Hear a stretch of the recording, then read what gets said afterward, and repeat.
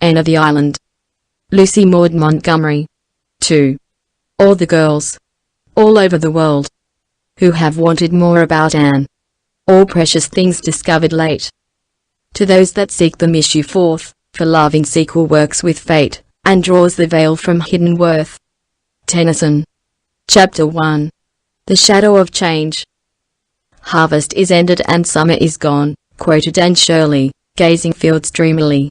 Shanna Barry had been picking apples in the Green Gables orchard, but were now resting from their labours in a sunny corner, where airy fleets of thistledown drifted by on the wings of a wind that was still summer sweet with the incense of ferns in the haunted wood. But everything in the landscape around them spoke of autumn. The sea was roaring hollowly in the distance, the fields were bare and sere, scarfed with goldenrod, the brook valley below Green Gables overflowed with asters of ethereal, and the lake of shining waters was blue, not the changeful blue of spring, nor the pale azure of summer, but a clear, steadfast, serene blue, as if the water were past all moods and tenses of emotion and had settled down to a tranquility unbroken by fickle dreams. "It has been a nice summer," said Diana, twisting the new ring on her left hand with a smile. "And Miss Lavender's wedding seemed to come as a sort of crown to it. I suppose Mr. and Mrs. Irving are on the Pacific coast now." "It seems to me they have been gone long enough to go around the world," sighed Anne. "I can't believe it's only a week since they were married. Everything has changed. Miss Lavender and Mr. and Mrs. Allen gone, how lonely the manse looks with the shutters all closed. I went past it last night, and it made me feel as if everybody in it had died."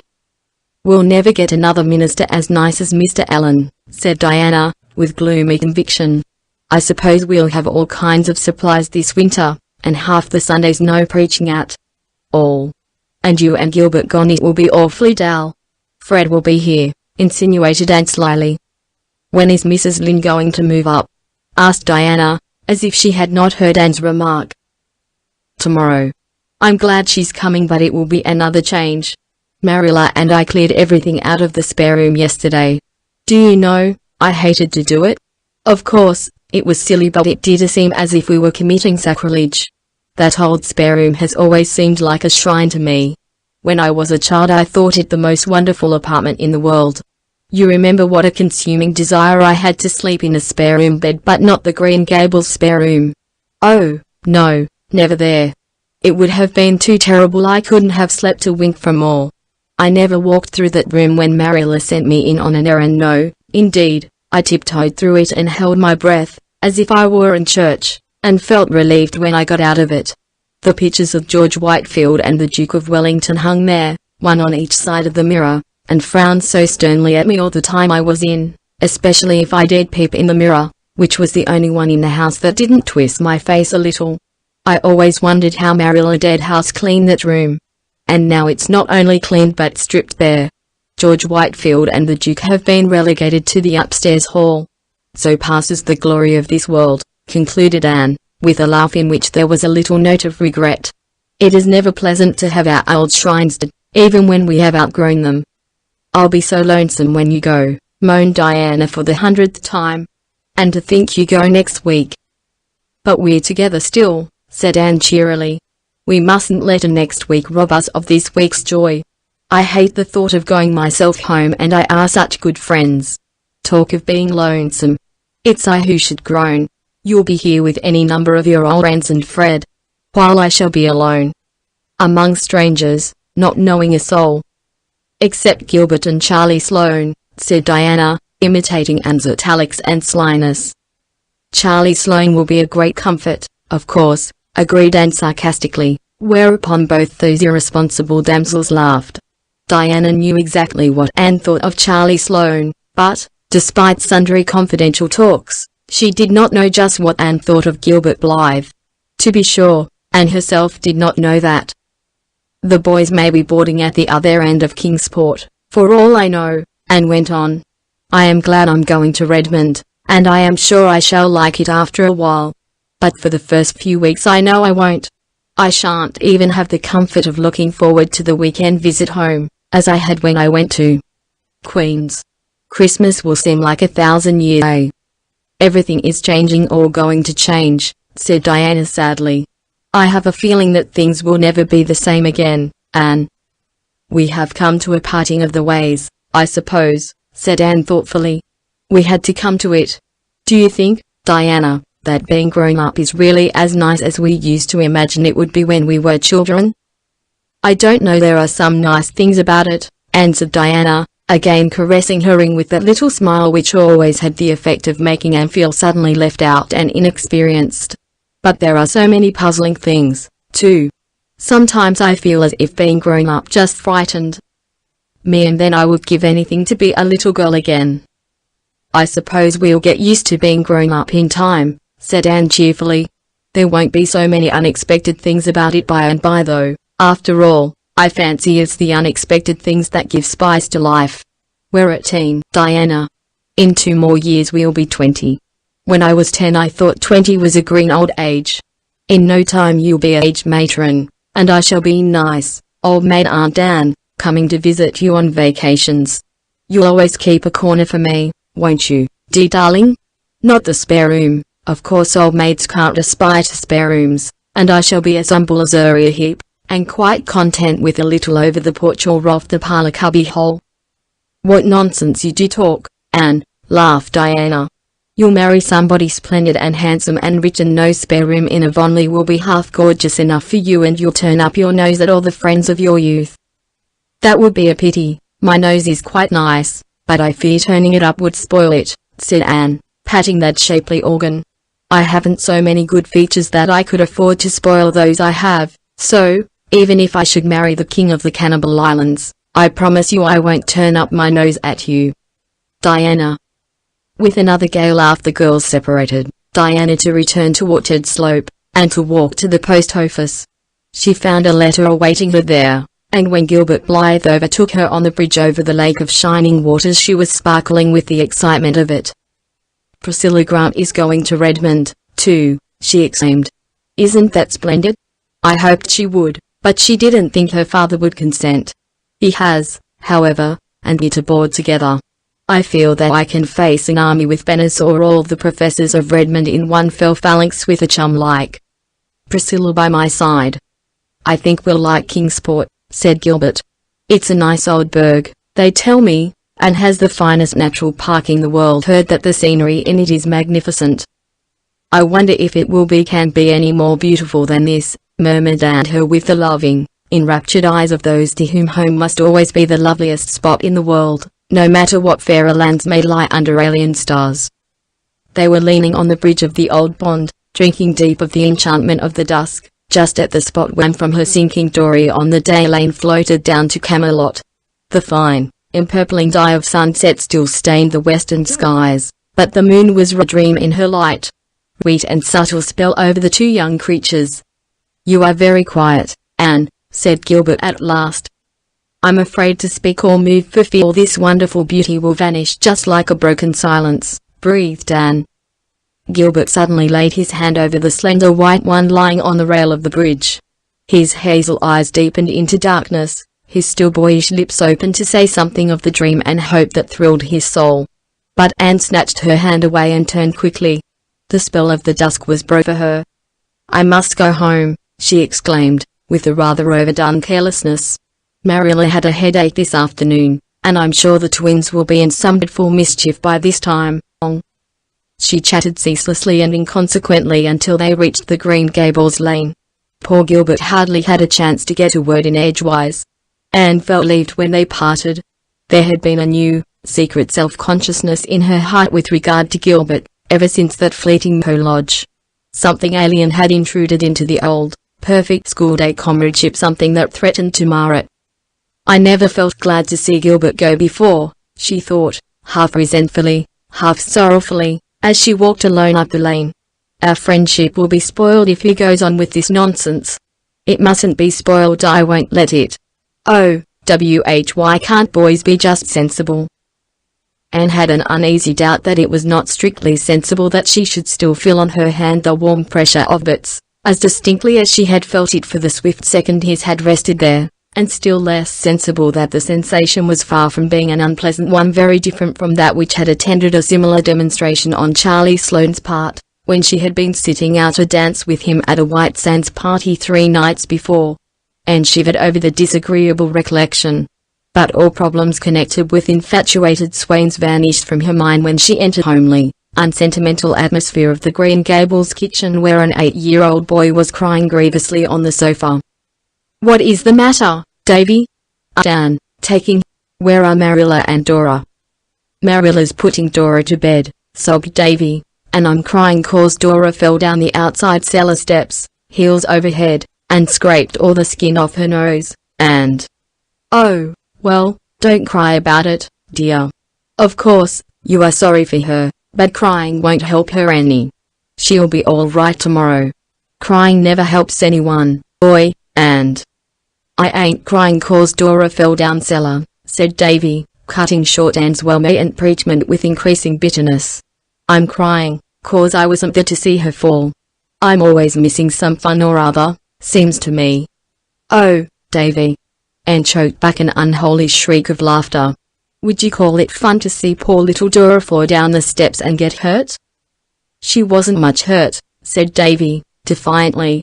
"'Cause, if she'd been killed I'd have been real sorry, Anne. But the Keiths ain't so easy killed. They're like the Bluets, I guess. Her Bluet fell off the hayloft last Wednesday, and rolled right down through the turnip chute into the box stall, where they heard a fearful wild, cross horse, and rolled right under his heels. And still he got out alive, with only 3 bones broke. Mrs. Lynde says there are some folks you can't kill with a meat axe. Is Mrs. Lynde coming here tomorrow, Anne?" "Yes, Davy, and I hope you'll be always very nice and good to her." "I'll be nice and good. But will she ever put me to bed at nights, Anne?" "Perhaps." "Why?" "'Cause," said Davy very decidedly, "if she does I won't say my prayers before her like I do before you, Anne." "Why not?" "'Cause I don't think it would be nice to talk to God before strangers, Anne. Dora can say hers to Mrs. Lynde if she likes, but I won't. I'll wait till she's gone and then say Won't that be all right, Anne?" "Yes, if you are sure you won't forget to say them, Davy boy." "Oh, I won't forget, you bet. I think saying my prayers is great fun. But it won't be as good fun saying them alone as saying them to you. I wish you'd stay home, Anne. I don't see what you want to go away and leave us for." "I don't exactly want to, Davy, but I feel I ought to go." "If you don't want to go you needn't. You're grown up. When I'm grown up I'm not going to do one single thing I don't want to do, Anne. All your life, Davy, you'll find yourself doing things you don't want to do." "I won't," said Dave flatly. "Catch me. I have to do things I don't want to now 'cause you and Marilla'll send me to bed if I don't. But when I grow up you can't do that, and there'll be nobody to tell me not to do things. Won't I have the time? Say, Anne, Milty Bolter says his mother says you're going to college to see if you can catch a man. Are you, Anne? I want to know." For a second Anne burned with resentment. Then she laughed, reminding herself that Mrs. Bolter's crude vulgarity of thought and speech could not harm her. "No, Davy, I'm not. I'm going to study and grow and learn about many things." "What things?" "Shoes and ships and sealing wax and cabbages and kings," quoted Anne. "But if you did want to catch a man how would you go about it? I want to know," persisted Davy, for whom the subject evidently possessed a certain fascination. "You better ask Mrs. Bolter," said Anne thoughtlessly. "I think it's likely she knows more about the process than I do." "I will, the next time I see her," said Davy gravely. "Davy." "If you do," cried Anne, realizing her mistake. "But you just told me to," protested Davy aggrieved. "It's time you went to bed," decreed Anne, by way of getting out of the scrape. After Davy had gone to bed Anne wandered down to Victoria Island and sat there alone, curtained with fine spun, moonlit gloom, while the water laughed around her in a duet of brook and wind. Anne had always loved that brook. Many a dream had she spun over its sparkling water in days gone by. She forgot lovelorn youths, and the cant speeches of malicious neighbors, and all her girlish existence.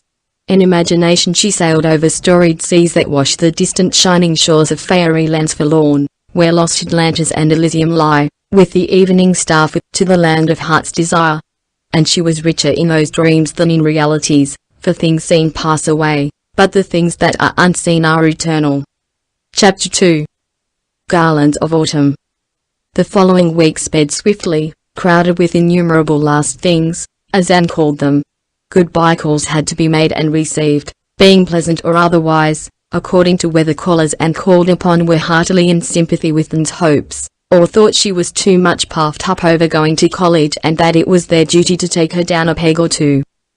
The AVIS gave a farewell party in honor of Anne and Gilbert one evening at the home of Josie Pye, choosing that place, partly because Mr. Pye's house was large and convenient, partly because it was strongly suspected that the Pye girls would have nothing to do with the affair if their offer of the house for the party was not accepted.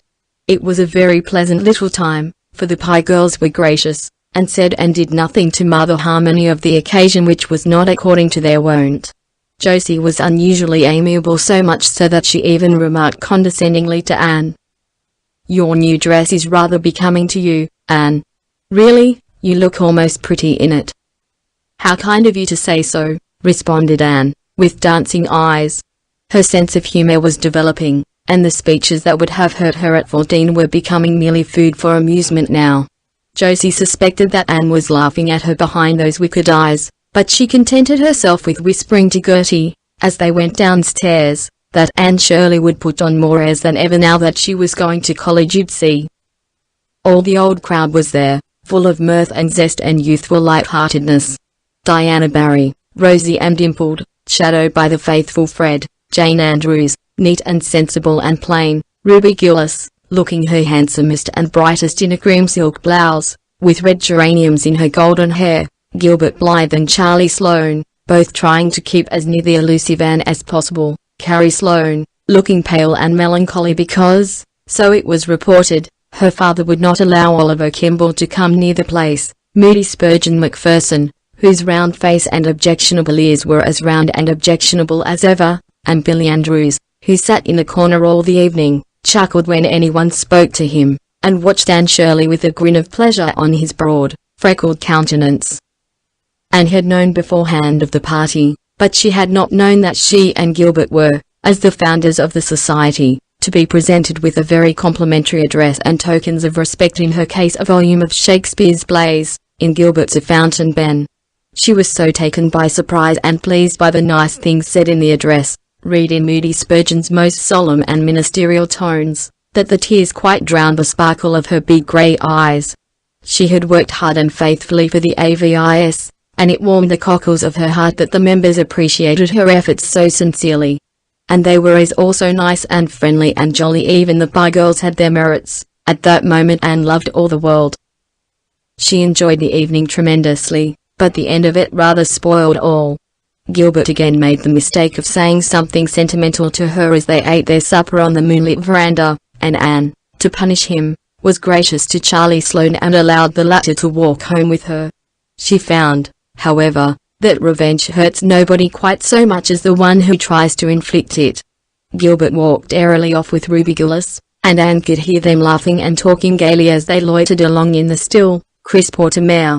They were evidently having the best of good times, while she was horribly bored by Charlie Sloane, who talked unbrokenly on, and never, even by accident, said one thing that was worth listening to. And gave an occasional absent yes or no, and thought how beautiful Ruby had looked that night, how very goggly Charlie's eyes were in the moonlight, worse even than by daylight, and that the world, somehow, wasn't quite such a nice place as she had believed it to be earlier in the evening.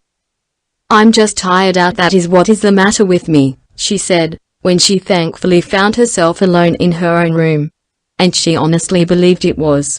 But a certain little gush of joy, as from some secret, unknown spring, bubbled up in her heart the next evening, when she saw Gilbert striding down through the haunted wood and crossing the old log bridge with that firm, quick step of his. So Gilbert was not going to spend this last evening with Ruby Gillis after all. "You look tired, Anne," he said. "I am tired, and, worse than that, I'm disgruntled. I'm tired because I've been packing my trunk and sewing all day. But I'm disgruntled because 6 women have been here to say goodbye to me, and every one of the 6 managed to say something that seemed to take the color right out of life and leave it as grey and dismal and cheerless as a November morning. Spiteful old cats, was Gilbert's elegant comment. Oh, no, they weren't, said Anne seriously. That is just the trouble. If they had been spiteful cats I wouldn't have minded them. But they are all nice, kind, motherly souls, who like me and whom I like, and that is why what they said, or hinted, had such undue weight with me. They let me see they thought I was crazy going to Redmond and trying to take a Bachelor of Arts, and ever since I've been wondering if I am. Mrs. Peter Sloane sighed and said she hoped my strength would hold out till I got through, and at once I saw myself a hopeless victim of nervous prostration at the end of my 3rd year. Mrs. Ebenwright said it must cost an awful lot to put in 4 years at Redmond, and I felt all over me that it was unpardonable of me to squander Marilla's money and my own on such a folly. Mrs. Jasper Bell said she hoped I wouldn't let college spoil me, as it did some people, and I felt in my bones that the end of my 4 Redmond years would see me a most insufferable creature, thinking I knew it all, and looking down on everything and everybody in Avonlea. Mrs. Elisha Wright said she understood that Redmond girls, especially those who belonged to Kingsport, were dreadful dressy and stuck up, and she guessed I wouldn't feel much at home among them, and I saw myself, a snubbed, dowdy, humiliated country girl, shuffling through Redmond's classic holes in Copperton boots. Anne ended with a laugh and a sigh commingled. With her sensitive nature all disapproval had weight, even the disapproval of those for whose opinions she had scant respect. For the time being life was savourless, and ambition had gone out like a snuff candle. You surely don't care for what they said, protested Gilbert. You know exactly how narrow their outlook on life is, excellent preachers though they are. To do anything they have never done is anathema maranatha. You are the first Avonlea girl who has ever gone to college, and you know that all pioneers are considered to be afflicted with moonstruck madness. Oh, I know. But feeling is so different from knowing. My common sense tells me all you can say, but there are times when common sense has no power over me. Common nonsense takes possession of my soul. Really, after Mrs. Elisha went away I hardly had the heart to finish packing. You're just tired, Anne. Come, forget it all and take a walk with me, a ramble back through the woods beyond the marsh. There should be something there I want to show you. Should be. Don't you know if it is there? No. I only know it should be, from something I saw there in spring. Come on. We'll pretend we are 2 children again and we'll go the way of the wind. They started gaily off. Anne, remembering the unpleasantness of the preceding evening, was very nice to Gilbert, and Gilbert, who was learning wisdom, took care to be nothing save the schoolboy comrade again. Mrs. Lynde and Marilla watched them from the kitchen window. That'll be a match some day, Mrs. Lynde said approvingly. Marilla winced slightly. In her heart she hoped it would, but it went against her grain to hear the matter spoken of in Mrs. Lynde's gossipy matter-of-fact way. They are only children yet, she said shortly. Mrs. Lynde laughed good-naturedly. Anne is 18, I was married when I was that age. We old folks, Marilla, are too much given to thinking children never grow up, that's what. Anne is a young woman and Gilbert's a man, and he worships the ground she walks on, as anyone can see. He's a fine fellow, and Anne can't do better. I hope she won't get any romantic nonsense into her head at Redmond. I don't approve of them co-educational places and never did, that's what. I don't believe, concluded Mrs. Lynde solemnly, that the students at such colleges ever do much else than flirt. They must study a little, said Marilla, with a smile. Precious little, sniffed Mrs. Rachel. However, I think Anne will. She never was flirtatious. But she doesn't appreciate Gilbert at his full value, that's what. Oh, I know girls. Charlie Sloane is wild about her, too, but I'd never advise her to marry a Sloane. The Sloanes are good, honest, respectable people, of course.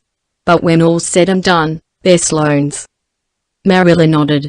To an outsider, the statement that Sloanes were Sloanes might not be very illuminating, but she understood.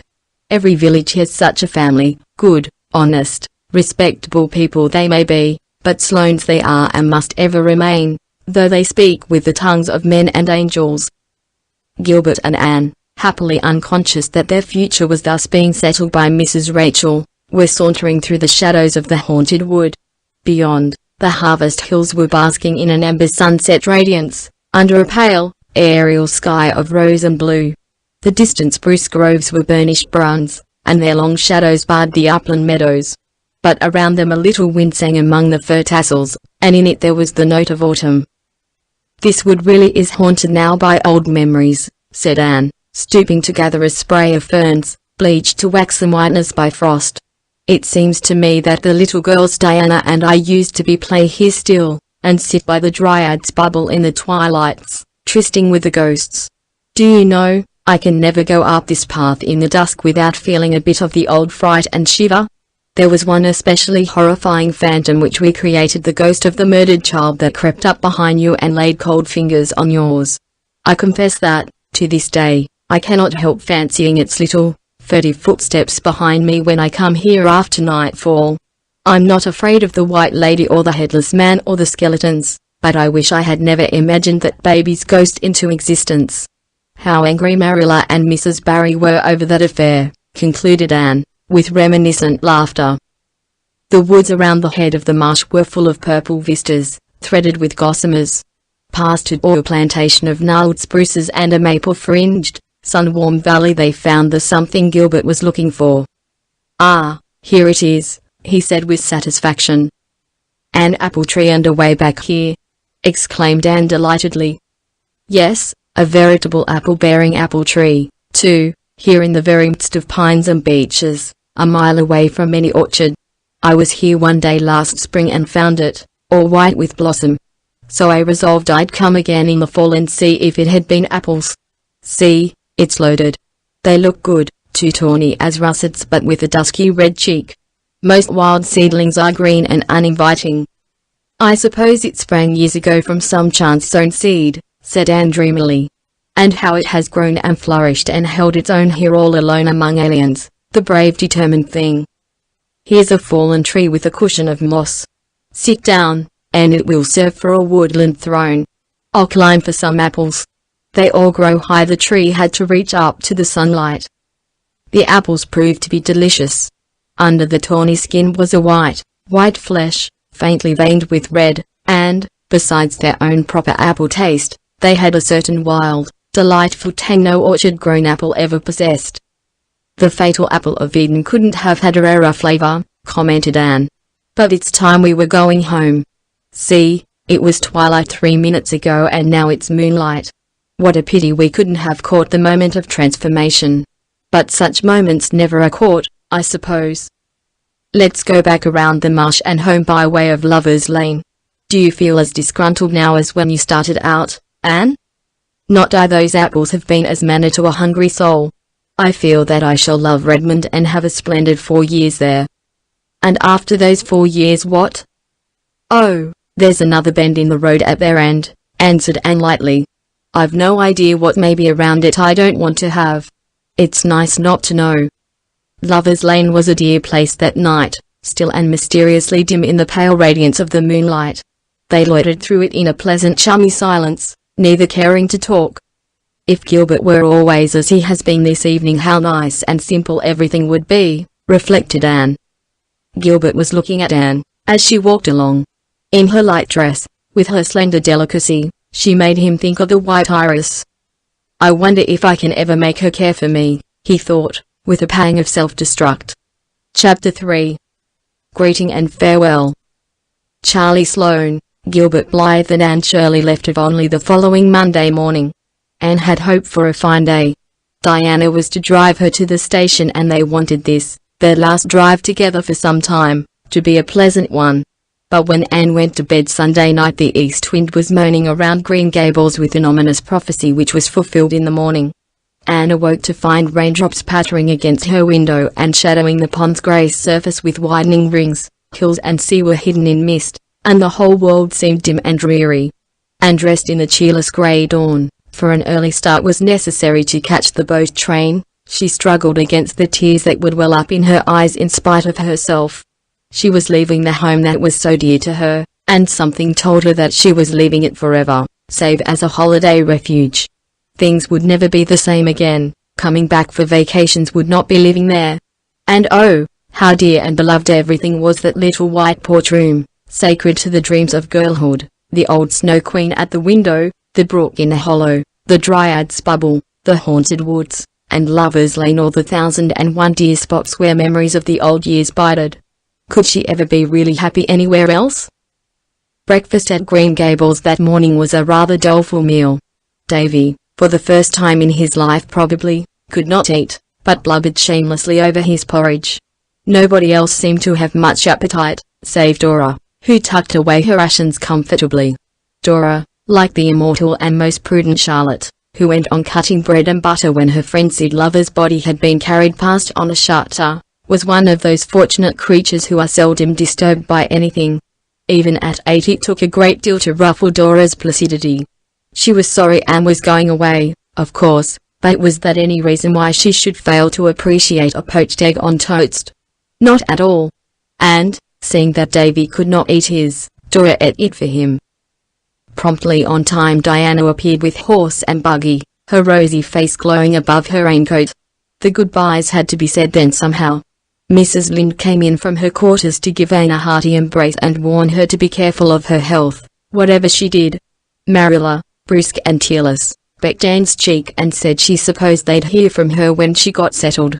A casual observer might have concluded that Anne's going mattered very little to her unless said observer had happened to get a good look in her eyes. Dora kissed Anne primly and squeezed out 2 decorous little tears, but Davy, who had been crying on the back porch step ever since they rose from the table, refused to say goodbye at all. When he saw Anne coming towards him he sprang to his feet, bolted up the back stairs, and hid in a clothes closet, out of which he would not come. His muffled howls were the last sounds Anne heard as she left Green Gables. It rained heavily all the way to Bright River, to which station they had to go, since the branch line train from Carmody did not connect with the boat train. Charlie and Gilbert were on the station platform when they reached it, and the train was whistling. Anne had just time to get her ticket and trunk check, say a hurried farewell to Diana, and hasten on board. She wished she were going back with Diana to Avonlea. She knew she was going to die of homesickness. And oh, if only that dismal rain would stop pouring down as if the whole world were weeping over summer vanished and joys departed. Even Gilbert's presence brought her no comfort, for Charlie Sloane was there, too, and slowanishness could be tolerated only in fine weather. It was absolutely insufferable in rain. But when the boat steamed out of Charlottetown Harbour things took a turn for the better. The rain ceased and the sun began to burst out goldenly now and again between the rents in the clouds, burnishing the grey seas with copper-hued radiance, and lighting up the mists that curtained the island's red shores with gleams of gold foretokening a fine day after all. Besides, Charlie Sloane promptly became so seasick that he had to go below, and Anne and Gilbert were left alone on deck. I am very glad that all the Sloanes get seasick as soon as they go on water, thought Anne mercilessly. I am sure I couldn't take my farewell look at the sod with Charlie standing there pretending to look sentimentally at it, too. Well, we're off, remarked Gilbert unsentimentally. Yes, I feel like Byron's Childe Harold, only it isn't really my native shore that I'm watching, said Anne, winking her grey eyes vigorously. Nova Scotia is that, I suppose. But one's native shore is the land one loves the best, and that's good old PEI for me.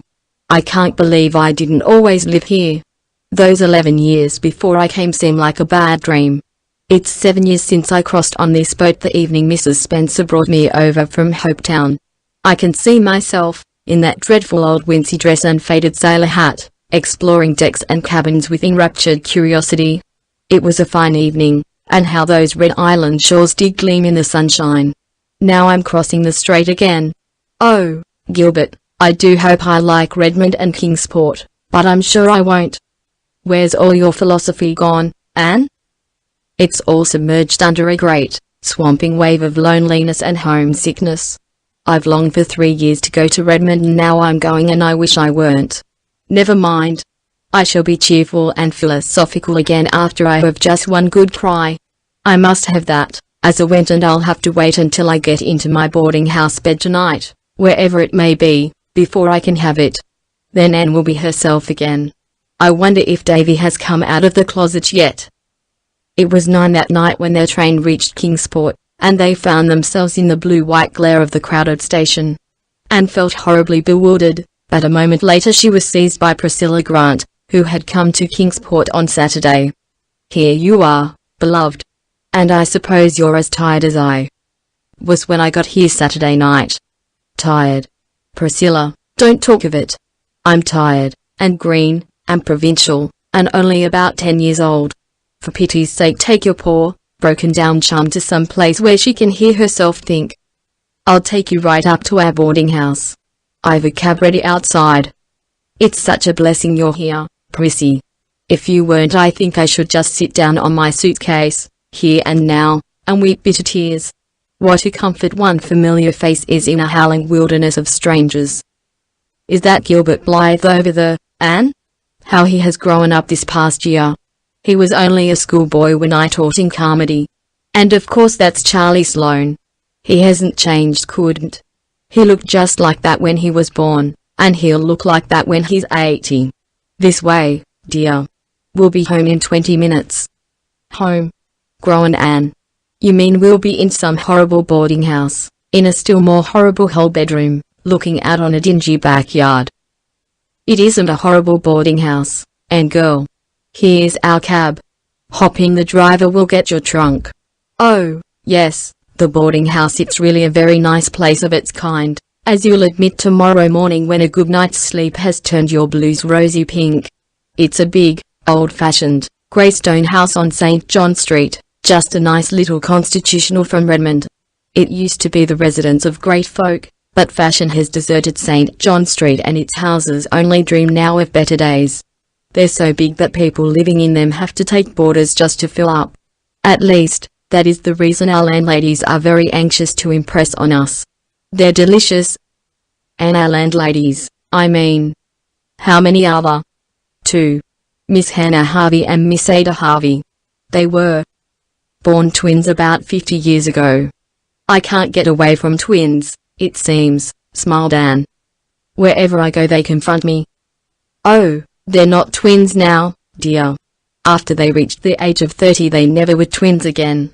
Miss Hannah has grown old, not too gracefully, and Miss Ada has stayed 30, less gracefully still. I don't know whether Miss Hannah can smile or not. I've never caught her at it so far, but Miss Ada smiles all the time and that's worse. However, they're nice, kind souls, and they take 2 boarders every year because Miss Hannah's economical soul cannot bear to waste room space, not because they need to or have to, as Miss Ada has told me 7 times since Saturday night. As for our rooms, I admit they are hall bedrooms, and mine does look out on the backyard. Your room is a front one and looks out on Old St. John's graveyard, which is just across the street. That sounds gruesome, shivered Anne. I think I'd rather have the backyard view. Oh, no, you wouldn't. Wait and see. Old St. John's is a darling place. It's been a graveyard so long that it's ceased to be one and has become one of the Kingsport. I was all through it yesterday for a pleasure exertion. There's a big stone wall and a row of enormous trees all around it, and rows of trees all through it, and the queerest old tombstones, with the queerest and quaintest inscriptions. You'll go there to study, Anne, see if you don't. Of course, nobody is ever buried there now. But a few years ago they put up a beautiful monument to the memory of Nova Scotian soldiers who fell in the Crimean War. It is just opposite the entrance gates and there's scope for imagination in it, as you used to say. Here's your trunk at last and the boys coming to say good night. Must I really shake hands with Charlie Sloane, Anne? His hands are always so cold and fishy feeling. We must ask them to call occasionally. Miss Hannah gravely told me we could have young gentlemen call us 2 evenings in the week, if they went away at a reasonable hour, and Miss Ada asked me, smiling, please to be sure they didn't sit on her beautiful cushions. I promised to see to it, but goodness knows where else they can sit, unless they sit on the floor, for there are cushions on everything. Miss Ada even has an elaborate Battenberg one on top of the piano. Anne was laughing by this time. Priscilla's gay chatter had the intended effect of cheering her up. Homesickness vanished for the time being, and did not even return in full force when she finally found herself alone in her little bedroom. She went to her window and looked out. The street below was dim and quiet. Across it the moon was shining above the trees in Old St. John's, just behind the great dark head of the lion on the monument. Anne wondered if it could have been only that morning that she had left Green Gables. She had the sense of a long passage of time which one day of change and travel gives. "I suppose that very moon is looking down on Green Gables now," she mused. "But I won't think about it that way. Homesickness lies. I'm not even going to have my good cry. I'll put that off to a more convenient season, and just now I'll go calmly and sensibly to bed and to sleep." Chapter 4. April's Lady. Kingsport is a quaint old town, harking back to early colonial days, and wrapped in its ancient atmosphere, as some fine old dame in garments fashioned like those of her youth. Here and there it sprouts out into modernity, but at heart it is still unspoiled. It is full of curious relics, and hallowed by the romance of many legends of the past. Once it was a mere frontier station on the fringe of the wilderness, and those were the days when Indians kept life from being monotonous to the settlers. Then it grew to be a bone of contention between the British and the French, being occupied now by the one and now by the other, emerging from each occupation with some fresh scar of battling nations branded on it. It has in its park a Martello Tower, autographed all over by tourists, a dismantled old French fort on the hills beyond the town, and several antiquated cannon in its public squares.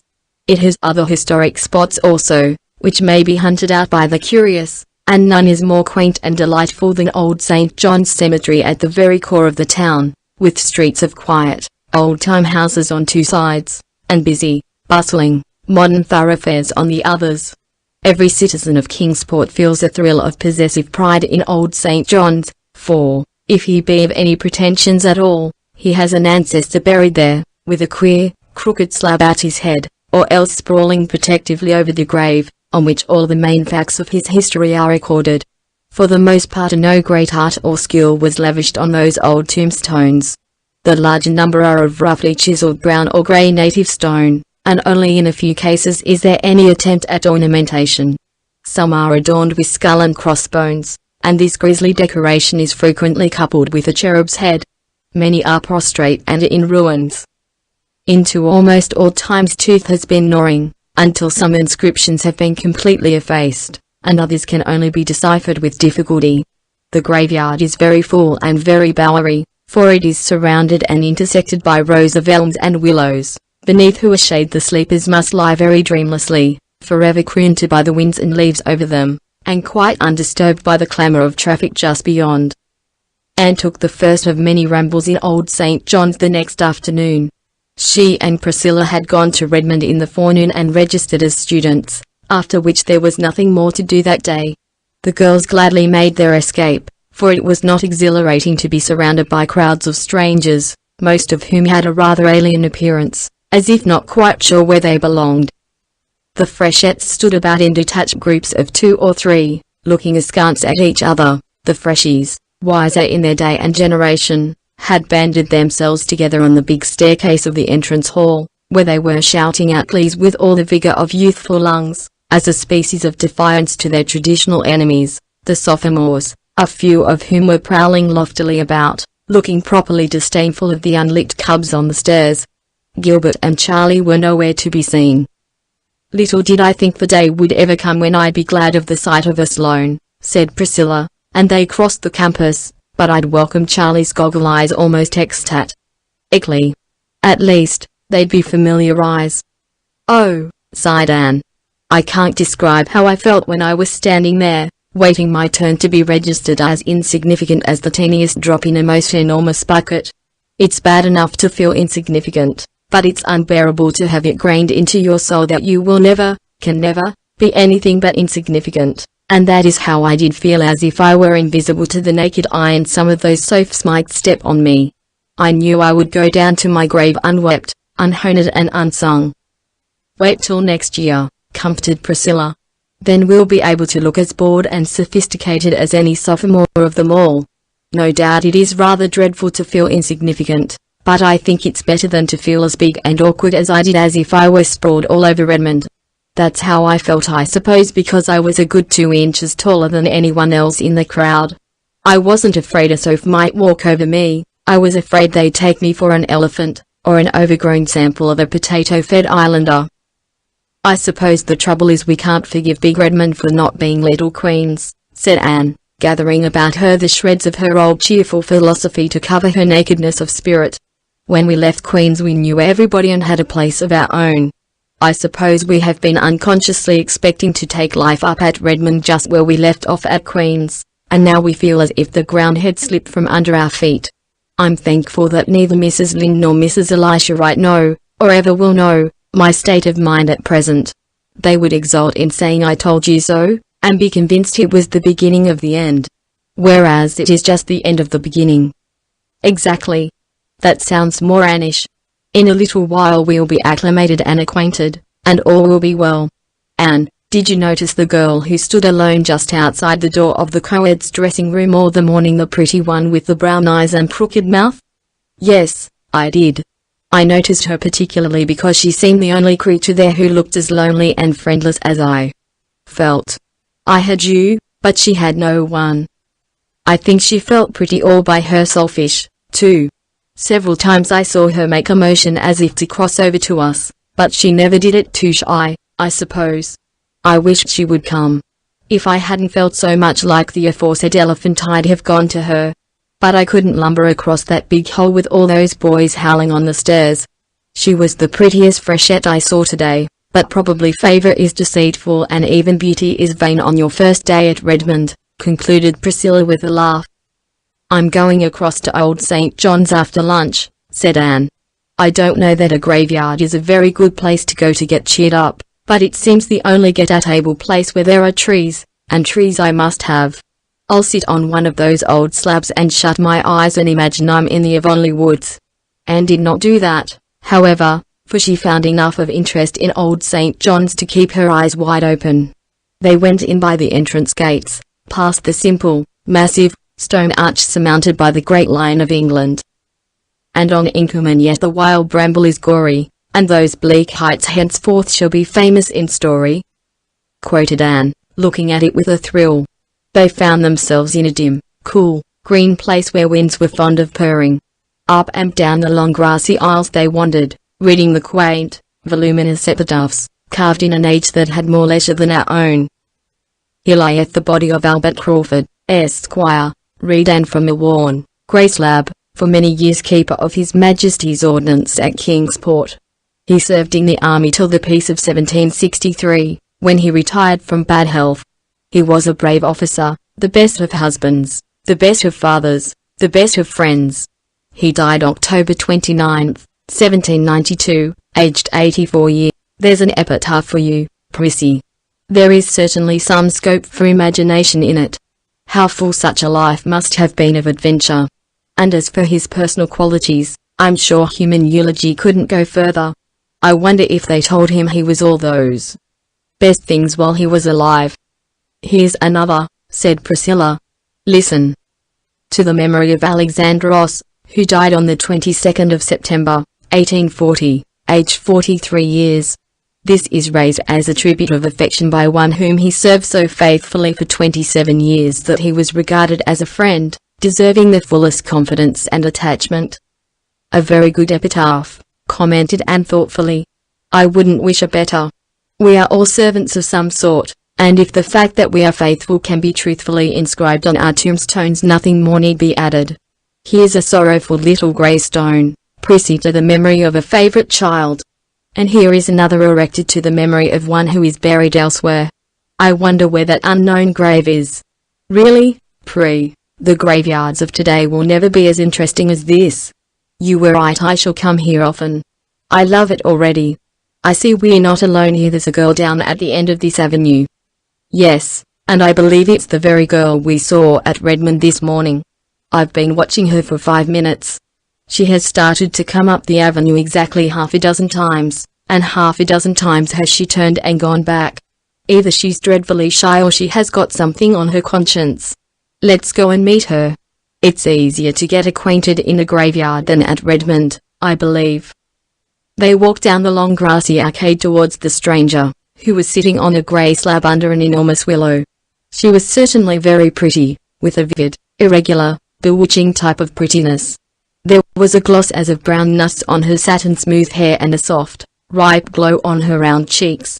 Her eyes were big and brown and velvety, under oddly pointed black brows, and her crooked mouth was rosewood. She wore a smart brown suit, with two very modish little shoes peeping from beneath it, and her hat of dull pink straw, wreathed with golden brown poppies, had the indefinable, unmistakable air which pertains to the creation of an artist in millinery.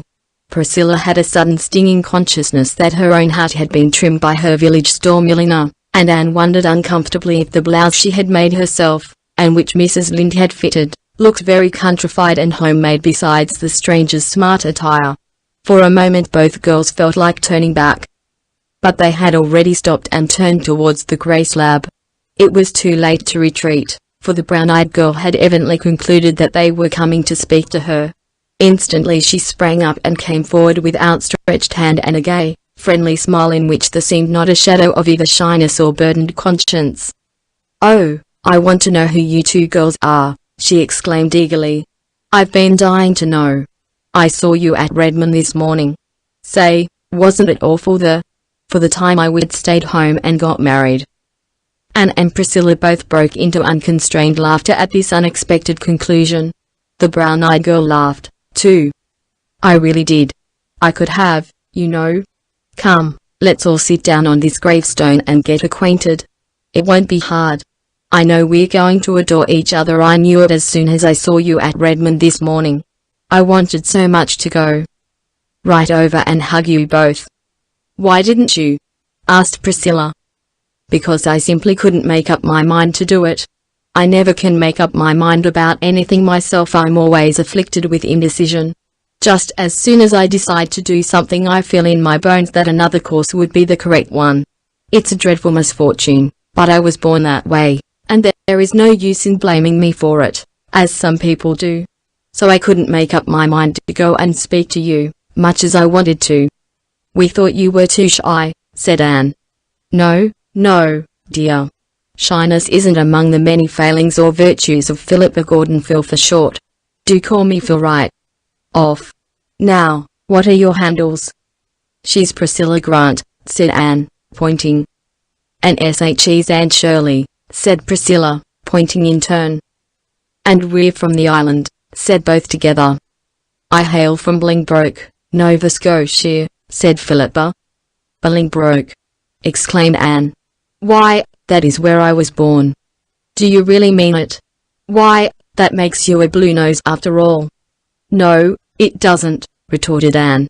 "Wasn't it Dan O'Connell who said that if a man was born in a stable it didn't make him a horse? I'm island to the core." "Well, I'm glad you were born in Bolingbroke anyway. It makes us kind of neighbors, doesn't it? And I like that, because when I tell you secrets it won't be as if I were telling them to a stranger. I have to tell them. I can't keep secrets. It's no use to try. That's my worst failing, that, and indecision, as aforesaid. Would you believe it? It took me half an hour to decide which hat to wear when I was coming here, to a graveyard. At first I inclined to my brown one with a feather, but as soon as I put it on I thought this pink one with a floppy brim would be more becoming. When I got tightly pinned in place I liked the brown one better. At last I put them close together on the bed, shut my eyes, and jabbed with a hat pin. The pin speared the pink one, so I put it on. It is becoming, isn't it? Tell me, what do you think of my looks?" At this naive demand, made in a perfectly serious tone, Priscilla laughed again. But Anne said, impulsively squeezing Philippa's hand, "We thought this morning that you were the prettiest girl we saw at Redmond." Philippa's crooked mouth flashed into a bewitching, crooked smile over very white little teeth. "I thought that myself," was her next astounding statement, "but I wanted someone else's opinion to bolster mine up. I can't decide even on my own appearance. Just as soon as I've decided that I'm pretty I begin to feel miserably that I'm not. Besides, have a horrible old great aunt who is always saying to me, with a mournful sigh, 'You were such a pretty baby.' It's strange how children change when they grow up. I adore aunts, but I detest great aunts. Please tell me quite often that I am pretty, if you don't mind. I feel so much more comfortable when I can believe I'm pretty. And I'll be just as obliging to you if you want me to. I can be, with a clear conscience." "Thanks," laughed Anne, "but Priscilla and I are so firmly convinced of our own good looks that we don't need any assurance about them, so you needn't trouble." Oh, you're laughing at me. I know you think I'm abominably vain, but I'm not. There really isn't one spark of vanity in me. And I'm never a bit grudging about paying compliments to other girls when they deserve them. I'm so glad I know you folks. I came up on Saturday and I've nearly died of homesickness ever since. It's a horrible feeling, isn't it? In Bolingbroke I'm an important personage, and in Kingsport I'm just nobody. There were times when I could feel my soul turning a delicate blue. Where do you hang out? 38 St. Johnny's Street. Better and better. Why, I'm just around the corner on Wallace Street. I don't like my boarding house, though. It's bleak and lonesome, and my room looks out on such an unholy backyard. It's the ugliest place in the world. As for cats, well, surely all the Kingsport cats can't congregate there at night, but half of them must. I adore cats on hearth rugs, snoozing before nice, friendly fires, but cats in backyards at midnight are totally different animals. The first night I was here I cried all night, and so did the cats. You should have seen my nose in the morning. How I wished I had never left home. I don't know how you managed to make up your mind to come to Redmond at all, if you are really such an undecided person, said amused Priscilla. Bless your heart, honey, I didn't. It was Father who wanted me to come here. His heart was set on it. Why, I don't know. It seems perfectly ridiculous to think of me studying for a Bachelor of Arts degree, doesn't it? Not but what I can do it, all right. I have heaps of brains. Oh, said Priscilla vaguely. Yes, but it's such hard work to use them. And B.A.'s are such learned, dignified, wise, solemn creatures they must be. No, I didn't want to come to Redmond. I did it just to oblige Father. He is such a duck. Besides, I knew if I stayed home I'd have to get married. Mother wanted it decidedly. Mother has plenty of decision. But I really hated the thought of being married for a few years yet. I want to have heaps of fun before I settle down. And, ridiculous as the idea of my being a Bachelor of Arts is, the idea of my being an old married woman is still more absurd, isn't it? I'm only No, I concluded I would rather come to Redmond than be married. Besides, how could I ever have made up my mind which man to marry? Were there so many? Laughed Anne. Heaps. The boys like me awfully, they really do. But there were only two that mattered. The rest were all too young and too poor. I must marry a rich man, you know. Why must you? Honey, you couldn't imagine me being a poor man's wife, could you? I can't do a single useful thing, and I am very extravagant. Oh, no, my husband must have heaps of money. So that narrowed them down to two. But I couldn't decide between two any easier than between 200. I knew perfectly well that whichever one I chose I'd regret all my life that I hadn't married the other. Didn't you love either of them? Asked Anne, a little hesitatingly. It was not easy for her to speak to a stranger of the great mystery and transformation of life. Goodness, no. I couldn't love anybody. It isn't in me. Besides, I wouldn't want to. Being in love makes you a perfect slave, I think. And it would give a man such power to hurt you. I'd be afraid. No, Alec and Alonzo are two dear boys, and I like them both so much that I really don't know which I like the better. That is the trouble. Alec is the best looking, of course, and I simply couldn't marry a man who wasn't handsome. He is good-tempered too, and has lovely, curly, black hair. He's rather too perfect. I don't believe I'd like a perfect husband, somebody I could never find fault with. Then why not marry Alonzo? Asked Priscilla gravely. Think of marrying a name like Alonzo, said Phil dolefully. I don't believe I could endure it. But he has a classic nose, and it would be a comfort to have a nose in the family that could be depended on. I can't depend on mine. So far, it takes after the Gordon pattern, but I'm so afraid it will develop burn tendencies as I grow older. I examine it every day anxiously to make sure it's still Gordon. Mother was a Byrne and has the Byrne nose and the Binus degree. Wait till you see it. I adore nice noses. Your nose is awfully nice, Anne Shirley. Alonzo's nose nearly turned the balance in his favor. But Alonzo. No, I couldn't decide. If I could have done as I did with the hats, stood them both up together, shut my eyes, and jabbed. With a hat pin it would have been quite easy. "What did Alec and Alonzo feel like when you came away?" queried Priscilla. "Oh, they still have hope. I told them they'd have to wait till I could make up my mind. They're quite willing to wait. They both worship me, you know. Meanwhile, I intend to have a good time. I expect I shall have heaps of beaux at Redmond. I can't be happy unless I have, you know. But don't you think the freshmen are fearfully homely? I saw only one really handsome fellow among them. He went away before you came. I heard his chum call him Gilbert. His chum had eyes that stuck out that far. But you're not going yet, girls? Don't go yet." "I think we must," said Anne, rather coldly. "It's getting late, and I've some work to do." "But you'll both come to see me, won't you?" asked Philippa, getting up and putting an arm around each. "And let me come to see you. I want to be chummy with you. I've taken such a fancy to you both. And I haven't quite disgusted you with my frivolity, have I?" "Not quite," laughed Anne, responding to Phil's squeeze, with a return of cordiality. "Because I'm not half so silly as I seem on the surface, you know. You just accept Philippa Gordon, as the Lord made her, with all her faults, and I believe you'll come to like her. Isn't this graveyard a sweet place? I'd love to be buried here.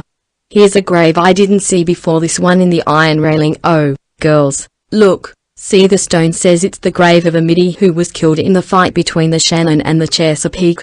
Just fancy." Anne paused by the railing and looked at the worn stone, her pulses thrilling with sudden excitement. The old graveyard, with its overarching trees and long aisles of shadows, faded from her sight. Instead, she saw the Kingsport harbour of nearly a century gone. Out of the mist came slowly a great frigate, brilliant with the meteor flag of England. Behind her was another, with a still, heroic form, wrapped in his own starry flag, lying on the quarter-deck, the gallant Lawrence. Time's finger had turned back his pages, and that was the Shannon sailing triumphant up the bay with the Chesapeake as her prize. "Come back, Anne Shirley, come back," laughed Philippa, pulling her arm. "You're 100 years away from us. Come back." Anne came back with a sigh, her eyes were shining softly.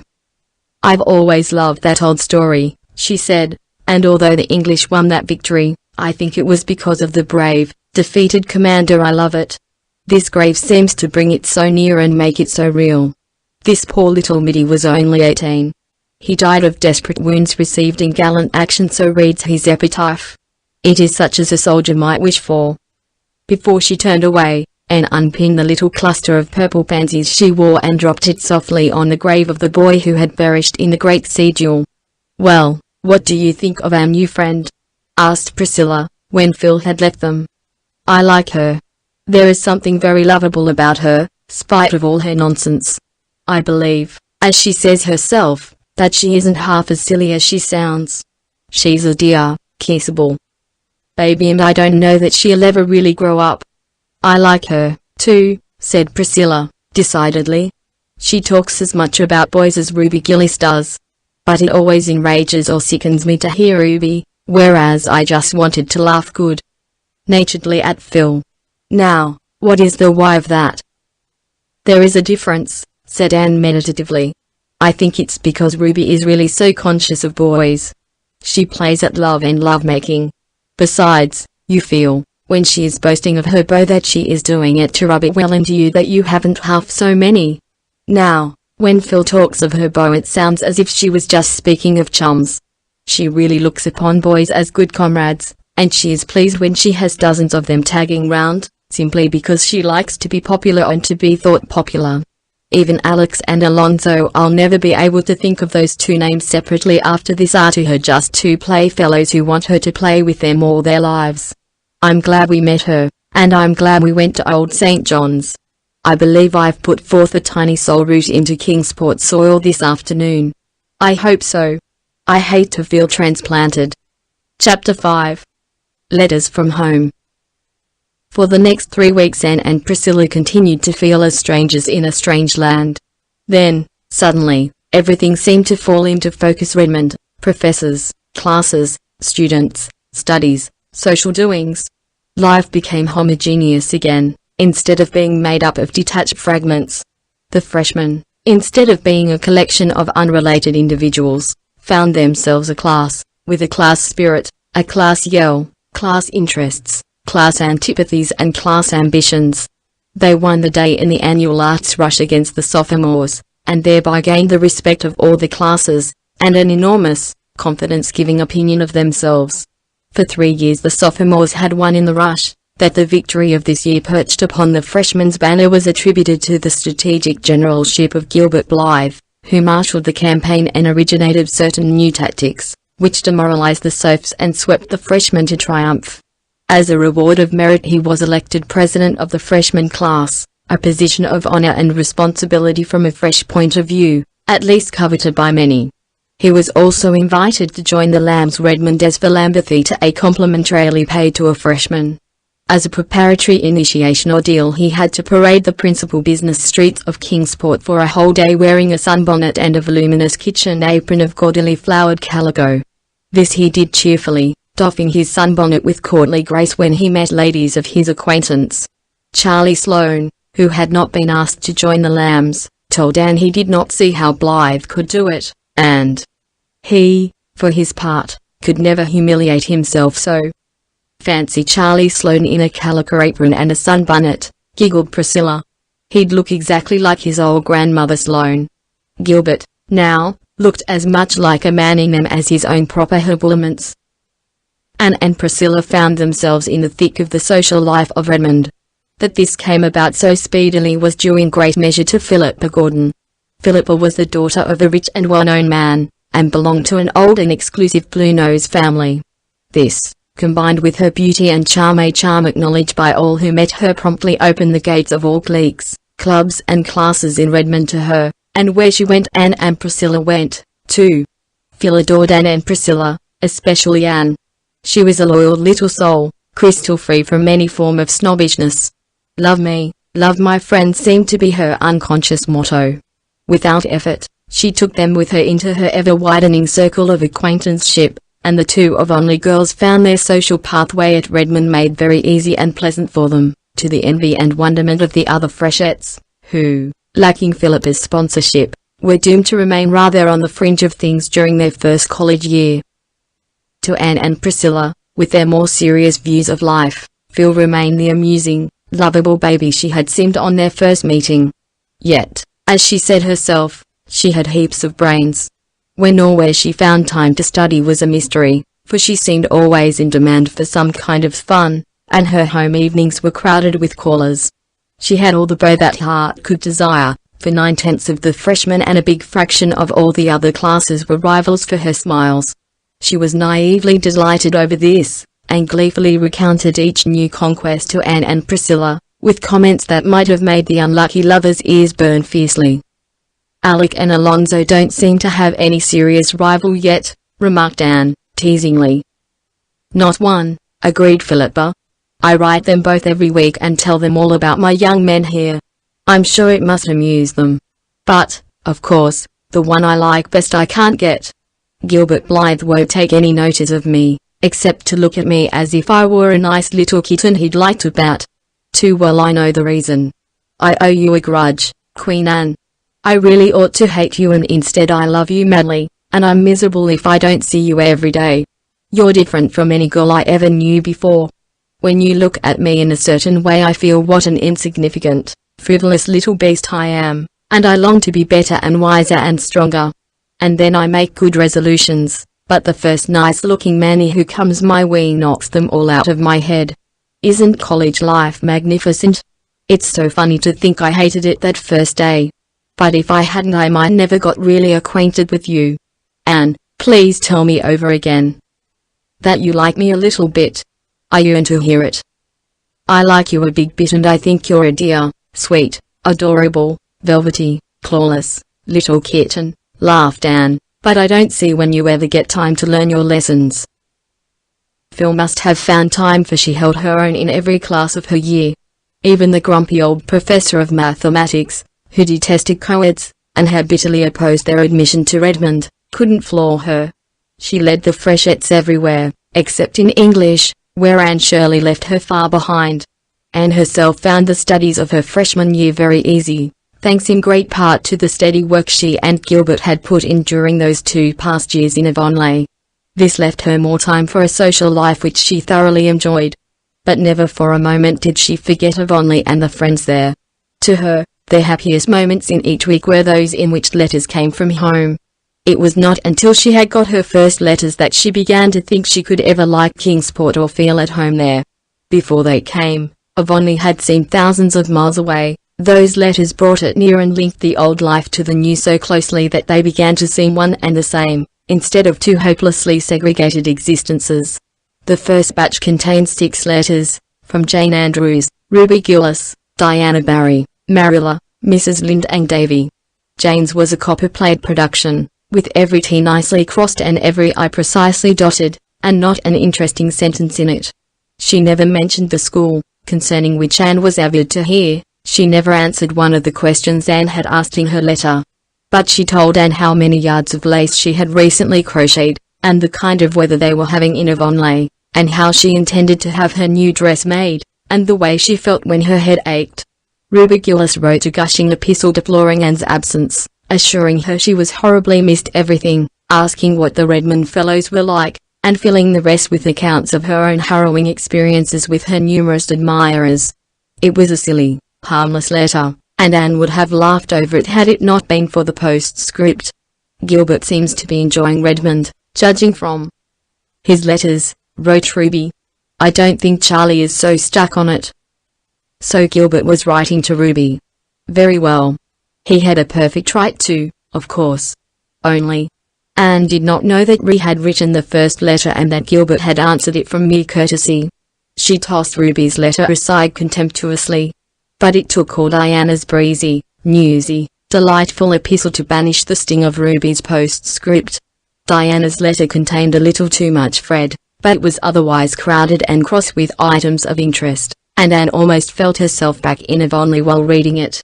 Marilla's was a rather prim and colourless epistle, severely innocent of gossip or emotion.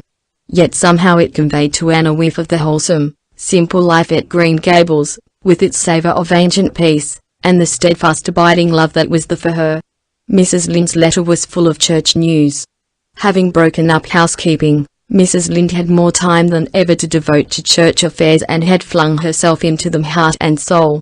She was at present much worked up over the poor supplies they were having in the vacant Avonlea pulpit.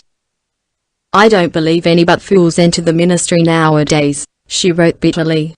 Such candidates as they have sent us, and such stuff as they preach. Half of it ain't true, and, what's worse, it ain't sound doctrine. The one we have now is the worst of the lot. He mostly takes a text and preaches about something else. And he says he doesn't believe all the heathen will be eternally lost. The idea. If they won't, all the money we've been giving to foreign missions will be clean wasted, that's what. Last Sunday night he announced that next Sunday he'd preach on the axe head that swam.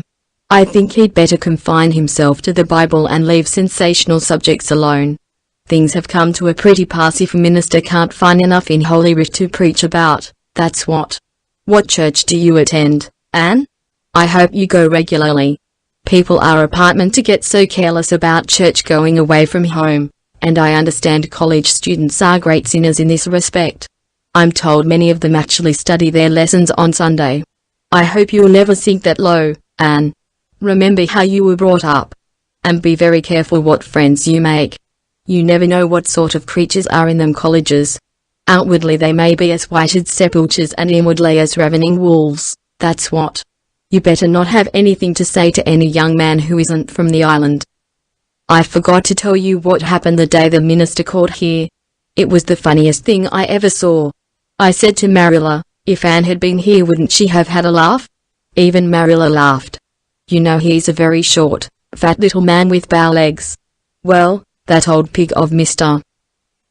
Harrison's the big, tall one had wandered over here that day again and broke into the yard. And it got into the back porch, unbeknownst to us, and it was there when the minister appeared in the doorway. It made one wild bolt to get out, but there was nowhere to bolt to except between them bow legs. So there it went, and, being as it was so big and the minister so little, it took him clean off his feet and carried him away.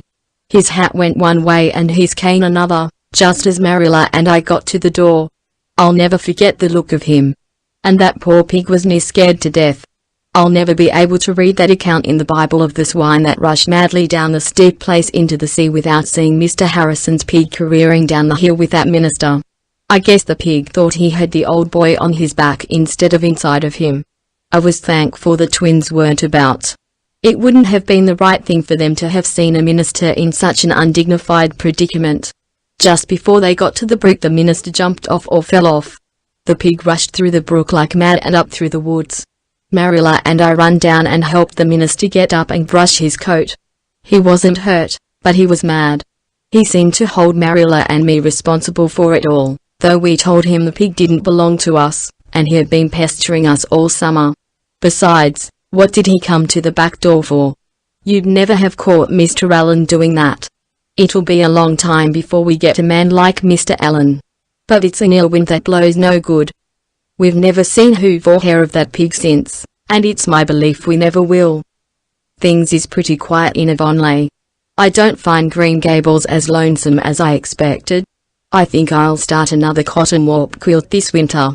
Mrs. Silas Sloane has a handsome new apple leaf pattern. When I feel that I must have some excitement, I read the murder trials in that Boston paper my niece sends me. I never used to do it, but they're real interesting. The States must be an awful place. I hope you'll never go there, Anne. But the way girls roam over the earth now is something terrible. It always makes me think of Satan in the book of Job, going to and fro and walking up and down. I don't believe the Lord ever intended it, that's what. Davy has been pretty good since you went away. One day he was bad and Marilla punished him by making him wear Dora's apron all day, and then he went and cut all Dora's aprons up. I spanked him for that, and then he went and chased my rooster to death. The McPhersons have moved down to my place. She's a great housekeeper and very particular. She's rooted all my June lilies up because she says they make a garden look so untidy. Thomas set them lilies out when we were married. Her husband seems a nice sort of a man, but she can't get over being an old maid, that's what. Don't study too hard, and be sure and put your winter underclothes on as soon as the weather gets cool. Marilla worries a lot about you, but I tell her you've got a lot more sense than I ever thought you would have at one time, and that you'll be all right. Davy's letter plunged into a grievance at the start. Dear Anne, please write and tell Marilla not to tie me to the rail of the bridge when I go fishing. The boys make fun of me when she does. It's awful lonesome here without you, but great fun in school. Jane Andrews is crosser than you. I scared Mrs. Lynde with a jack-o'-lantern last night. She was so mad, and she was mad 'cause I chased her old rooster round the yard till he fell downed. I didn't mean to make him fall downed. What made him die, Anne, I want to know. Mrs. Lynde threw him into the pig pen. She might have sold him to Mr. Blair. Mr. Blair is giving 50 cents apiece for good dead roosters now. I heard Mrs. Lynde asking the minister to pray for her. What did she do that was so bad, Anne? I want to know. I've got a kite with a magnificent tail, Anne. Milty Bolter told me a great story in school yesterday. It is true. Old Joe Mosey and Leon were playing cards one night last week in the woods. The cards were on a stump, and a big black man bigger than the trees come along and grabbed the cards and the stump and disappeared with a noise like thunder. I'll bet they were scared. Milty says the black man was the old Harry. Was he, Anne? I want to know. Mr. Kimball over at Spencervale is very sick and will have to go to the hospital. Please excuse me while I ask Marilla if that's spelled right. Marilla says it's asylum he has to go to, not the other place. He thinks he has a snake inside of him. What's it like to have a snake inside of you, Anne? I want to know. Mrs. Lawrence Bell is sick too. Mrs. Lynde says that all that is the matter with her is that she thinks too much about her insides. I wonder, said Anne, as she folded up her letters, what Mrs. Lynde would think of Philippa. Chapter 6. In the park. What are you going to do with yourselves today, girls? Asked Philippa, popping into Anne's room one Saturday afternoon. We are going for a walk in the park, answered Anne. I ought to stay in and finish my blouse, but I couldn't sew on a day like this. There's something in the air that gets into my blood and makes a sort of glory in my soul. My fingers would twitch and I'd sew a crooked seam. So it's ho for the park and the Baines. Does we include anyone but yourself and Priscilla? Yes, it includes Gilbert and Charlie, and we'll be very glad if it will include you, also. But, said Philippa dolefully, if I go I'll have to be Gooseberry, and that will be a new experience for Philippa Gordon. Well, new experiences are broadening. Come along, and you'll be able to sympathize with all poor souls who have to play gooseberry often. But where are all the victims? Oh, I was tired of them all and simply couldn't be bothered with any of them today. Besides, I've been feeling a little blue, just as pale, elusive as you. It isn't serious enough for anything darker. I wrote Alec and Alonzo last week. I put the letters into envelopes and addressed them, but I didn't seal them up. That evening something funny happened. That is, Alec would think it funny, but Alonzo wouldn't be likely to. I was in a hurry, so I snatched Alec's letter as I thought out of the envelope and scribbled down a postscript. Then I mailed both letters. I got Alonzo's reply this morning. Girls, I had put that postscript to his letter and he was furious. Of course he'll get over it and I don't care if he doesn't, but it spoiled my day. So I thought I'd come to you darlings to get cheered up. After the football season opens I won't have any spare Saturday afternoons. I adore football. I've got the most gorgeous cap and sweater striped in Redmond colors to wear to the games. To be sure, a little way off I'll look like a walking barber's pole. Do you know that Gilbert of yours has been elected captain of the freshman football team? Yes, he told us so last evening, said Priscilla, seeing that outraged Anne would not answer. He and Charlie were down. We knew they were coming, so we painstakingly put out of sight or out of reach all Miss Ada's cushions. That very elaborate one with the raised embroidery I dropped on the floor in the corner behind the chair it was on. I thought it would be safe there. But would you believe it? Charlie Sloane made for that chair, noticed the cushion behind it, solemnly fished it up, and sat on it the whole evening. Such a wreck of a cushion as it was. Poor Miss Ada asked me today, still smiling, but oh, so reproachfully, why I had allowed it to be sat upon. I told her I hadn't, that it was a matter of predestination coupled with inveterate slow-inishness, and I wasn't a match for both combined. Miss Ada's cushions are really getting on my nerves, said Anne. She finished 2 new ones last week, stuffed and embroidered within an inch of their lives. There being absolutely no other cushionless place to put them, she stood them up against the wall on the stair landing. They topple over half the time, and if we come up or down the stairs in the dark we fall over them. Last Sunday, when Dr. Davis prayed for all those exposed to the perils of the sea, I added in thought, and for all those who live in houses where cushions are loved not wisely but too well. We're ready, and I see the boys coming. Through Old St. John's. Do you cast in your lot with us, Phil? I'll go, if I can walk with Priscilla and Charlie. That will be a bearable degree of gooseberry. That Gilbert of yours is a darling, Anne, but why does he go around so much with goggle eyes? Anne stiffened. She had no great liking for Charlie Sloane, but he was of Avonlea, so no outsider had any business to laugh at him. Charlie and Gilbert have always been friends, she said coldly. Charlie is a nice boy. He's not to blame for his eyes. Don't tell me that. He is. He must have done something dreadful in a previous existence to be punished with such eyes.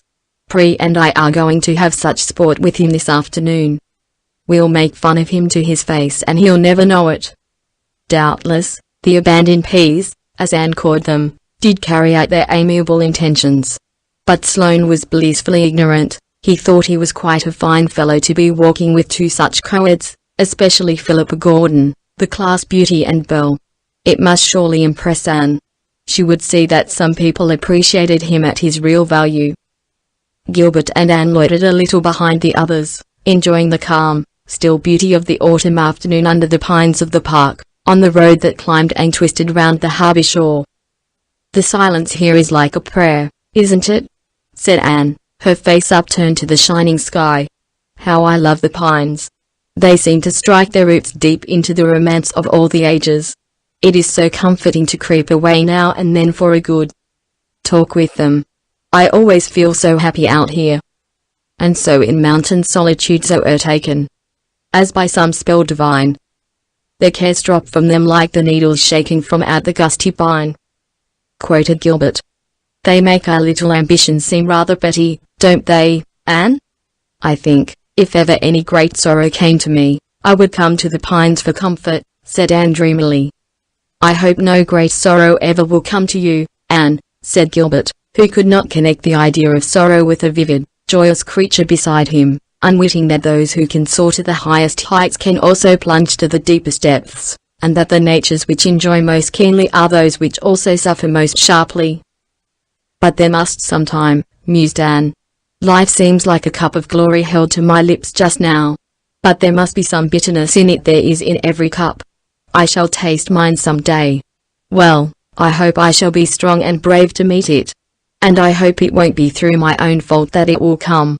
Do you remember what Dr. Davis said last Sunday evening, that the sorrows God sent us brought comfort and strength with them, while the sorrows we brought on ourselves, through folly or wickedness, were by far the hardest to bear? But we mustn't talk of sorrow on an afternoon like this. It's meant for the sheer joy of living, isn't it? If I had my way I'd shut everything out of your life but happiness and pleasure, Anne," said Gilbert in the tone that meant danger ahead. "Then you would be very unwise," rejoined Anne hastily. "I'm sure no life can be properly developed and rounded out without some trial and sorrow, though I suppose it is only when we are pretty comfortable that we admit it. Come there. Others have got to the pavilion and are beckoning to us." They all sat down in the little pavilion to watch an autumn sunset of deep red fire and pallid gold. To their left lay Kingsport, its roofs and spires dim in their shroud of violet smoke. To their right lay the harbour, taking on tints of rose and copper as it stretched out into the sunset. Before them the water shimmered, satin smooth and silver grey, and beyond, clean-shaven William's Island loomed out of the mist, guarding the town like a sturdy bulldog.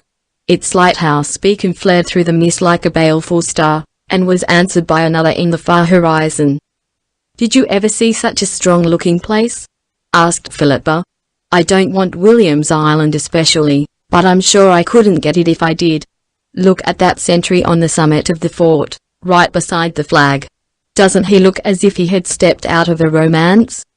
"Speaking of romance," said Priscilla, "we've been looking for heather, but, of course, we couldn't find any.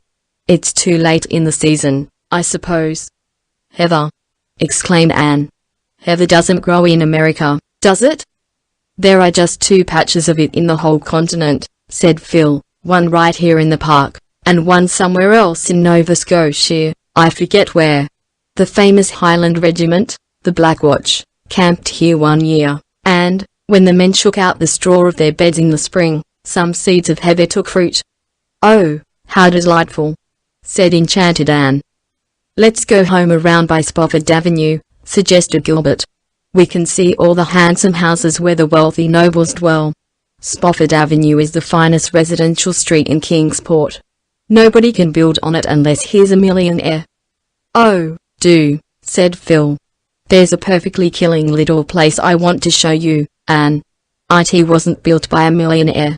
It's the first place after you leave the park, and must have grown while Spofford Avenue was still a country road.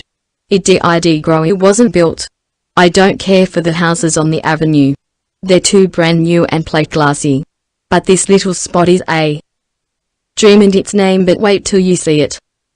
They saw it as they walked up the pine-fringed hill from the park. Just on the crest, where Spofford Avenue petered out into a plain road, was a little white frame house with groups of pines on either side of it, stretching their arms protectingly over its low roof. It was covered with red and gold vines, through which its green-shuttered windows peeped. Before it was a tiny garden, surrounded by a low stone wall. October though it was, the garden was still very sweet with dear, old-fashioned, unworldly flowers and shrubs: sweet may, southernwood, lemon verbena, alyssum, petunias, marigolds and chrysanthemums. A tiny brick wall, in herringbone pattern, led from the gate to the front porch. The whole place might have been transplanted from some remote country village, yet there was something about it that made its nearest neighbor, the big lawn-encircled palace of a tobacco king, look exceedingly crude and showy and ill-bred by contrast. As Phil said, it was the difference between being born and being made. "It's the dearest place I ever saw," said Anne delightedly. "It gives me one of my old, delightful funny aches. It's dearer and quainter than even Miss Lavender's stone house." "It's the name I want you to notice especially," said Phil. "Look in white letters, around the archway over the gate. Patty's Place. Isn't that killing? Especially on this avenue of Pinehurst and Elmwold and Cedar Crofts. Patty's Place, if you please. I adore it. Have you any idea who Patty is? Asked Priscilla. Patty Spofford is the name of the old lady who owns it, I've discovered. She lives there with her niece, and they've lived there for hundreds of years, more or less, maybe a little less. An exaggeration is merely a flight of poetic fancy. I understand that wealthy folk have tried to buy the lot time and again. It's really worth a small fortune now, you know, but Patty won't sell upon any consideration. And there's an apple orchard behind the house in place of a backyard. You'll see it when we get a little past a real apple orchard on Spofford Avenue. I'm going to dream about Patty's Place tonight, said Anne. Why, I feel as if I belong to it. I wonder if, by any chance, we'll ever see the inside of it. It isn't likely, said Priscilla. Anne smiled mysteriously. No, it isn't likely. But I believe it will happen. I have a queer, creepy, crawly feeling, you can call it a presentiment, if you like, that Patty's Place and I are going to be better acquainted yet. Chapter 7. Home again. Those first 3 weeks at Redmond had seemed long, but the rest of the term flew by on wings of wind. Before they realized it, the Redmond students found themselves in the grind of Christmas examinations, emerging therefrom more or less triumphantly. The honor of leading in the freshman classes fluctuated between Anne, Gilbert and Philippa. Priscilla did very well, Charlie Sloane scraped through respectably, and comported himself as complacently as if he had led in everything. I can't really believe that this time tomorrow I'll be in Green Gables, said Anne on the night before departure. But I shall be. And you, Phil, will be in Bolingbroke with Alec and Alonso. I'm longing to see them, admitted Phil, between the chocolates she was nibbling. They really are such dear boys, you know. There's to be no end of dances and drives and general jamborees. I shall never forgive you, Queen Anne, for not coming home with me for the holidays. Never means 3 days with you, Phil. It was dear of you to ask me, and I'd love to go to Bolingbroke some day. But I can't go this year, I must go home. You don't know how my heart longs for it. You won't have much of a time, said Phil scornfully. There'll be 1 or 2 quilting parties, I suppose, and all the old gossips will talk you over to your face and behind your back. You'll die of lonesomeness, child. In Avonlea? Said Anne, highly amused. Now, if you'd come with me you'd have a perfectly gorgeous time. Bolingbroke would go wild over you, Queen Anne, your hair and your style and, oh, everything. You're so different. You'd be such a success and I would bask in reflected glory, not the rose but near the rose. Do come, after all, Anne.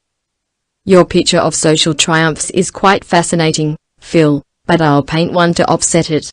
I'm going home to an old country farmhouse, once green, rather faded now, set among leafless apple orchards. There is a brook below and a December firwood beyond, where I've heard harps swept by the fingers of rain and wind. There is a pond nearby that will be grey and brooding now. There will be 2 oldish ladies in the house, one tall and thin, one short and fat, and there will be 2 twins, one a perfect model, the other what Mrs. Lynde calls a holy terror. There will be a little room upstairs over the porch, where old dreams hang thick, and a big, fat, glorious feather bed which will almost seem the height of luxury after a boarding-house mattress. How do you like my picture, Phil? It seems a very dull one, said Phil, with a grimace. Oh, but I've left out the transforming thing, said Anne softly. There'll be love there, Phil, faithful, tender love, such as I'll never find anywhere else in the world, love that's waiting for me. That makes my picture a masterpiece, doesn't it? Even if the colors are not very brilliant? Phil silently got up, tossed her box of chocolates away, went up to Anne, and put her arms about her. Anne, I wish I was like you, she said soberly. Diana met Anne at the Carmody station the next night, and they drove home together under silent, star-sown depths of sky. Green Gables had a very festal appearance as they drove up the lane. There was a light in every window, the glow breaking out through the darkness like flame-red blossoms swung against the dark background of the haunted wood. And in the yard was a brave bonfire with 2 gay little figures dancing around it, one of which gave an unearthly yell as the buggy turned in under the poplars. Davy means that for an Indian war whoop, said Diana. Mr. Harrison's hired boy taught it to him, and he's been practicing it up to welcome you with. Mrs. Lynde says it has worn her nerves to a frazzle. He creeps up behind her, you know, and then lets go. He was determined to have a bonfire for you, too. He's been piling up branches for a fortnight and pestering Marilla to be let pour some kerosene oil over it before setting it on fire. I guess she did, by the smell, though Mrs. Lynde said up to the last that Davy would blow himself and everybody else up if he was let. Anne was out of the buggy by this time, and Davy was rapturously hugging her knees, while even Dora was clinging to her hand. Isn't that a bully bonfire, Anne? Just let me show you how to poke it. See the sparks? I did it for you, Anne, 'cause I was so glad you were coming home. The kitchen door opened and Marilla's spare form darkened against the inner light. She preferred to meet Anne in the shadows, for she was horribly afraid that she was going to cry with joy. She, stern, repressed Marilla, who thought all display of deep emotion unseemly. Mrs. Lynde was behind her, sonsy, kindly, matronly, as of yore. The love that Anne had told Phil was waiting for her surrounded her and enfolded her with its blessing and its sweetness.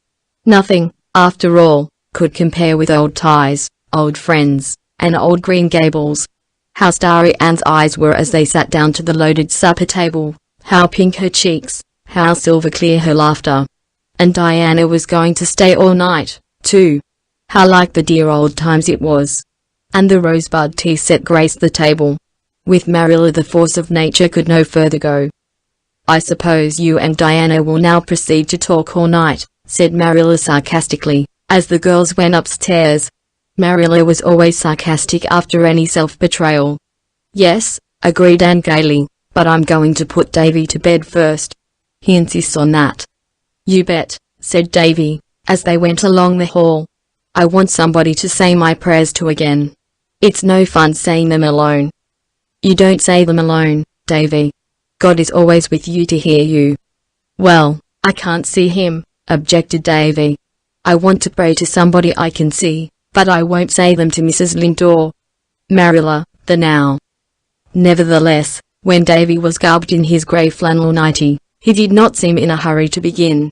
He stood before Anne, shuffling one bare foot over the other, and looked undecided. Come, dear, kneel down, said Anne.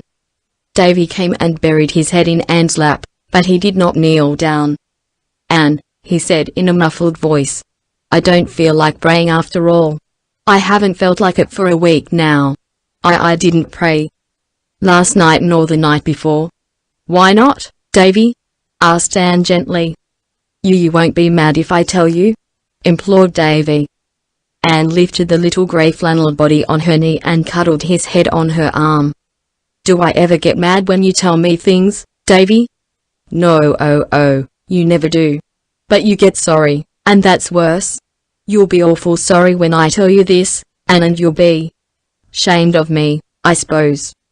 Have you done something naughty, Davy, and is that why you can't say your prayers? No, I haven't done anything naughty yet. But I want to do it. What is it, Davy?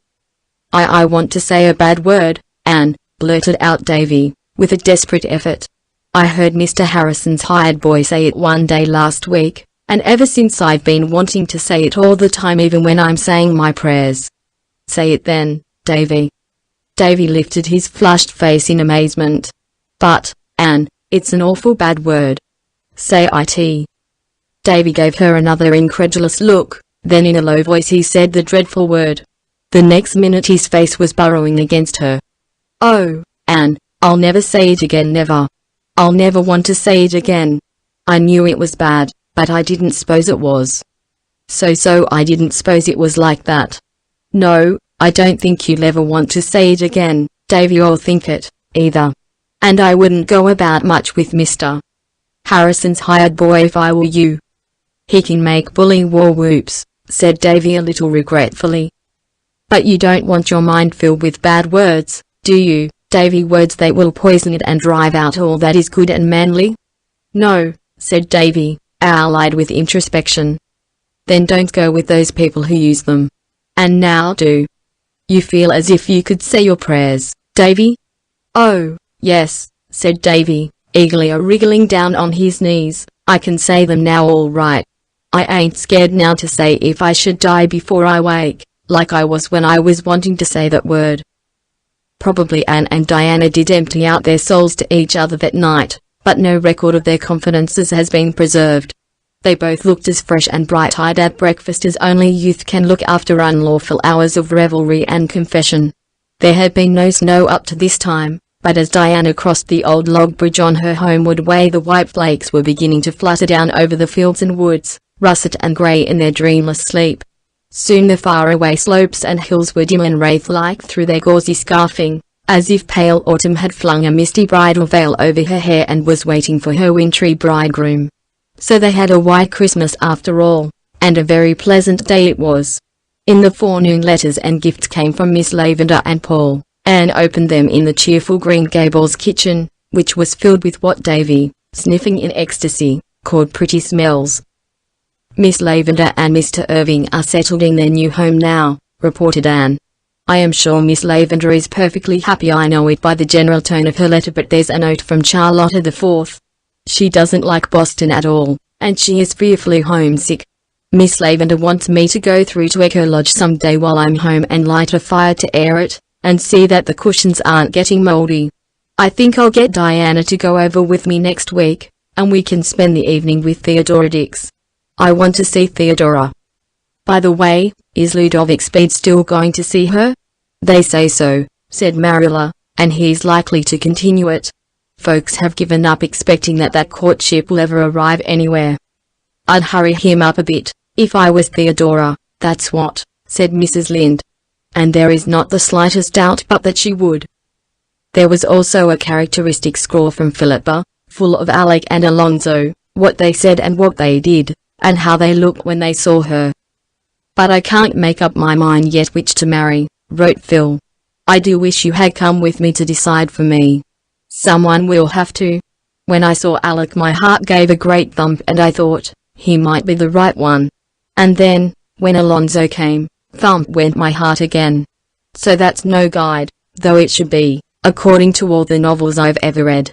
Now, Anne, your heart wouldn't thump for anybody but the genuine Prince Charming, would it? There must be something radically wrong with mine. But I'm having a perfectly gorgeous time. How I wish you were here. It's snowing today, and I'm rapturous. I was so afraid we'd have a green Christmas and I loathe them.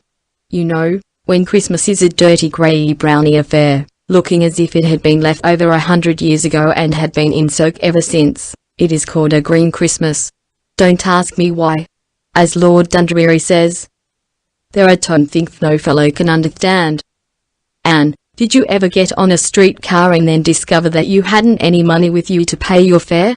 I did, the other day. It's quite awful. I had a nickel with me when I got on the car. I thought it was in the left pocket of my coat. When I got settled down comfortably I felt for it.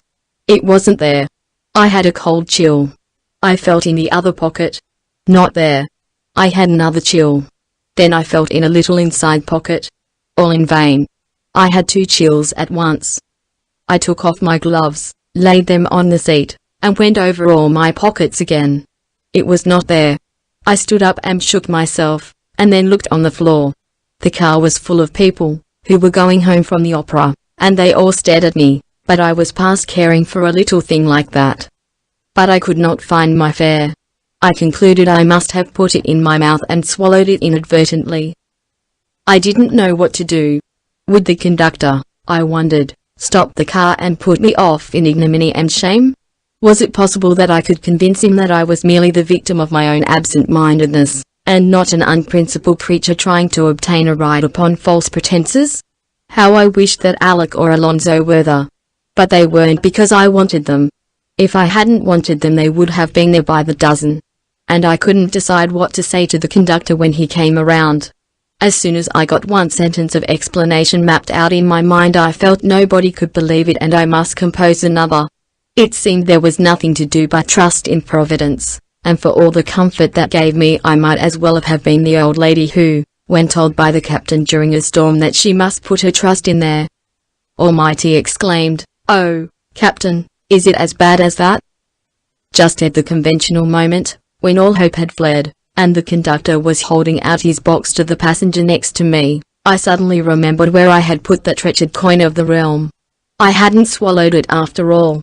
I meekly fished it out of the index finger of my glove and poked it in the box.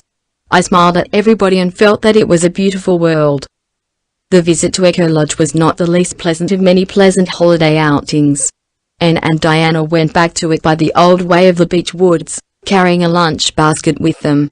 Echo Lodge, which had been closed ever since Miss Lavender's wedding, was briefly thrown open to wind and sunshine once more, and firelight glimmered again in the little rooms. The perfume of Miss Lavender's rose bowl still filled the air. It was hardly possible to believe that Miss Lavender would not come tripping in presently, with her brown eyes a-star with welcome, and that Charlotte the Fourth, blue of bow and white of smile, would not pop through the door. Paul, too, seemed hovering around, with fairy fancies. It really makes me feel a little bit like a ghost revisiting the old-time glimpses of the moon, laughed Anne. Let's go out and see if the echoes are at home. Bring the old horn. It is still behind the kitchen door.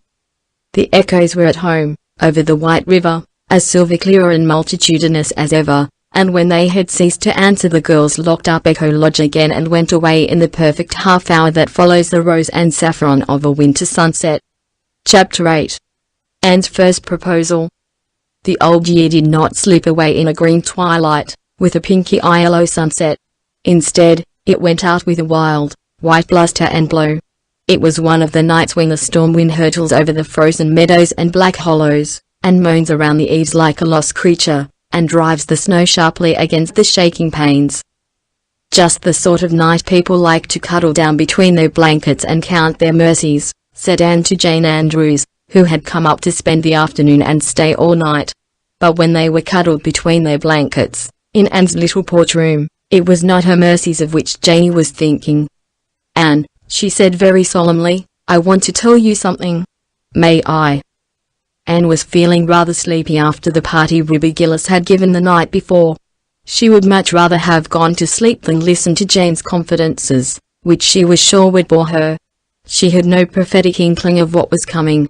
Probably Jane was engaged, too. Rumor averred that Ruby Gillis was engaged to the Spencervale schoolteacher, about whom all the girls were said to be quite wild. I'll soon be the only fancy-free maiden of our old quartet, thought Anne, drowsily. Aloud she said, of course. Anne, said Jane, still more solemnly, what do you think of my brother Billy? Anne gasped over this unexpected question, and floundered helplessly in her thoughts. Goodness, what did she think of Billy Andrews? She had never thought anything about him round-faced, stupid, perpetually smiling, good-natured Billy Andrews. Did anybody ever think about Billy Andrews?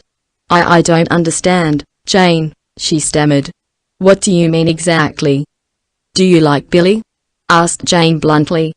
Why yes, I like him, of course, gasped Anne, wondering if she were telling the little truth. Certainly she did not dislike Billy. But could the indifferent tolerance with which she regarded him, when he happened to be in her range of vision, be considered positive enough for liking? What was Jane trying to elucidate? Would you like him for a husband? Asked Jane calmly. A husband. Anne had been sitting up in bed, the better to wrestle with the problem of her exact opinion of Billy Andrews. Now she fell flatly back on her pillows, the very breath gone out of her. Whose husband? Yours, of course, answered Jane. Billy wants to marry you. He's always been crazy about you, and now father has given him the upper farm in his own name and there's nothing to prevent him from getting married. But he's so shy he couldn't ask you himself if you'd have him, so he got me to do it. I'd rather not have, but he gave me no peace till I said I would, if I got a good chance. What do you think about it, Anne? Was it a dream? Was it one of those nightmare things in which you find yourself engaged or married to someone you hate or don't know, without the slightest idea how it ever came about? No, she, Anne Shirley, was lying there, wide awake, in her own bed, and Jane Andrews was beside her, calmly proposing for her brother Billy. Anne did not know whether she wanted to writhe or laugh, but she could do neither, for Jane's feelings must not be hurt. I couldn't marry Bill, you know, Jane, she managed to gasp.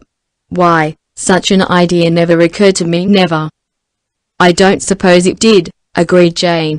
Billy has always been far too shy to think of courting. But you might think it over, Anne. Billy is a good fellow. I must say that, if he is my brother. He has no bad habits and he's a great worker, and you can depend on him. A bird in the hand is worth two in the bush. He told me to tell you he'd be quite willing to wait till you got through college, if you insisted, though he'd rather get married this spring before the planting begins. He'd always be very good to you, I'm sure, and you know, Anne, I'd love to have you for a sister. I can't marry Billy, said Anne decidedly. She had recovered her wits, and was even feeling a little angry. It was all so ridiculous. There is no use thinking of it, Jane. I don't care anything for him in that way, and you must tell him so. Well, I didn't suppose you would, said Jane with a resigned sigh, feeling that she had done her best. I told Billy I didn't believe it was a bit of use to ask you, but he insisted. Well, you've made your decision, Anne, and I hope you won't regret it. Jane spoke rather coldly. She had been perfectly sure that the enamored Billy had no chance at all of inducing Anne to marry him. Nevertheless, she felt a little resentment that Anne Shirley, who was, after all, merely an adopted orphan, without kith or kin, should refuse her brother one of the Avonlea Andrews. Well, pride sometimes goes before a fall, Jane reflected ominously. Anne permitted herself to smile in the darkness over the idea that she might ever regret not marrying Billy Andrews. I hope Billy won't feel very badly over it, she said nicely. Jane made a movement as if she were tossing her head on her pillow. Oh, he won't break his heart. Billy has too much good sense for that.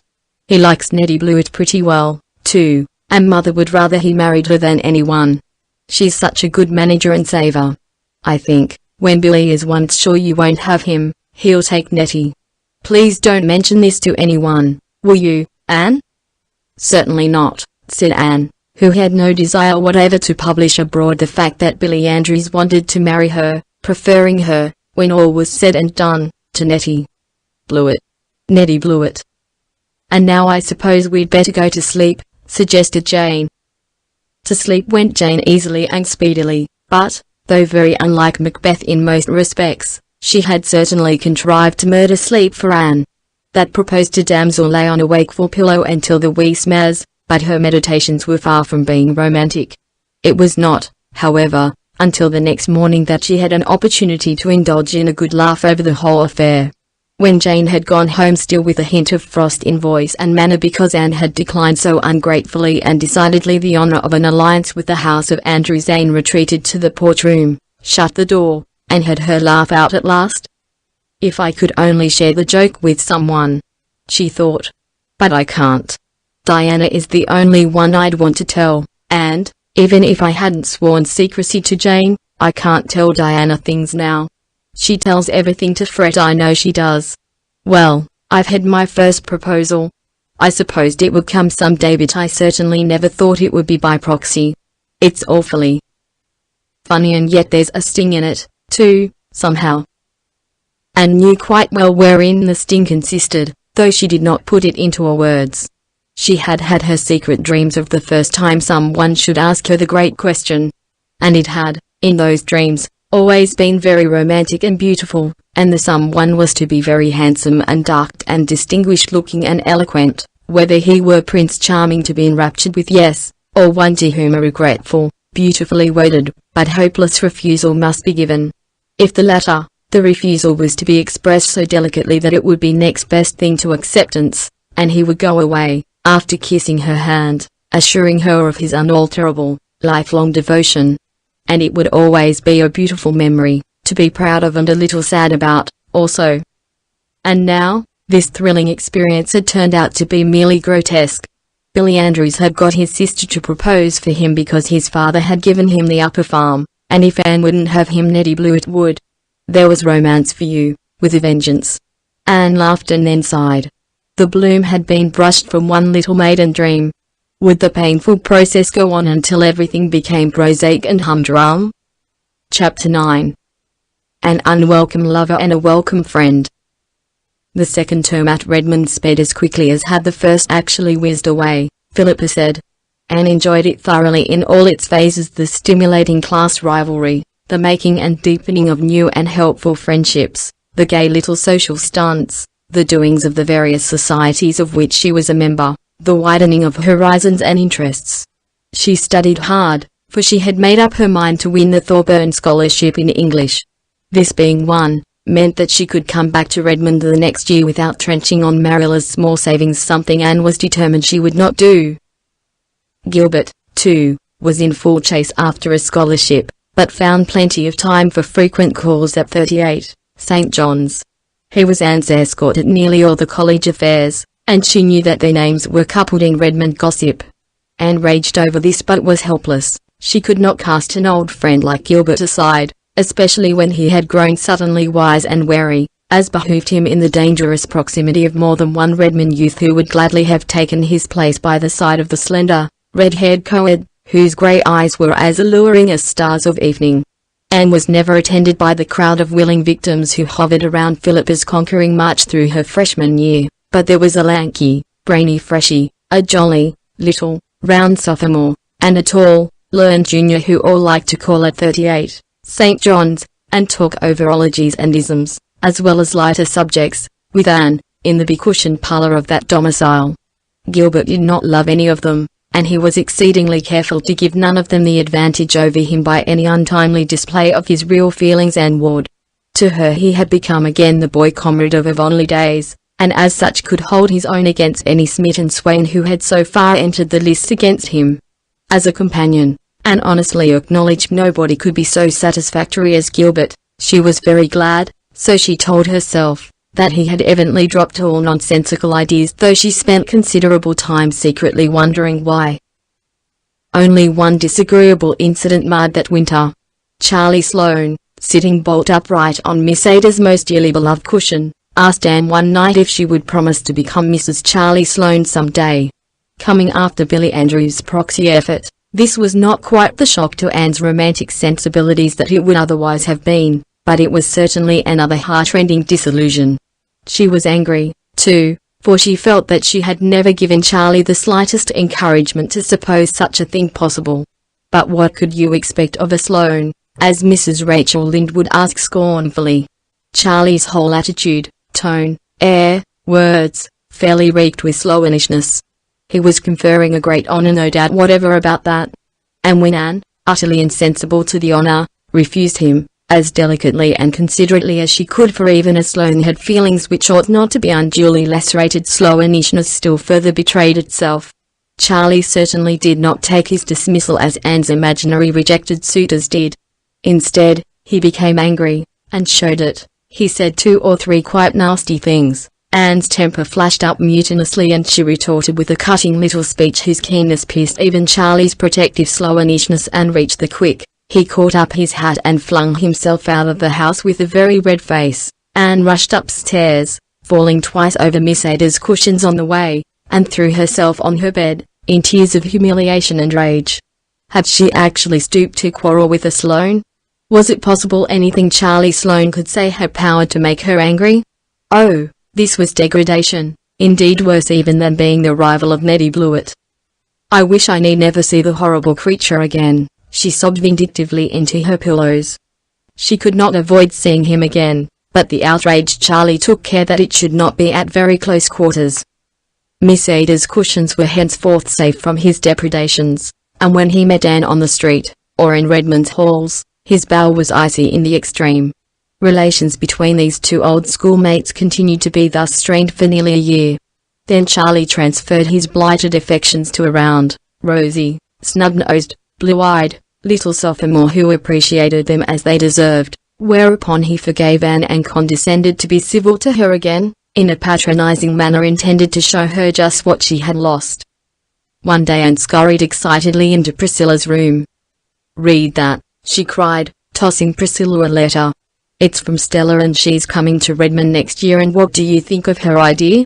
I think it's a perfectly splendid one, if we can only carry it out. Do you suppose we can, Pri?" "I'll be better able to tell you when I find out what it is," said Priscilla, casting aside a Greek lexicon and taking up Stella's letter. Stella Maynard had been one of their chums at Queen's Academy and had been teaching school ever since. "But I'm going to give it up, Anne dear," she wrote, and go to college next year. As I took the third year at Queen's, I can enter the sophomore year. I'm tired of teaching in a backcountry school. Someday I'm going to write a treatise on the trials of a country school mum. It will be a harrowing bit of realism. It seems to be the prevailing impression that we live in clover, and have nothing to do but draw our quarter's salary. My treatise shall tell the truth about us. Why, if a week should pass without someone telling me that I am doing easy work for big pay, I would conclude that I might as well order my ascension robe immediately and to Well, you get your money easy, some ratepayer will tell me, condescendingly. All you have to do is to sit there and hear lessons. I used to argue the matter at first, but I'm wiser now. Facts are stubborn things, but as someone has wisely said, not half so stubborn as fallacies. So I only smile loftily now in eloquent silence. Why, I have 9 grades in my school and I have to teach a little of everything, from investigating the interiors of earthworms to the study of the solar system. My youngest pupil is 4. His mother sends him to school to get him out of the way, and my oldest 20. It suddenly struck him that it would be easier to go to school and get an education than follow the plough any longer. In the wild effort to cram all sorts of research into 6 hours a day, I don't wonder if the children feel like the little boy who was taken to see the biograph. I have to look for what's coming next before I know what went last, he complained. I feel like that myself. And the letters I get, Anne. Tommy's mother writes me that Tommy is not coming on in arithmetic as fast as she would like. He is only in simple reduction yet, and Johnny Johnson is in fractions, and Johnny isn't half as smart as her Tommy, and she can't understand it.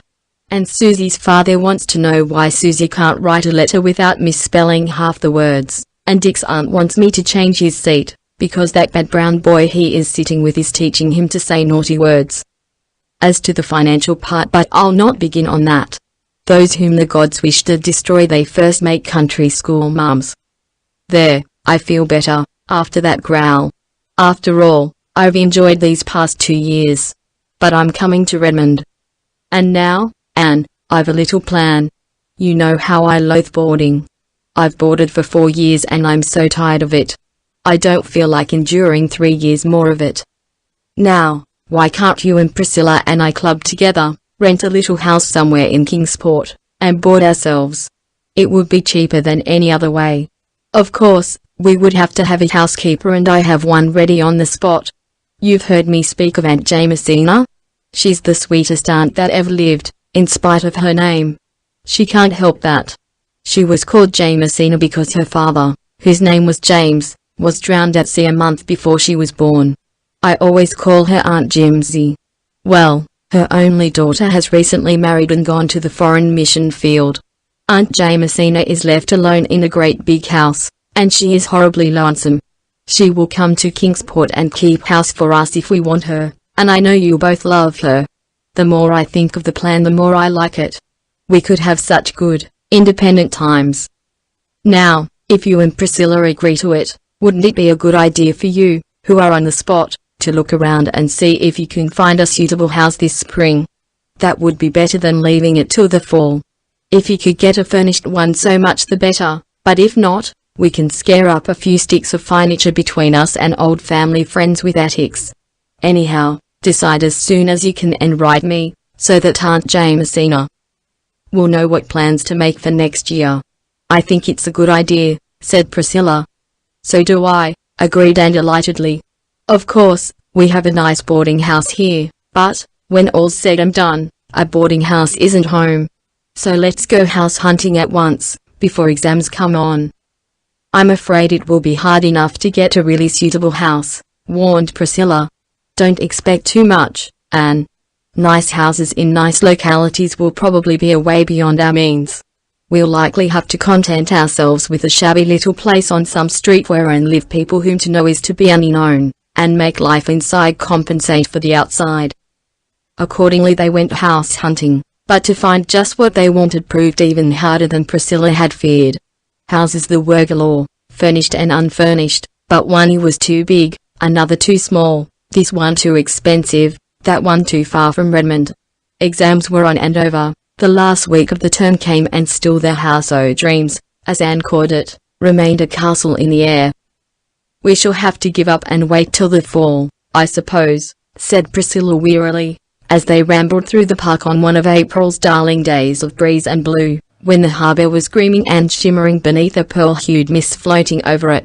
"We may find some shack to shelter us then, and if not, boarding houses we shall have always with us. I'm not going to worry about it just now, anyway, and spoil this lovely afternoon," said Anne, gazing around her with delight. The fresh chill air was faintly charged with the aroma of vine blossom, and the sky above was crystal clear and blue, a great inverted cup of blessing. "Spring is singing in my blood today, and the lure of April is abroad on the air. I'm seeing visions and dreaming dreams, Priscilla. That's because the wind is from the west. I do love the west wind. It sings of hope and gladness, doesn't it?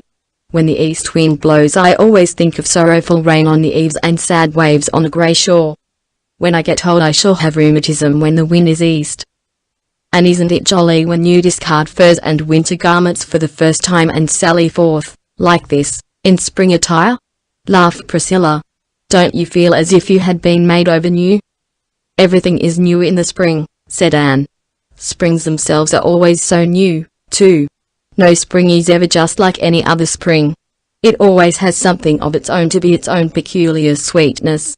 See how green the grass is around that little pond, and how the willow buds are bursting. And exams are over and gone. The time of convocation will come soon next Wednesday. This day next week we'll be home." "I'm glad," said Anne dreamily. "There are so many things I want to do. I want to sit on the back porch steps and feel the breeze blowing down over Mr. Harrison's fields. I want to hunt ferns in the haunted wood and gather violets in Violet Vale. Do you remember the day of our golden picnic, Priscilla? I want to hear the frogs singing and the poplars whispering. But I've learned to love Kingsport, too, and I'm glad I'm coming back next fall. If I hadn't won the Thorburn I don't believe I could have. I couldn't take any of Marilla's little hoard.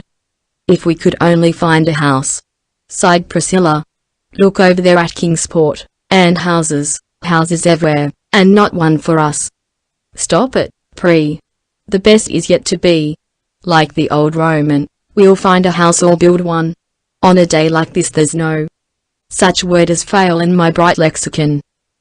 They lingered in the park until sunset, living in the amazing miracle and glory and wonder of the springtide, and they went home as usual, by way of Spofford Avenue, that they might have the delight of looking at Patty's place. "I feel as if something mysterious were going to happen right away by the pricking of my thumbs," said Anne, as they went up the slope. "It's a nice storybookish feeling." Why? "Priscilla Grant, look over there and tell me if it's true, or am I seeing things?" Priscilla looked. Anne's thumbs and eyes had not deceived her. Over the arched gateway of Patty's place dangled a little, modest sign. It said "To Let, Furnished. Inquire within." "Priscilla," said Anne, in a whisper, "do you suppose it's possible that we could rent Patty's place?" "No, I don't," averred Priscilla. "It would be too good to be true. Fairy tales don't happen nowadays. I won't hope, Anne. The disappointment would be too awful to bear. They're sure to want more for it than we can afford. Remember, it's on Spofford Avenue." "We must find out anyhow," said Anne resolutely. "It's too late to call this evening, but we'll come tomorrow. Oh, Pri, if we can get this darling spot. I've always felt that my fortunes were linked with Patty's place, ever since I saw it first." Chapter 10. Patty's Place. The next evening found them treading resolutely the herringbone walk through the tiny garden. The April wind was filling the pine trees with its round lay, and the grove was alive with robins, great, plump, saucy fellows, strutting along the paths. The girls rang rather timidly, and were admitted by a grim and ancient handmaiden. The door opened directly into a large living room, where by a cheery little fire sat two other, both of whom were also grim and ancient. Except that one looked to be about 70 and the other 50, there seemed little difference between them.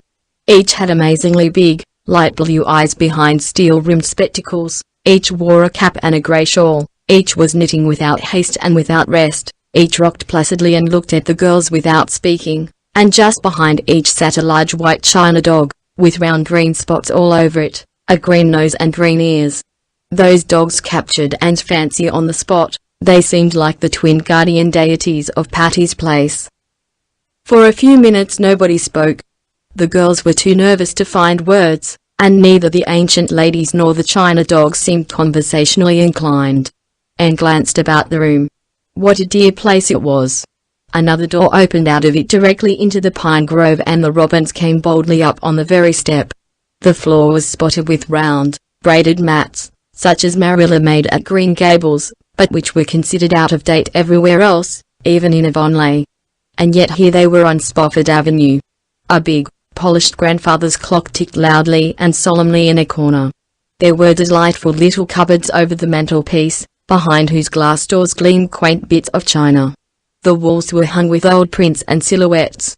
In one corner the stairs went up, and at the first low turn was a long window with an inviting seat. It was all just as Anne had known it must be. By this time the silence had grown too dreadful, and Priscilla nudged Anne to intimate that she must speak. We saw by your sign that this house is to let," said Anne faintly, addressing the older lady, who was evidently Miss Patty Spofford. "Oh, yes," said Miss Patty. "I intended to take that sign down today." Then we are too late," said Anne sorrowfully. "You've let it to someone else?"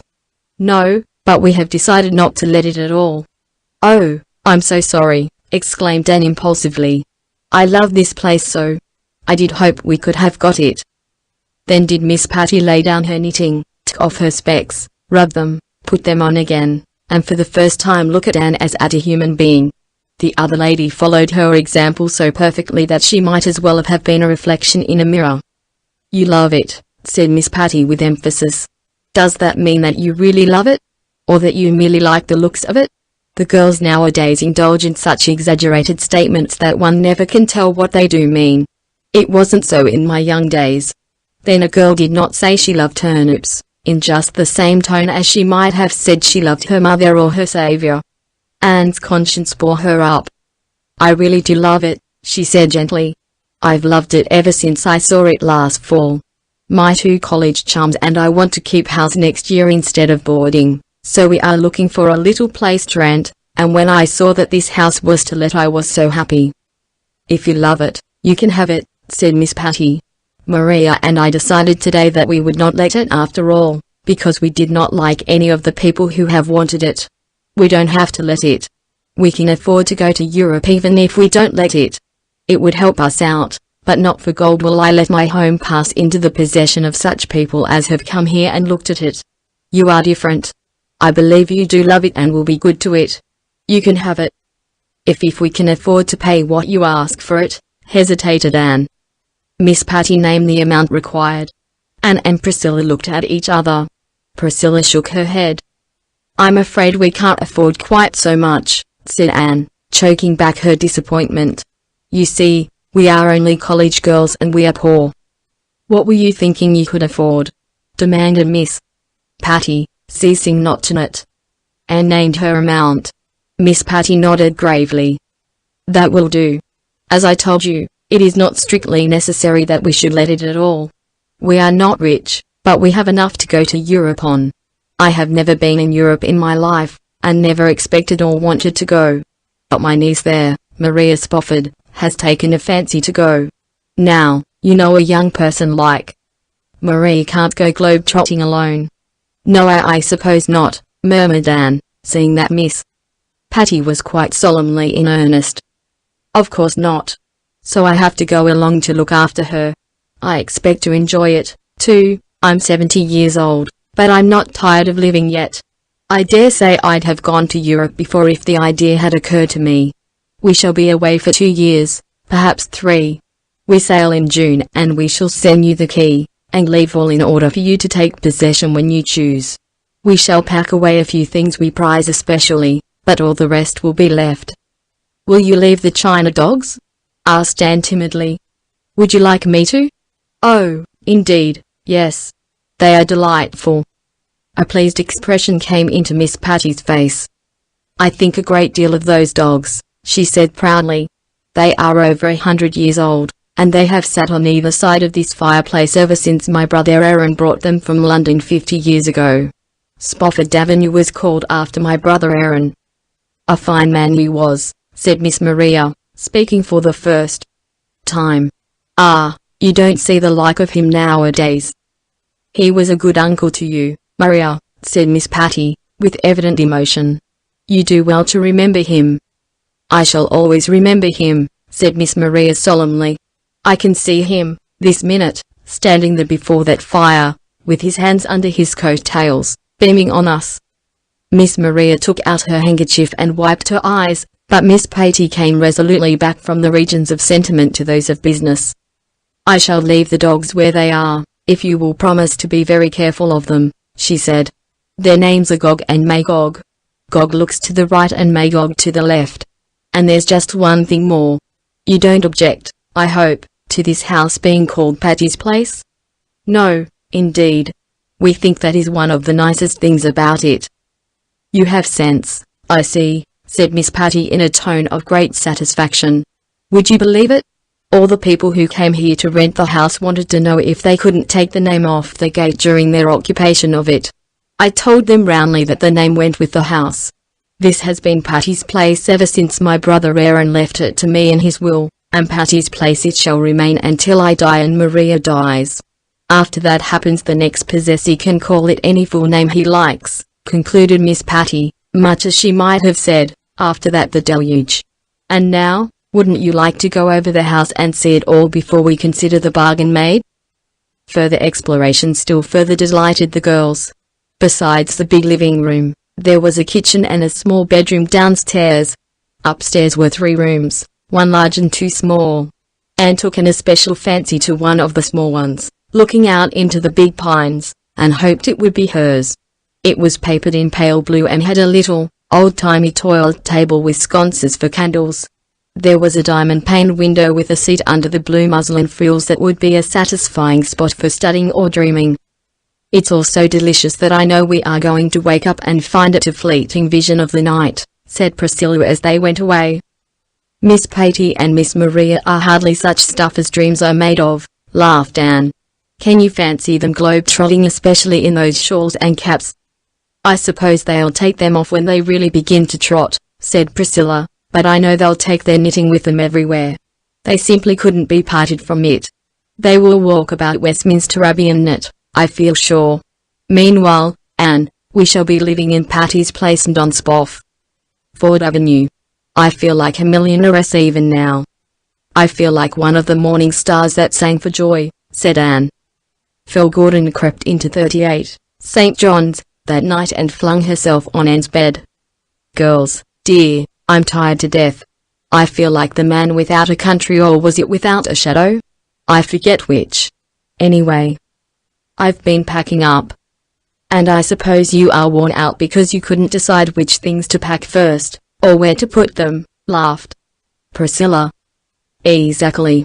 And when I had got everything jammed in somehow, and my landlady and her maid had both sat on it while I locked it, I discovered I had packed a whole lot of things I wanted for convocation at the very bottom. I had to unlock the old thing and poke and dive into it for an hour before I fished out what I wanted. I would get hold of something that felt like what I was looking for, and I'd yank it up, and it would be something else. No, Anne, I did not swear. I didn't say you did. Well, you looked it. But I admit my thoughts verged on the profane. And I have such a cold in the head I can do nothing but sniffle, sigh and sneeze. Isn't that alliterative agony for you? Queen Anne, do say something to cheer me up. Remember that next Thursday night, you'll be back in the land of Alec and Alonzo, suggested Anne. Phil shook her head dolefully. Moral iteration. No, I don't want Alec and Alonzo when I have a cold in the head. But what has happened you two? Now that I look at you closely, you seem all lighted up with an internal iridescence. Why, you're actually shining. What's up? We are going to live in Patty's Place next winter, said Anne triumphantly. Live, mark you, not board. We've rented it, and Stella Maynard is coming, and her aunt is going to keep house for us. Phil bounced up, wiped her nose, and fell on her knees before Anne. Girls, let me come, too. Oh, I'll be so good. If there's no room for me, I'll sleep in the little doghouse in the Ork. I've seen it. Only let me come. Get up, you goose. I won't stir off my marrow bones till you tell me I can live with you next winter." Anne and Priscilla looked at each other. Then Anne said slowly, "Phil dear, we'd love to have you.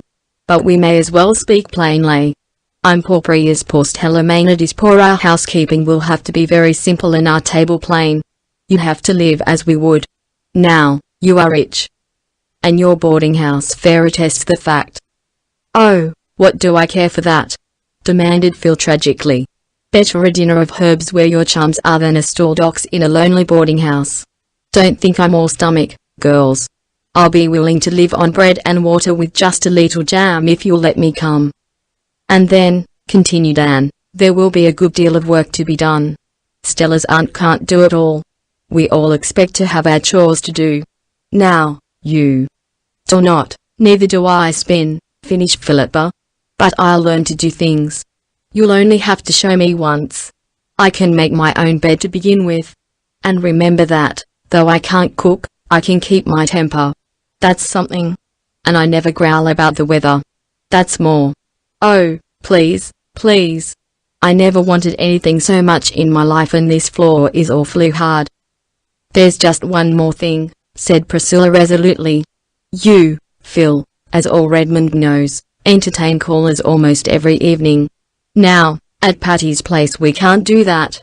We have decided that we shall be at home to our friends on Friday evenings only. If you come with us you'll have to abide by that rule."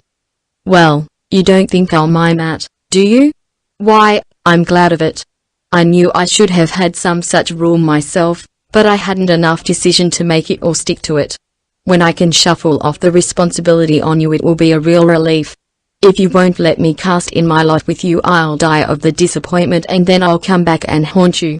I'll camp on the very doorstep of Patty's place and you won't be able to go out or come in without falling over my spook." Again Anne and Priscilla exchanged eloquent looks. "Well," said Anne, "of course we can't promise to take you until we've consulted with Stella, but I don't think she'll object, and, as far as we are concerned, you may come and glad welcome. If you get tired of our simple life you can leave us, and no questions asked," added Priscilla. Phil sprang up, hugged them both jubilantly, and went on her way rejoicing. "I hope things will go right," said Priscilla soberly. "We must make them go right," avowed Anne. "I think Phil will fit into our happy little home very well. Oh, Phil's a dear to rattle round with and be chums. And, of course, the more there are of us the easier it will be on our slim purses. But how will she be to live with? You have to summer and winter with anyone before you know if she's livable or not." "Oh, well, we'll all be put to the test, as far as that goes. And we must quit us like sensible folk, living and let live. Phil isn't selfish, though she's a little thoughtless, and I believe we will all get on beautifully in Patty's place." Chapter 11. Chapter 11. The Round of Life. Anne was back in Avonlea with the luster of the Thorburn Scholarship on her brow. People told her she hadn't changed much, in a tone which hinted they were surprised and a little disappointed she hadn't. Avonlea had not changed, either. At least, so it seemed at first. But as Anne sat in the Green Gables pew, on the first Sunday after her return, and looked over the congregation, she saw several little changes which, all coming home to her at once, made her realize that time did not quite stand still, even in Avonlea. A new minister was in the pulpit. In the pews more than one familiar face was missing forever. Old Uncle Abe, his prophesying over and done with, Mrs. Peter Sloane, who had sighed, it was to be hoped, for the last time, Timothy Cotton, who, as Mrs. Rachel Lynde said, had actually managed to die at last after practicing at it for 20 years, and old Josiah Sloane, whom nobody knew in his coffin because he had his whiskers neatly trimmed, were all sleeping in the little graveyard behind the church. And Billy Andrews was married to Nettie Blewett. They appeared out that Sunday. When Billy, beaming with pride and happiness, showed his beplumed and besilked bride into the Harmon Andrews pew, and dropped her lids to hide her dancing eyes. She recalled the stormy winter night of the Christmas holidays when Jane had proposed for Billy. He certainly had not broken his heart over his rejection. Anne wondered if Jane had also proposed to Nettie for him, or if he had mustered enough spunk to ask the fateful question himself. All the Andrews family seemed to share in his pride and pleasure, from Mrs. Harmon in the pew to Jane in the choir. Jane had resigned from their Avonlea school and intended to go west in the fall. "Can't get a beau in Avonlea, that's what," said Mrs. Rachel Lynn scornfully. "Says she thinks she'll have better health out west. I never heard her health was poor before." "Jane is a nice girl," Anne had said loyally. "She never tried to attract attention, as some did." "Oh, she never chased the boys, if that's what you mean," said Mrs. Rachel. "But she'd like to be married, just as much as anybody, that's what. What else would take her out west to some forsaken place whose only recommendation is that men are plenty and women scarce? Don't you tell me." But it was not at Jane, and gazed that day in dismay and surprise.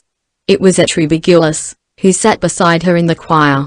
What had happened to Ruby? She was even handsomer than ever, but her blue eyes were too bright and lustrous, and the color of her cheeks was hectically brilliant. Besides, she was very thin. The hands that held her hymn book were almost transparent in their delicacy. "Is Ruby Gillis ill?" Anne asked of Mrs. Lynde, as they went home from church. "Ruby Gillis is dying of galloping consumption," said Mrs. Lynde bluntly. "Everybody knows it except herself and her family. They won't give in. If you ask them, she's perfectly well. She hasn't been able to teach since she had that attack of congestion in the winter, but she says she's going to teach again in the fall, and she's after the White Sands School. She'll be in her grave, poor girl, when White Sands School opens, that's what." Anne listened in shocked silence. Ruby Gillis, her old school chum, dying? Could it be possible? Of late years they had grown apart, but the old tie of schoolgirl intimacy was there, and made itself felt sharply in the tug the news gave at Anne's heartstrings.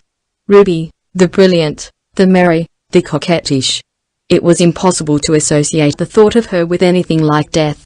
She had greeted Anne with gay cordiality after church, and urged her to come up the next evening.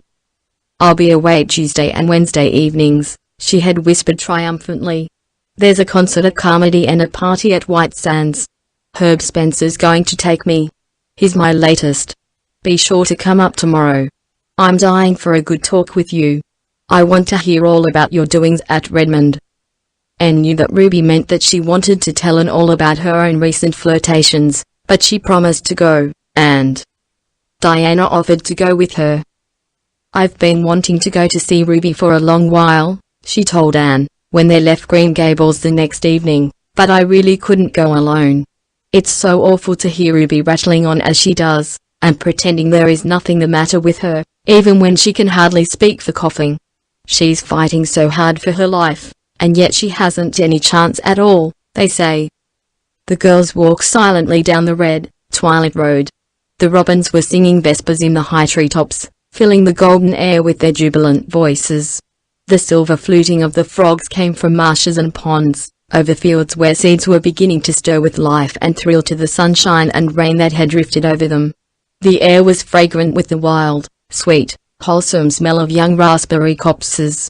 White mists were hovering in the silent hollows and violet stars were shining bluely on the brooklands. "What a beautiful sunset," said Diana. "Look, Anne, it's just like a land in itself, isn't it?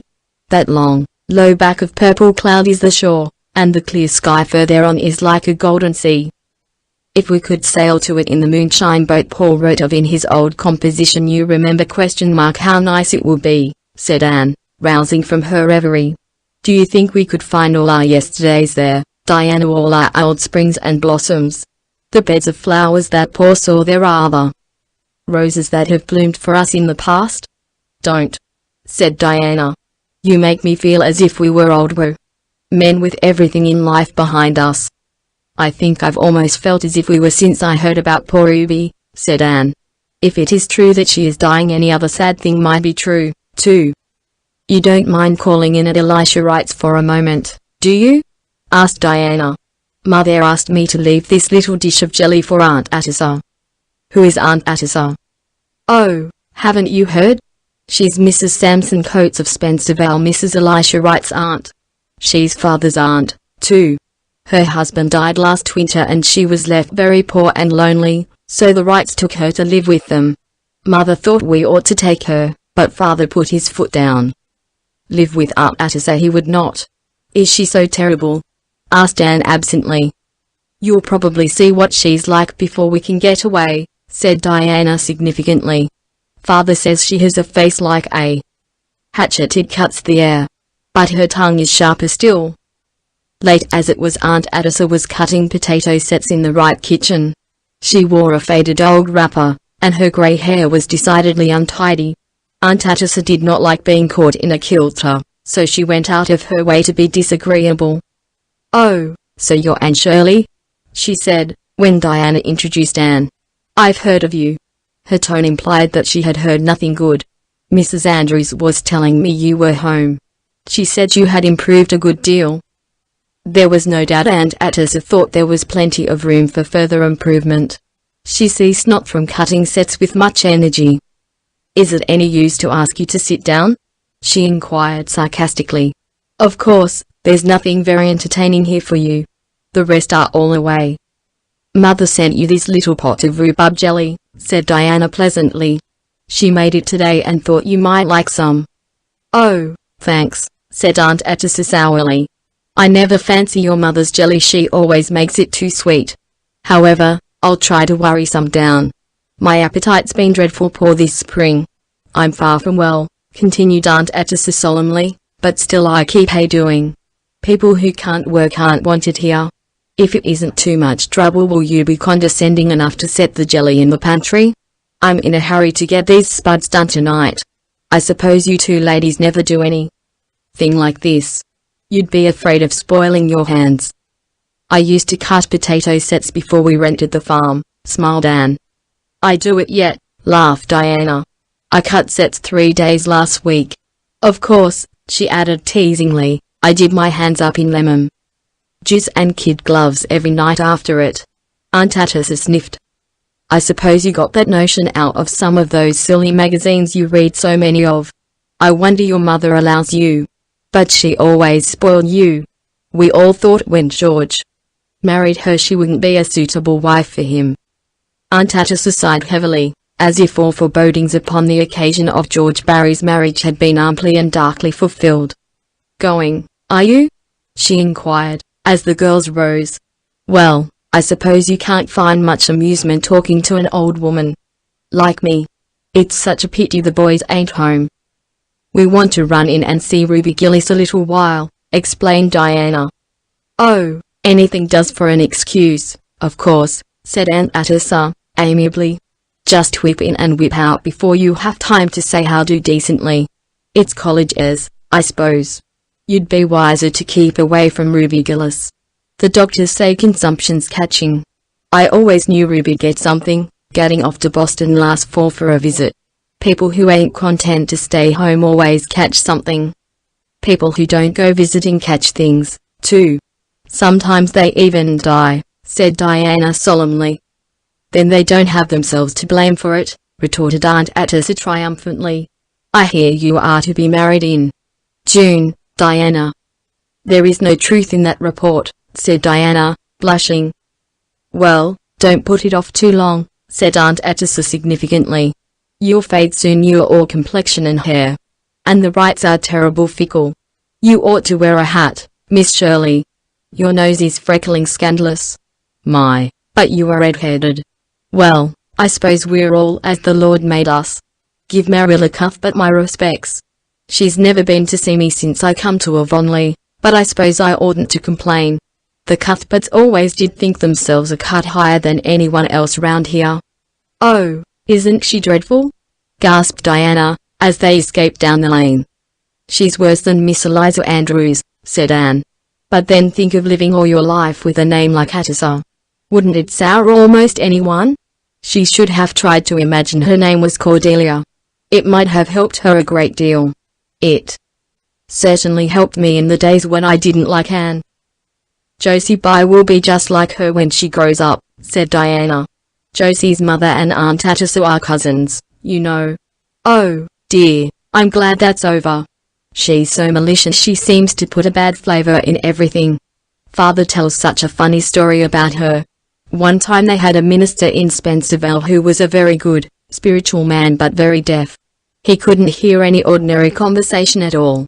Well, they used to have a prayer meeting on Sunday evenings, and all the church members present would get up and pray in turn, or say a few words on some Bible verse. But one evening Aunt Atchison bounced up. She didn't either pray or preach.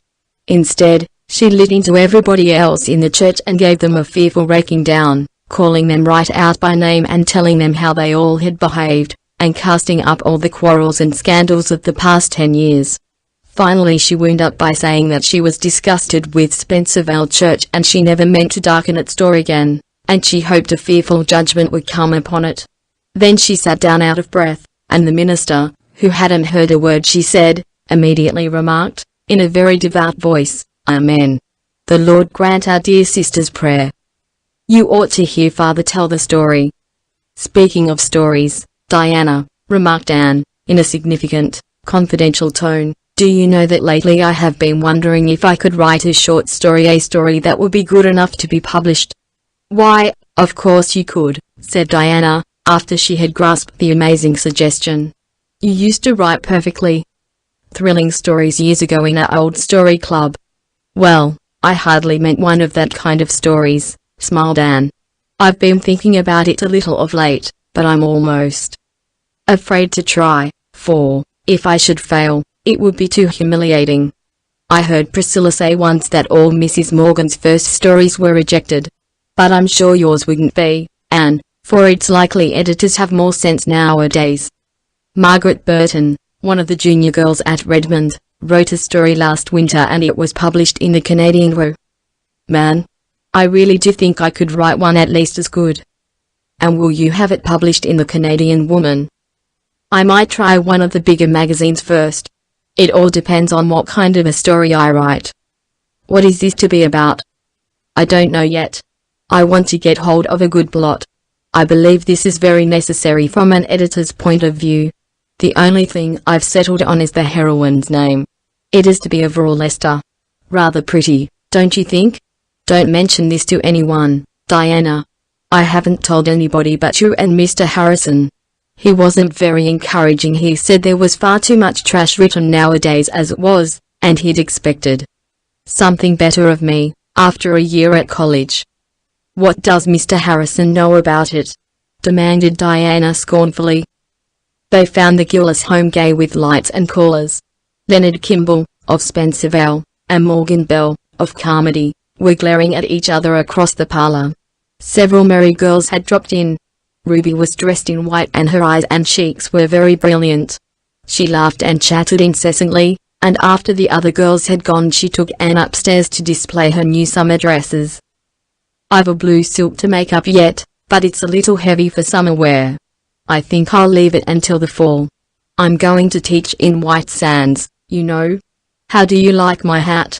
That one you had on in church yesterday was real dinky. But I like something brighter for myself. Did you notice those two ridiculous boys downstairs? They've both come determined to sit each other out. I don't care a single bit about either of them, you know. Herb Spencer is the one I like. Sometimes I really do think he's Mr. Right. At Christmas I thought the Spencerville schoolmaster was that. But I found out something about him that turned me against him. He nearly went insane when I turned him down. I wish those two boys hadn't come tonight. I wanted to have a nice good talk with you, Anne, and tell you such heaps of things. You and I were always good chums, weren't we?" Ruby slipped her arm about Anne's waist with a shallow little laugh. But just for a moment their eyes met, and, behind all the luster of Ruby's, Anne saw something that made her heart ache. "Come up often, won't you, Anne?" whispered Ruby. "Come alone, I want you." "Are you feeling quite well, Ruby?" "Me? Why, I'm perfectly well. I never felt better in my life. Of course, that congestion last winter pulled me down a little. But just see my color. I don't look much like an invalid, I'm sure." Ruby's voice was almost sharp. She pulled her arm away from Anne, as if in resentment, and ran downstairs, where she was gayer than ever, apparently so much absorbed in bantering her two swains that Diana and Anne felt rather out of it and soon went away. Chapter 12. Overall's atonement.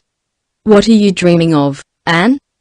The two girls were loitering one evening in a fairy hollow of the brook. Ferns nodded in it, and little grasses were green, and wild pears hung finely scented, white curtains around it. Anne roused herself from her reverie with a happy sigh. I was thinking out my story, Diana. Oh, have you really begun it? Cried Diana, all alight with eager interest in a moment. Yes, I have only a few pages written, but I have it all pretty well thought out. I've had such a time to get a suitable plot. None of the plots that suggested themselves suited a girl named Overall. Couldn't you have changed her name? No, the thing was impossible. I tried to, but I couldn't do it, any more than I could change yours. Overall was so real to me that no matter what other name I tried to give her, I just thought of her as Overall behind it all. But finally I got a plot that matched her. Then came the excitement of choosing names for all my characters. You have no idea how fascinating that is. I've lain awake for hours thinking over those names. The hero's name is Percival Dalrymple. Have you named all the characters? Asked Diana wistfully. If you hadn't, I was going to ask you to let me name one, just some unimportant person. I'd feel as if I had a share in the story then. You may name the little hired boy who lived with the Lesters, conceded Anne. He is not very important, but he is the only one left unnamed. Call him Raymond Fitzosborne, suggested Diana, who had a store of such names laid away in her memory, relics of the old story club, which she and Anne and Jane Andrews and Ruby Gillis had had in their school days. Anne shook her head doubtfully. I'm afraid that is too aristocratic a name for a chore boy, Diana. I couldn't imagine a Fitzosborne feeding pigs and picking up ships, could you? Diana didn't see why, if you had an imagination at all, you couldn't stretch it to that extent, but probably Anne knew best, and the chore boy was finally christened Robert Ray, to be called Bobby should occasion require. How much do you suppose you'll get for it? Asked Diana. But Anne had not thought about this at all. She was in pursuit of fame, not filthy lucre, and her literary dreams were as yet untainted by mercenary considerations. You'll let me read it, won't you? Pleaded Diana. When it is finished I'll read it to you and Mr. Harrison, and I shall want you to criticize it severely. No one else shall see it until it is published. How are you going to end it, happily or unhappily? I'm not sure. I'd like it to end unhappily, because that would be so much more romantic. But I understand editors have a prejudice against sad endings.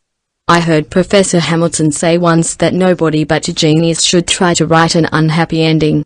And, concluded Anne modestly, I'm anything but a genius. Oh, I like happy endings best. You better let him marry her, said Diana, who, especially since her engagement to Fred, thought this was how every story should end. But you like to cry over stories? Oh, yes, in the middle of them. But I like everything to come right at last. I must have one pathetic scene in it, said Anne thoughtfully. I might let Robert Ray be injured in an accident and have a death scene. No, you mustn't kill Bobby off, declared Diana, laughing. He belongs to me and I want him to live and flourish. Kill somebody else if you have to. For the next fortnight Anne writhed or revelled, according to mood, in her literary pursuits. Now she would be jubilant over a brilliant idea, now despairing because some contrary character would not behave properly. Diana could not understand this. Make them do as you want them to, she said. I can't, mourned Anne. Overall is such an unmanageable heroine. She will do and say things I never meant her to. Then that spoils everything that went before and I have to write it all over again. Finally, however, the story was finished, and Anne read it to Diana in the seclusion of the porch gable. She had achieved her pathetic scene without sacrificing Robert Ray, and she kept a watchful eye on Diana as she read it. Diana rose to the occasion and cried properly, but, when the end came, she looked a little disappointed. Why did you kill Morris Lennox? She asked reproachfully. He was the villain, protested Anne. He had to be punished. I like him best of them all, said unreasonable Diana. Well, he's dead, and he'll have to stay dead, said Anne, rather resentfully. If I had let him live he'd have gone on persecuting Overall and Percival. Yes, unless you had reformed him. That wouldn't have been romantic, And, besides, it would have made the story too long. Well, anyway, it's a perfectly elegant story, Anne, and will make you famous, of that I'm sure. Have you got a title for it? Oh, I decided on the title long ago. I call it Overall's Atonement. Doesn't that sound nice and alliterative? Now, Diana, tell me candidly, do you see any faults in my story? Well, hesitated Diana, that part where Overall makes the cake doesn't seem to me quite romantic enough to match the rest. It's just what anybody might do. Heroines shouldn't do cooking, I think. Why, that is where the humor comes in, and it's one of the best parts of the whole story, said Anne. And it may be stated that in this she was quite right. Diana prudently refrained from any further criticism, but Mr. Harrison was much harder to please. First he told her there was entirely too much description in the story. Cut out all those flowery passages, he said unfeelingly. Anne had an uncomfortable conviction that Mr. Harrison was right, and she forced herself to expunge most of her beloved descriptions, though it took 3 rewritings before the story could be pruned down to please the fastidious Mr. Harrison. I've left out all the descriptions but the sunset, she said at last. I simply couldn't let it go. It was the best of them all. It hasn't anything to do with the story, said Mr. Harrison, and you shouldn't have laid the scene among rich city people. What do you know of them? Why didn't you lay it right here in Avonlea, changing the name, of course, or else Mrs. Rachel Lynde would probably think she was the heroine. Oh, that would never have done, protested Anne. Avonlea is the dearest place in the world, but it isn't quite romantic enough for the scene of a story. I dare say there's been many a romance in Avonlea and many a tragedy, too, said Mr. Harrison dryly. But your folks ain't like real folks anywhere. They talk too much and use too high-flown language. There's one place where that Dalrymple chap talks even on for 2 pages, and never lets the girl get a word in edgewise. If he'd done that in real life she'd have pitched him. I don't believe it, said Anne flatly. In her secret soul she thought that the beautiful, poetical things said to Overall would win any girl's heart completely. Besides, it was gruesome to hear of Overall, the stately, queen-like Overall, pitching anyone. Overall declined her suitors. Anyhow, resumed the merciless Mr. Harrison, I don't see why Morris Lennox didn't get her. He was twice the man the other is. He did bad things, but he did them. Percival hadn't time for anything but mooning. Mooning. That was even worse than pitching. Morris Lennox was the villain, said Anne indignantly. I don't see why everyone likes him better than Percival. Percival is too good. He's aggravating. Next time you write about a hero, put a little spice of human nature in him. Overall couldn't have married Morris. He was bad. She'd have reformed him. You can reform a man, you can't reform a jellyfish, of course. Your story isn't bad, it's kind of interesting, I'll admit. But you're too young to write a story that would be worthwhile. Wait 10 years. Anne made up her mind that the next time she wrote a story she wouldn't ask anybody to criticize it. It was too discouraging. She would not read the story to Gilbert, although she told him about it. If it is a success you'll see it when it is published, Gilbert. But if it is a failure nobody shall ever see it. Marilla knew nothing about the venture.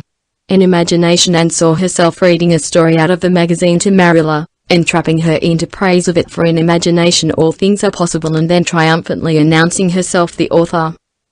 One day Anne took to the post office a long, bulky envelope, addressed, with the delightful confidence of youth and inexperience, to the very biggest of the big magazines. Diana was as excited over it as Anne herself. How long do you suppose it will be before you hear from it? She asked. It shouldn't be longer than a fortnight. Oh, how happy and proud I shall be if it is accepted. Of course it will be accepted, and they will likely ask you to send them more. You may be as famous as Mrs. Morgan someday, Anne, and then how proud I'll be of knowing you, said Diana, who possessed, at least, the striking merit of an unselfish admiration of the gifts and graces of her friends. A week of delightful dreaming followed, and then came a bitter awakening. One evening Diana found Anne in the porch gable, with suspicious-looking eyes. On the table lay a long envelope and a crumpled manuscript. Anne, your story hasn't come back? cried Diana incredulously. "Yes, it has," said Anne shortly. "Well, that editor must be crazy. What reason did he give?" "No reason at all. There is just a printed slip saying that it wasn't found acceptable." "I never thought much of that magazine, anyway," said Diana hotly. "The stories in it are not half as interesting as those in the Canadian Woman, although it costs so much more. I suppose the editor is prejudiced against anyone who isn't a Yankee. Don't be discouraged, Anne. Remember how Mrs. Morgan's stories came back. Send yours to the Canadian Woman." "I believe I will," said Anne, plucking up heart. "And if it is published I'll send that American editor a marked copy. But I'll cut the sunset out. I believe Mr. Harrison was right." Out came the sunset, but in spite of this heroic mutilation the editor of the Canadian Woman sent Overall's atonement back so promptly that the indignant Diana declared that it couldn't have been read at all, and vowed she was going to stop her subscription immediately. Anne took this second rejection with the calmness of despair. She locked the story away in the garret trunk where the old Story Club tales reposed, but first she yielded to Diana's entreaties and gave her a copy. "This is the end of my literary ambitions," she said bitterly. She never mentioned the matter to Mr. Harrison, but one evening he asked her bluntly if her story had been accepted. "No, the editor wouldn't take it," she answered briefly. Mr. Harrison looked sidewise at the flushed, delicate profile. "Well, I suppose you'll keep on writing them," he said encouragingly. "No, I shall never try to write a story again," declared Anne, with the hopeless finality of 19 when a door is shut in its face. "I wouldn't give up altogether," said Mr. Harrison reflectively. "I'd write a story once in a while, but I wouldn't pester editors with it. I'd write of people and places like I knew, and I'd make my characters talk everyday English, and I'd let the sun rise and set in the usual quiet way without much fuss over the fact. If I had to have villains at all, I'd give them a chance, and I'd give them a chance.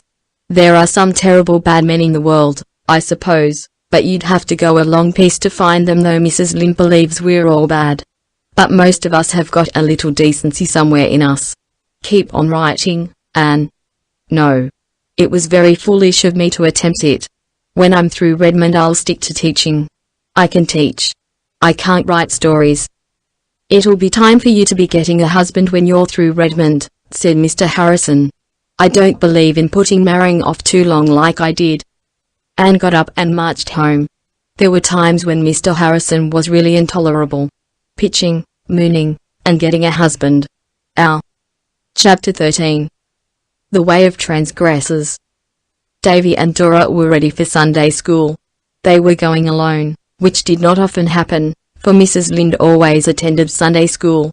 But Mrs. Lynde had twisted her ankle and was lame, so she was staying home this morning. The twins were also to represent the family at church, for Anne had gone away the evening before to spend Sunday with friends in Carmody, and Marilla had one of her headaches. Davy came downstairs slowly. Dora was waiting in the hall for him, having been made ready by Mrs. Lynde. Davy had attended to his own preparations. He had a cent in his pocket for the Sunday school collection, and a 5-cent piece for the church collection. He carried his Bible in one hand and his Sunday school quarterly in the other. He knew his lesson and his golden text and his catechism question perfectly. Had he not studied them perforce in Mrs. Lynde's kitchen, or last Sunday afternoon? Davy, therefore, should have been in a placid frame of mind. As a matter of fact, despite text and catechism, he was inwardly as a ravening wolf. Mrs. Lynde limped out of her kitchen as he joined Dora. "Are you clean?" she demanded severely. "Yes, all of me, that shows," Davy answered with a defiant scowl. Mrs. Rachel sighed. She had her suspicions about Davy's neck and ears. But she knew that if she attempted to make a personal examination Davy would likely take to his heels and she could not pursue him today. "Well, be sure you behave yourselves," she warned them. "Don't walk in the dust. Don't stop in the porch to talk to the other children. Don't squirm or wriggle in your places. Don't forget the golden text. Don't lose your collection or forget to put it in. Don't whisper at prayer time, and don't forget to pay attention to the sermon." Davy deigned no response. He marched away down the lane, followed by the meek Dora. But his soul seethed within. Davy had suffered, or thought he had suffered many things at the hands and tongue of Mrs. Rachel Lynde since she had come to Green Gables, for Mrs. Lynde could not live with anybody, whether they were 9 or 90, without trying to bring them up properly. And it was only the preceding afternoon that she had interfered to influence Marilla against allowing Davy to go fishing with the Timothy Cottons. Davy was still boiling over this. As soon as he was out of the lane, Davy stopped and twisted his countenance into such an unearthly and terrific contortion that Dora, although she knew his gifts in that respect, was honestly alarmed lest he should never in the world be able to get it straightened out again. "Darn her!" exploded Davy. "Oh, Davy, don't swear," gasped Dora in dismay. "Darn isn't swearing, not real swearing." "And I don't care if it is," retorted Davy recklessly. "Well, if you must say dreadful words, don't say them on Sunday," pleaded Dora. Davy was as yet far from repentance, but in his secret soul he felt that, perhaps, he had gone a little too far. "I'm going to invent a swear word of my own," he declared. "God will punish you if you do," said Dora solemnly. "Then I think God is a mean old scamp," retorted Davy. "Doesn't he know a fellow must have some way of expressing his feelings?" "Davy," said Dora. She expected that Davy would be struck down dead on the spot. But nothing happened. "Anyway, I ain't going to stand any more of Mrs. Lynde's bossing," spluttered Davy. "Anne and Marilla may have the right to boss me, but she hasn't. I'm going to do every single thing she told me not to do. You watch me." In grim, deliberate silence, while Dora watched him with a fascination of horror, Davy stepped off the green grass of the roadside, ankle deep into the fine dust which 4 weeks of rainless weather had made on the road, and marched along in it, shuffling his feet viciously until he was enveloped in a hazy cloud. "That's the beginning," he announced triumphantly. "And I'm going to stop in the porch and talk as long as there's anybody there to talk to. I'm going to squirm and wriggle and whisper, and I'm going to say I don't know the golden text. And I'm going to throw away both of my collections right now." And Davy hurled cent and nickel over Mr. Barry's fence with fierce delight. "Satan made you do that," said Dora reproachfully. "He didn't," cried Davy indignantly. "I just thought it out for myself. And I've thought of something else. I'm not going to Sunday school or church at all. I'm going up to play with the Cottons. They told me yesterday they weren't going to Sunday school today, 'cause their mother was away and there was nobody to make them. Come along, Dora, we'll have a great time." "I don't want to go," protested Dora. "You've got to," said Davy. "If you don't come I'll tell Marilla that Frank Bell kissed you in school last Monday." "I couldn't help it. I didn't know he was going to," cried Dora, blushing scarlet. "Well, you didn't slap him or seem a bit cross," retorted Davy. "I'll tell her that, too, if you don't come. We'll take the shortcut up this field." "I'm afraid of those cows," protested poor Dora, seeing a prospect of escape. "The very idea of your being scared of those cows," scoffed Davy. "Why, they're both younger than you." "They're bigger," said Dora. "They won't hurt you. Come along, now. This is great. When I grow up I ain't going to bother going to church at all. I believe I can get to heaven by myself." "You'll go to the other place if you break the Sabbath day," said unhappy Dora, following him sorely against her will. But Davy was not scared yet. Hell was very far off, and the delights of a fishing expedition with the Cottons were very near. He wished Dora had more spunk. She kept looking back as if she were going to cry every minute, and that spoiled a fellow's fun. Hang girls, anyway. Davy did not say darn this time, even in thought. He was not sorry yet that he had said it once, but it might be as well not to tempt the unknown. Powers too far on one day. The small Cottons were playing in their backyard, and hailed Davy's appearance with whoops of delight. Pete, Tommy, Adolphus, and Mirabel Cotton were all alone. Their mother and older sisters were away. Dora was thankful Mirabel was there, at least. She had been afraid she would be alone in a crowd of boys. Mirabel was almost as bad as a boy, she was so noisy and sunburned and reckless. But at least she wore dresses. "We've come to go fishing," announced Davy. "Whoop," yelled the Cottons. They rushed away to dig worms at once, Mirabel leading the van with a tin can. Dora could have sat down and cried. Oh, if only that hateful Frank Bell had never kissed her. Then she could have defied Davy, and gone to her beloved Sunday school. They dared not, of course, go fishing on the pond, where they would be seen by people going to church. They had to resort to the brook in the woods behind the cotton house. But it was full of trout, and they had a glorious time that morning. At least the Cottons certainly had, and Davy seemed to have it. Not being entirely bereft of prudence, he had discarded boots and stockings and borrowed Tommy Cotton's overalls. Thus equipped, bog and marsh and undergrowth had no terrors for him. Dora was frankly and manifestly miserable. She followed the others in their peregrinations from pool to pool, clasping her Bible and quarterly tightly and thinking with bitterness of soul of her beloved class where she should be sitting that very moment, before a teacher she adored. Instead, here she was roaming the woods with those half-wild Cottons, trying to keep her boots clean and her pretty white dress free from rents and stains. Mirabel had offered the loan of an apron, but Dora had scornfully refused. The trout bit as they always do on Sundays. In an hour the transgressors had all the fish they wanted, so they returned to the house, much to Dora's relief. She sat primly on a hencoop in the yard while the others played an uproarious game of tag, and then they all climbed to the top of the pig house roof and cut their initials on the saddleboard. The flat-roofed henhouse and a pile of straw beneath gave Davy another inspiration.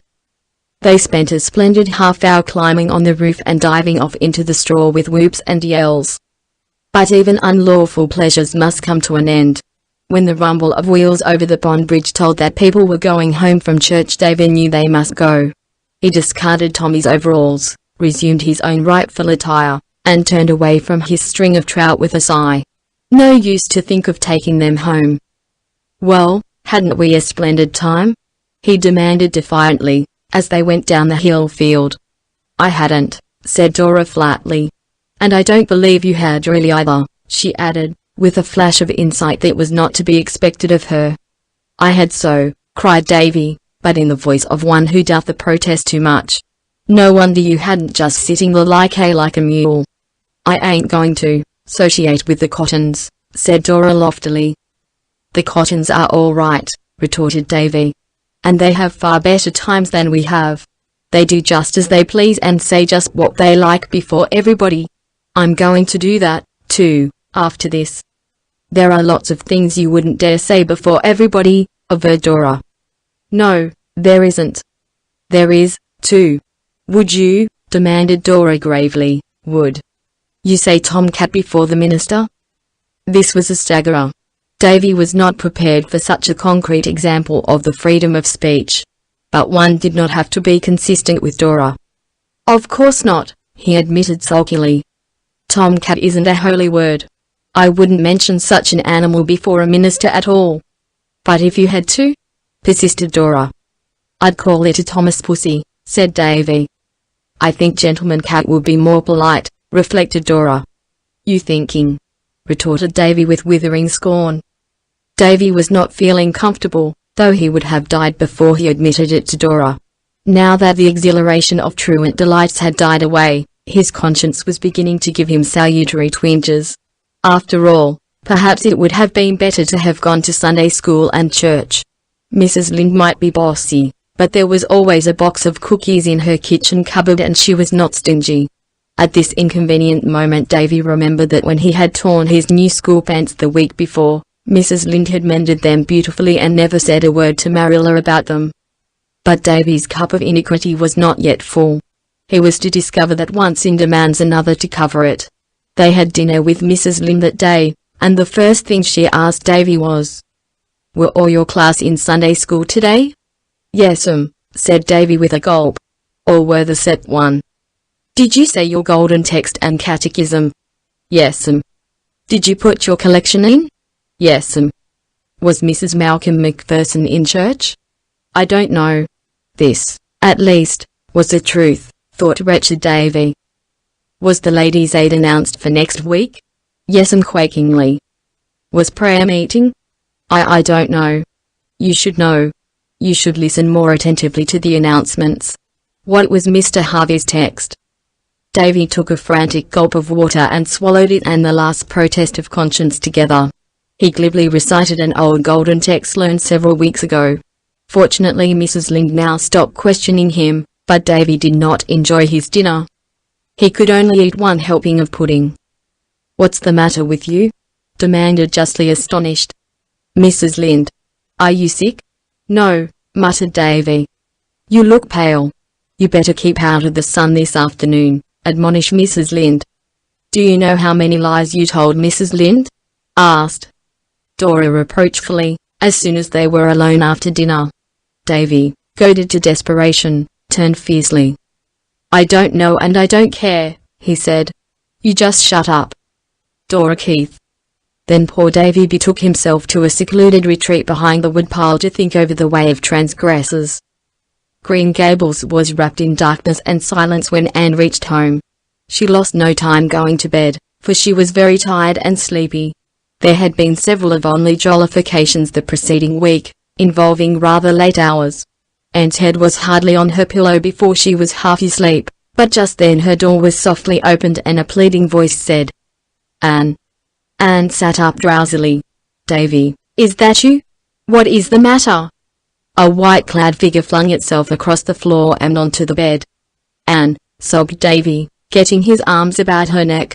"I'm awful glad you're home. I couldn't go to sleep till I'd told somebody."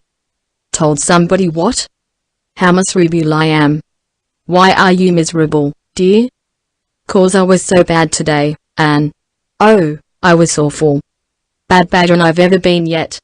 "What did you do?" "Oh, I'm afraid to tell you. You'll never like me again, Anne. I couldn't say my prayers tonight. I couldn't tell God what I'd done.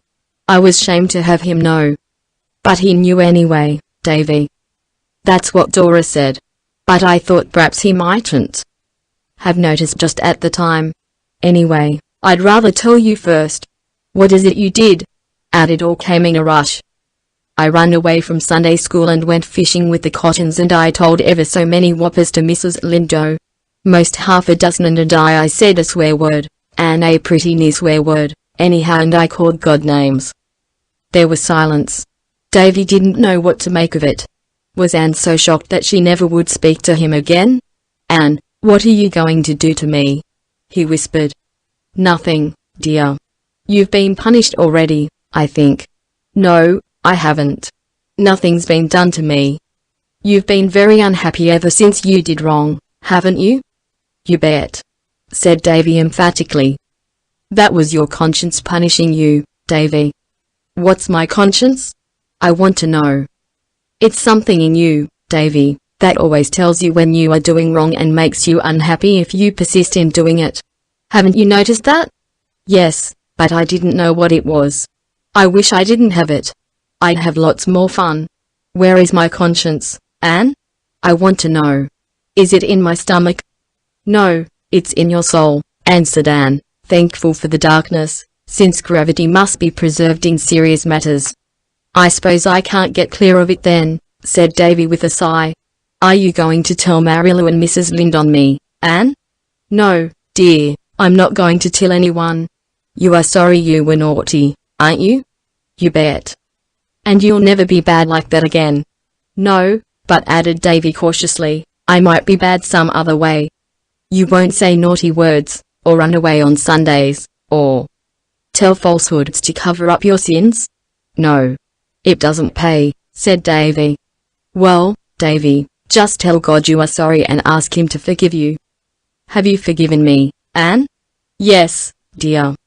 "Then," said Davy joyously, "I don't care much whether God does or not." "Davy." "Oh, I'll ask him," said Davy quickly, scrambling off the bed, convinced by Anne's tone that he must have said something dreadful. "I don't mind asking him, and please, God, I'm awful sorry I behaved bad today, and I'll try to be good on Sundays always, and please forgive me. Then now, Anne." "Well, now, run off to bed like a good boy." "All right. Say, I don't feel miserable anymore. I feel fine. Good night." "Good night." Anne slipped down on her pillows with a sigh of relief. Oh, how sleepy she was. In another second, Anne. Davy was back again by her bed. Anne dragged her eyes open. "What is it now, dear?" she asked, trying to keep a note of impatience out of her voice. "Anne, have you ever noticed how Mr. Harrison spits? Do you s'pose If I practice hard, I can learn to speak just like him. Anne sat up. Davy Keith, she said, go straight to your bed and don't let me catch you out of it again tonight. Go, now. Davy went, and stood not upon the order of his going. Chapter 14. Chapter 14. The Summons. Anne was sitting with Ruby Gillis in the Gillis garden after the day had crept lingeringly through it and was gone. It had been a warm, smoky summer afternoon. The world was in a splendor of outflowering. The idle valleys were full of hazes. The woodways were banked with shadows and the fields with the purple of the asters. Anne had given up a moonlight drive to the White Sands beach that she might spend the evening with Ruby. She had so spent many evenings that summer, although she often wondered what good it did anyone, and sometimes went home deciding that she could not go again. Ruby grew paler as the summer waned. The White Sands school was given up. Her father thought it better that she shouldn't teach till New Year's, and the fancy work she loved oftener and oftener fell from hands grown too weary for it. But she was always gay, always hopeful, always chattering and whispering of her beau, and their rivalries and despairs. It was this that made Anne's visits hard for her. What had once been silly or amusing was gruesome. Now, it was death peering through a wilful mask of life. Yet Ruby seemed to cling to her, and never let her go until she had promised to come again soon. Mrs. Lynde grumbled about Anne's frequent visits, and declared she would catch consumption. Even Marilla was dubious. Every time you go to see Ruby you come home looking tired out, she said. It's so very sad and dreadful, said Anne in a low tone. Ruby doesn't seem to realize her condition in the least. And yet I somehow feel she needs help, craves it, and I want to give it to her and can't. All the time I'm with her I feel as if I were watching her struggle with an invisible foe, trying to push it back with such feeble resistance as she has. That is why I come home tired. But tonight Anne did not feel this so keenly. Ruby was strangely quiet. She said not a word about parties and drives and dresses and fellows. She lay in the hammock, with her untouched work beside her, and a white shawl wrapped about her thin shoulders. Her long yellow braids of hair, how Anne had envied those beautiful braids in old school days! Exclamation mark lay on either side of her. She had taken the pins out, they made her head ache, she said. The hectic flush was gone for the time, leaving her pale and childlike. The moon rose in the silvery sky, impaling the clouds around her. Below, the pond shimmered in its hazy radiance. Just beyond the Gillis homestead was the church, with the old graveyard beside it. The moonlight shone on the white stones, bringing them out in clear-cut relief against the dark trees behind. How strange the graveyard looks by moonlight, said Ruby suddenly. How ghostly. She shuddered. Anne, it won't be long now before I'll be lying over there. You and Diana and all the rest will be going about, full of life, and I'll be there in the old graveyard dead. The surprise of it bewildered Anne. For a few moments she could not speak. You know it's so, don't you? Said Ruby insistently. Yes, I know, answered Anne in a low tone. Dear Ruby, I know. Everybody knows it, said Ruby bitterly. I know it, I've known it all summer, though I wouldn't give in. And, oh, and she reached out and caught Anne's hand pleadingly. Impulsively, I don't want to die. I'm afraid to die. Why should you be afraid, Ruby? Asked Anne quietly. Because oh, I'm not afraid but that I'll go to heaven, Anne. I'm a church member. But it'll be all so different. I think and I get so frightened and homesick. Heaven must be very beautiful, of course, the Bible says so, but, Anne, it won't be what I've been used to. Through Anne's mind drifted an intrusive recollection of a funny story she had heard Philippa Gordon tell, the story of some old man who had said very much the same thing about the world to come. It had sounded funny then. She remembered how she and Priscilla had laughed over it. But it did not seem in the least humorous now, coming from Ruby's pale, trembling lips. It was sad, tragic and true. Heaven could not be what Ruby had been used to. There had been nothing in her gay, frivolous life, her shallow ideals, aspirations, to fit her for that great change, or make the life to come seem to her anything but alien and unreal and undesirable. Anne wondered helplessly what she could say that would help her. Could she say anything? I think, Ruby, she began hesitatingly, for it was difficult for Anne to speak to anyone of the deepest thoughts of her heart, or the new ideas that had vaguely begun to shape themselves in her mind, concerning the great mysteries of life here and hereafter, superseding her old childish conceptions, and it was hardest of all to speak of them to such as Ruby Gillis. I think, perhaps, we have very mistaken ideas about heaven, what it is and what it holds for us. I don't think it can be so very different from life here as most people seem to think. I believe we'll just go on living a good deal as we live here and be ourselves just the same, only it will be easier to be good and to follow the highest. All the hindrances and perplexities will be taken away, and we shall see clearly. Don't be afraid, Ruby. I can't help it, said Ruby bitterly. Even if what you say about heaven is true and you can't be sure, it may be only that imagination of yours. It won't be just the same. It can't be. I want to go on living here. I'm so young, Anne. I haven't had my life. I've fought so hard to live and it isn't any use. I have to die and leave everything I care for. Anne sat in a pain that was almost intolerable. She could not tell comforting falsehoods, and all that Ruby said was so horribly true. She was leaving everything she cared for. She had laid up her treasures on earth only. She had lived solely for the little things of life, the things that pass, forgetting the great things that go onward into eternity, bridging the gulf between the two lives and making of death a mere passing from one dwelling to the other, from twilight to unclouded day. God would take care of her, the Anne believed she would learn better now. It was no wonder her soul clung, in blind helplessness, to the only things she knew and loved. Ruby raised herself on her arm and lifted up her bright, beautiful blue eyes to the moonlit skies. I want to live, she said, in a trembling voice. I want to live like other girls. I want to be married, and have little children. You know I always loved babies, Anne. I couldn't say this to anyone but you. I know you understand. And then poor Herb, he loves me and I love him, Anne. The others meant nothing to me, but he does, and if I could live I would be his wife and be so happy. Oh, Anne, it's hard. Ruby sank back on her pillows and sobbed convulsively. Anne pressed her hand in an agony of sympathy, silent sympathy, which perhaps helped Ruby more than broken, imperfect words could have done, for presently she grew calmer and her sobs ceased. I'm glad I told you this, Anne, she whispered. It has helped me just to say it all out. I've wanted to all summer, every time you came. I wanted to talk it over with you, but I couldn't. It seemed as if it would make death so sure if I said I was going to die, or if anyone else said it or hinted it. I wouldn't say it, or even think it. In the daytime, when people were around me and everything was cheerful, it wasn't so hard to keep from thinking of it. But in the night, when I couldn't sleep, it was so dreadful, Anne. I couldn't get away from it then. Death just came and stared me in the face, until I got so frightened I could have screamed. But you won't be frightened anymore, Ruby, will you? You'll be brave, and believe that all is going to be well with you. I'll try. I'll think over what you have said, and try to believe it. And you'll come up as often as you can, won't you, Anne?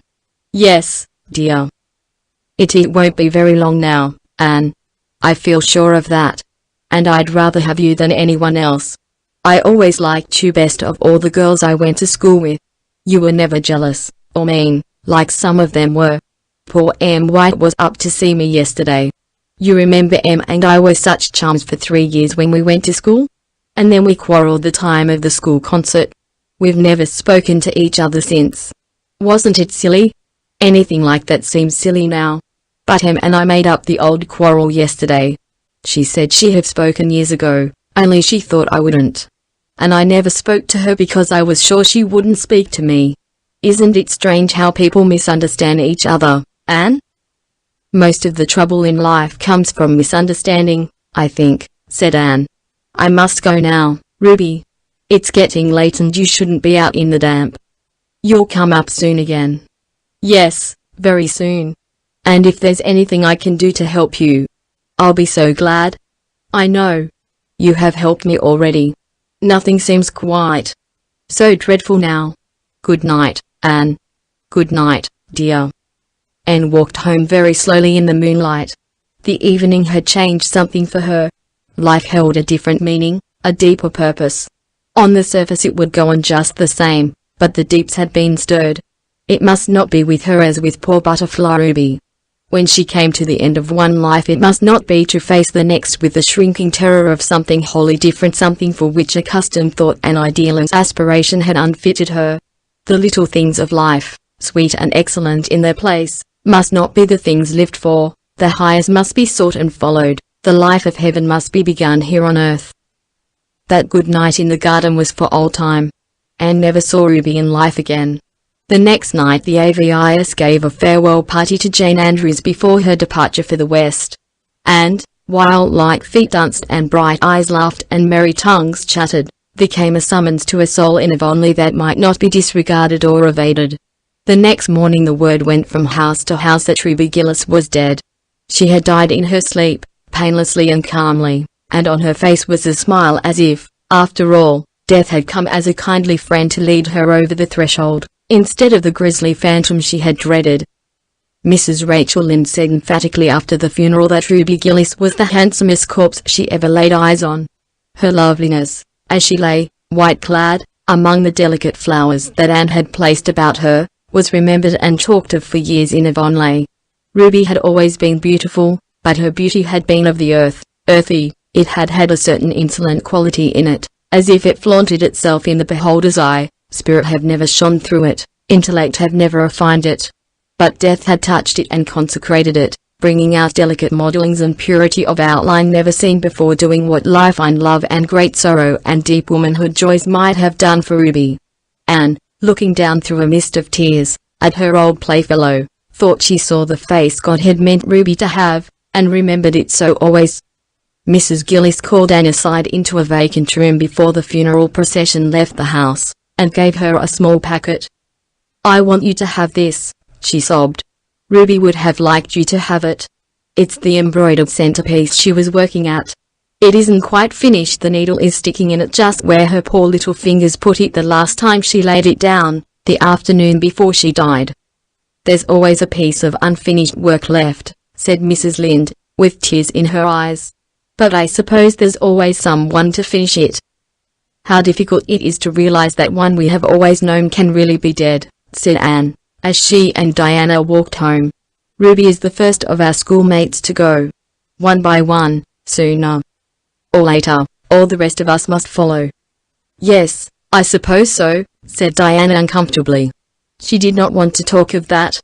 She would have preferred to have discussed the details of the funeral. The splendid white velvet casket Mr. Gillis had insisted on having for Ruby. "The Gillises must always make a splurge, even at funerals," quoth Mrs. Rachel Lynde. Herb Spencer's sad face, the uncontrolled, hysteric grief of one of Ruby's sisters. But Anne would not talk of these things. She seemed wrapped in a reverie in which Diana felt lonesomely that she had neither lot nor part. "Ruby Gillis was a great girl to laugh," said Davy suddenly. "Will she laugh as much in heaven as she did in Avonlea, Anne? I want to know." "Yes, I think she will," said Anne. "Oh, Anne," protested Diana, with a rather shocked smile. "Well, why not, Diana?" asked Anne seriously. "Do you think we'll never laugh in heaven?" "Oh, I don't know," floundered Diana. "It doesn't seem just right, somehow. You know it's rather dreadful to laugh in church." "But heaven won't be like church all the time," said Anne. "I hope it ain't," said Davy emphatically. "If it is, I don't want to go. Church is awful dull. Anyway, I don't mean to go for ever so long. I mean to live to be 100 years old, like Mr. Thomas Blewett of White Sands. He says he's lived so long 'cause he always smoked tobacco and it killed all the germs. Can I smoke tobacco pretty soon, Anne?" "No, Davy. I hope you'll never use tobacco," said Anne absently. "What'll you feel like if the germs kill me then?" demanded Davy. Chapter 15. A Dream Turned Upside Down. "Just one more week and we go back to Redmond," said Anne. She was happy at the thought of returning to work, classes and Redmond friends. Pleasing visions were also being woven around Patty's Place. There was a warm, pleasant sense of home in the thought of it, even though she had never lived there. But the summer had been a very happy one, too, a time of glad living with summer suns and skies, a time of keen delight in wholesome things, a time of renewing and deepening of old friendships, a time in which she had learned to live more nobly, to work more patiently, to play more heartily. All life lessons are not learned at college, she thought. Life teaches them everywhere.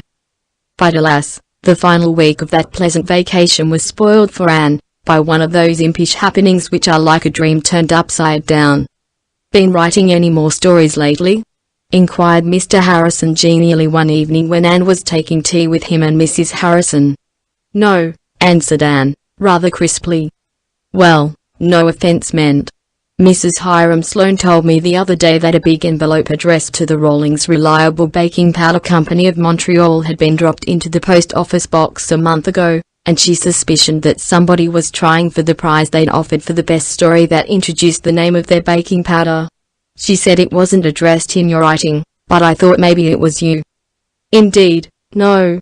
I saw the prize offer, but I'd never dream of competing for it. I think it would be perfectly disgraceful to write a story to advertise a baking powder. It would be almost as bad as Judson Parker's patent medicine fence." So spake Anne loftily, little dreaming of the valley of humiliation awaiting her. That very evening Diana popped into the porch gable, bright-eyed and rosy-cheeked, carrying a letter. "Oh, Anne, here's a letter for you. I was at the office, so I thought I'd bring it along. Do open it quick. If it is what I believe it is, I shall just be wild with delight." Anne, puzzled, opened the letter and glanced over the typewritten contents. "Miss Anne Shirley, Green Gables, Avonlea, P.E. Island. Dear Madam, we have much pleasure in informing you that your charming story of Earl's Atonement has won the prize of $25 offered in our recent competition. We enclose the check herewith.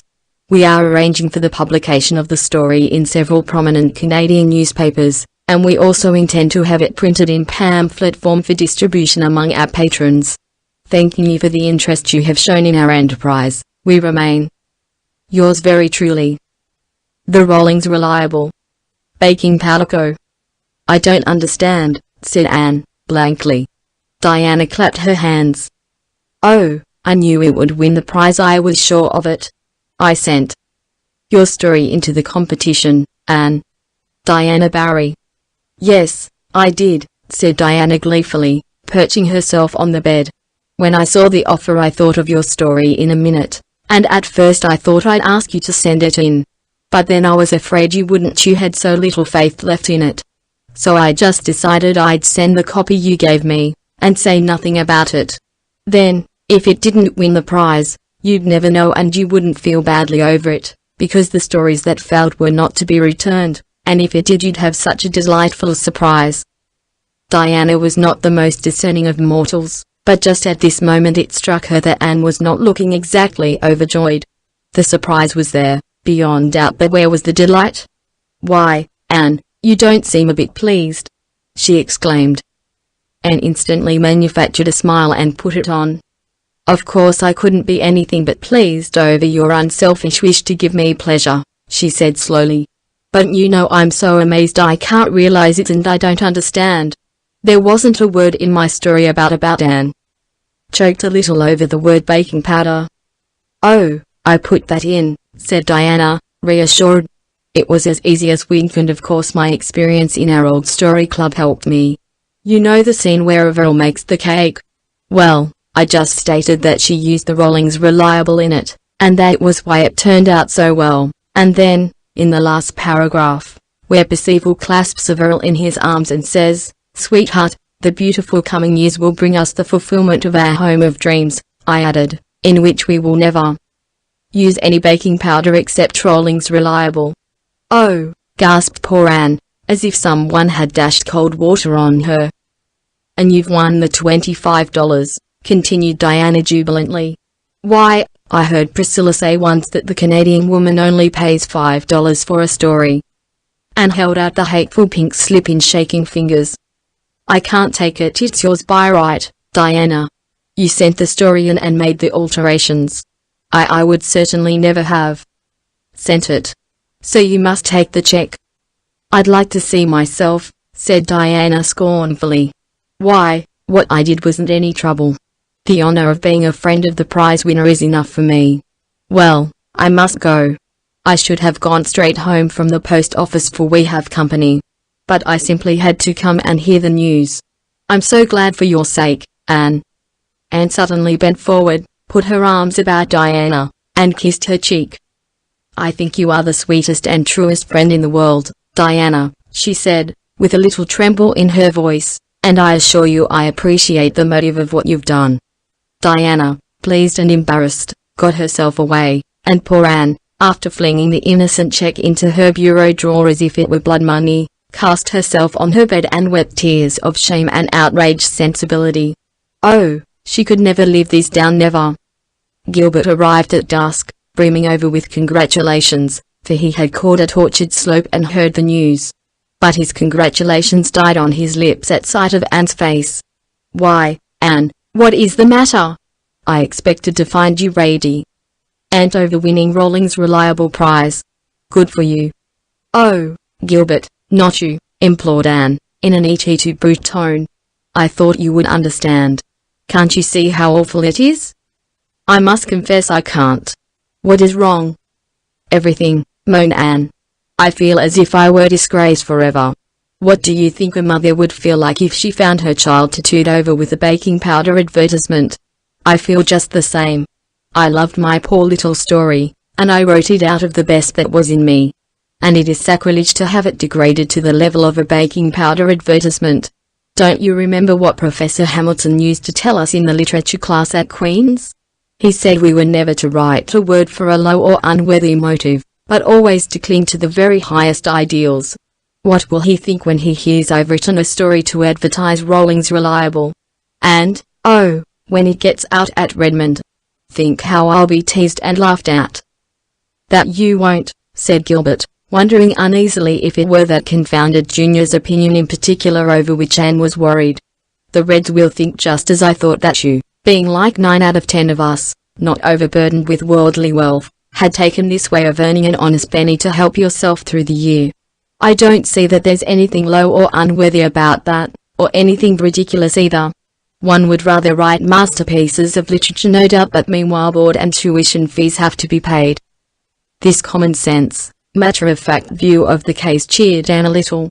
At least it removed her dread of being laughed at, though the deeper hurt of an outraged ideal remained. Chapter 16. Chapter 16. Adjusted Relationships. "It's the hommiest spot I ever saw. It's hommier than home," avowed Philippa Gordon, looking about her with delighted eyes. They were all assembled at twilight in the big living room at Patty's place. Anne and Priscilla, Phil and Stella, Aunt Jamesina, Rusty, Joseph, the Sarah cat, and Gog and Magog. The firelight shadows were dancing over the walls, the cats were purring, and a huge bowl of hothouse chrysanthemums, sent to Phil by one of the victims, shone through the golden gloom like creamy moons. It was 3 weeks since they had considered themselves settled, and already all believed the experiment would be a success. The first fortnight after their return had been a pleasantly exciting one. They had been busy setting up their household goods, organizing their little establishment, and adjusting different opinions. Anne was not over sorry to leave Avonlea when the time came to return to college. The last few days of her vacation had not been pleasant. Her prize story had been published in the island papers, and Mr. William Blair had, upon the counter of his store, a huge pile of pink, green and yellow pamphlets, containing it, one of which he gave to every customer. He sent a complimentary bundle to Anne, who promptly dropped them all in the kitchen stove.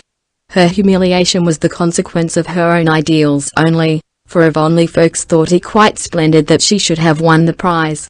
Her many friends regarded her with honest admiration, her few foes with scornful envy. Josie Pye said she believed Anne Shirley had just copied the story. She was sure she remembered reading it in a paper years before. The Sloanes, who had found out or guessed that Charlie had been turned down, said they didn't think it was much to be proud of. Almost anyone could have done it, if she tried. Aunt Atissa told Anne she was very sorry to hear she had taken to writing novels. Nobody born and bred in Avonlea would do it. That was what came of adopting orphans from goodness knew where, with goodness knew what kind of parents. Even Mrs. Rachel Lynde was darkly dubious about the propriety of writing fiction, though she was almost reconciled to it by that $25 check. "It is perfectly amazing, the price they pay for such lies, that's what," she said, half proudly, half severely. All things considered, it was a relief when going away time came. And it was very jolly to be back at Redmond, a wise, experienced Soph with hosts of friends to greet on the merry opening day.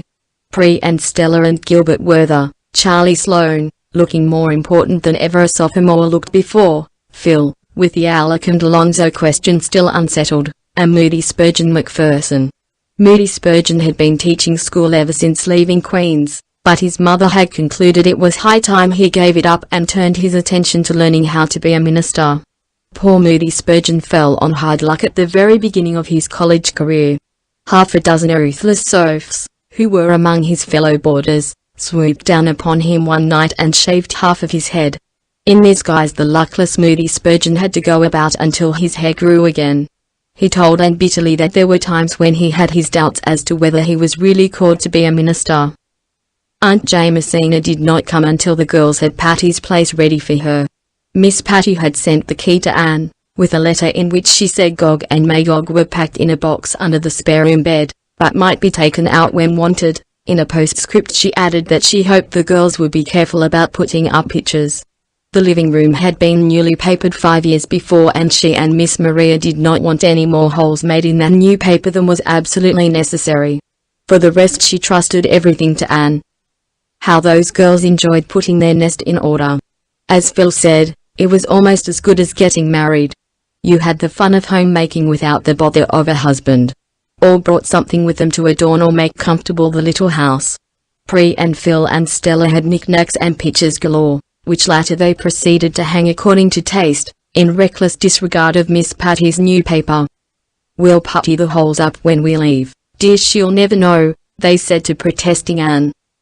Diana had given Anne a pine needle cushion, and Miss Ada had given both her and Priscilla a fearfully and wonderfully embroidered one. Marilla had sent a big box of preserves, and darkly hinted at a hamper for Thanksgiving, and Mrs. Lynde gave Anne a patchwork quilt and loaned her 5 more. "You take them," she said authoritatively. "They might as well be in use as packed away in that trunk in the garret for moths to gnaw." No moths would ever have ventured near those quilts, for they reeked of mothballs to such an extent that they had to be hung in the orchard of Patty's Place a full fortnight before they could be enjoyed indoors. Verily, aristocratic Spofford Avenue had rarely beheld such a display. The gruff old millionaire who lived next door came over and wanted to buy the gorgeous red and yellow julep pattern one which Mrs. Rachel had given Anne. He said his mother used to make quilts like that, and by Jove, he wanted one to remind him of her. Anne would not sell it, much to his disappointment, but she wrote all about it to Mrs. Lynde. That highly gratified lady sent word back that she had one just like it to spare, so the Tobacco King got his quilt after all, and insisted on having it spread on his bed, to the disgust of his fashionable wife. Mrs. Lynde's quilt served a very useful purpose that winter. Patty's Place, for all its many virtues, had its faults also. It was really a rather cold house, and when the frosty nights came the girls were very glad to snuggle down under Mrs. Lynde's quilts, and hoped that the loan of them might be accounted unto her for righteousness. Anne had the blue room she had coveted at sight. Priscilla and Stella had the large one. Phil was blissfully content with the little one over the kitchen, and Aunt Jamesina was to have the downstairs one off the living room. Rusty at first slept on the doorstep. Anne, walking home from Redmond a few days after her return, became aware that the people that she met surveyed her with a covert, indulgent smile. Anne wondered uneasily what was the matter with her. Was her hat crooked? Was her belt loose? Craning her head to investigate, Anne, for the first time, saw Rusty. Trotting along behind her, close to her heels, was quite the most forlorn specimen of the cat tribe she had ever beheld. The animal was well past kittenhood, lank, thin, disreputable looking. Pieces of both ears were lacking, one eye was temporarily out of repair, and one jowl ludicrously swollen. As for color, if a once black cat had been well and thoroughly seen, the result would have resembled the hue of this waif's thin, draggled, unsightly fur. Anne shooed, but the cat would not shoo. As long as she stood he sat back on his haunches and gazed at her reproachfully out of his one good eye. When she resumed her walk he followed. Anne resigned herself to his company until she reached the gate of Patty's Place, which she coldly shut in his face, fondly supposing she had seen the last of him. But when, 15 minutes later, Phil opened the door, there sat the rusty brown cat on the step. More, He promptly darted in and sprang upon Anne's lap with a half-pleading, half-triumphant meow. "Anne," said Stella severely, "do you own that animal?" "No, I do not," protested disgusted Anne. "The creature followed me home from somewhere. I couldn't get rid of him." "Ugh, get down. I like decent cats reasonably well, but I don't like beasties of your complexion." Pussy, however, refused to get down. He coolly curled up in Anne's lap and began to purr. "He has evidently adopted you," laughed Priscilla.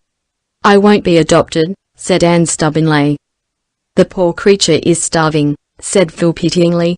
"Why, his bones are almost coming through his skin." "Well, I'll give him a square meal and then he must return to whence he came," said Anne resolutely. The cat was fed and put out. In the morning he was still on the doorstep. On the doorstep he continued to sit, bolting in whenever the door was opened. No coolness of welcome had the least effect on him. Of nobody save Anne did he take the least notice. Out of compassion the girls fed him, but when a week had passed they decided that something must be done. The cat's appearance had improved. His eye and cheek had resumed their normal appearance. He was not quite so thin, and he had been seen washing his face. "But for all that we can't keep him," said Stella. "Aunt Jimsy is coming next week and she will bring the Sarah cat with her. We can't keep two cats, and if we did this Rusty Coat would fight all the time with the Sarah cat. He's a fighter by nature. He had a pitched battle last evening with the Tobacco Kings. Cat and routed him, horse, foot and artillery."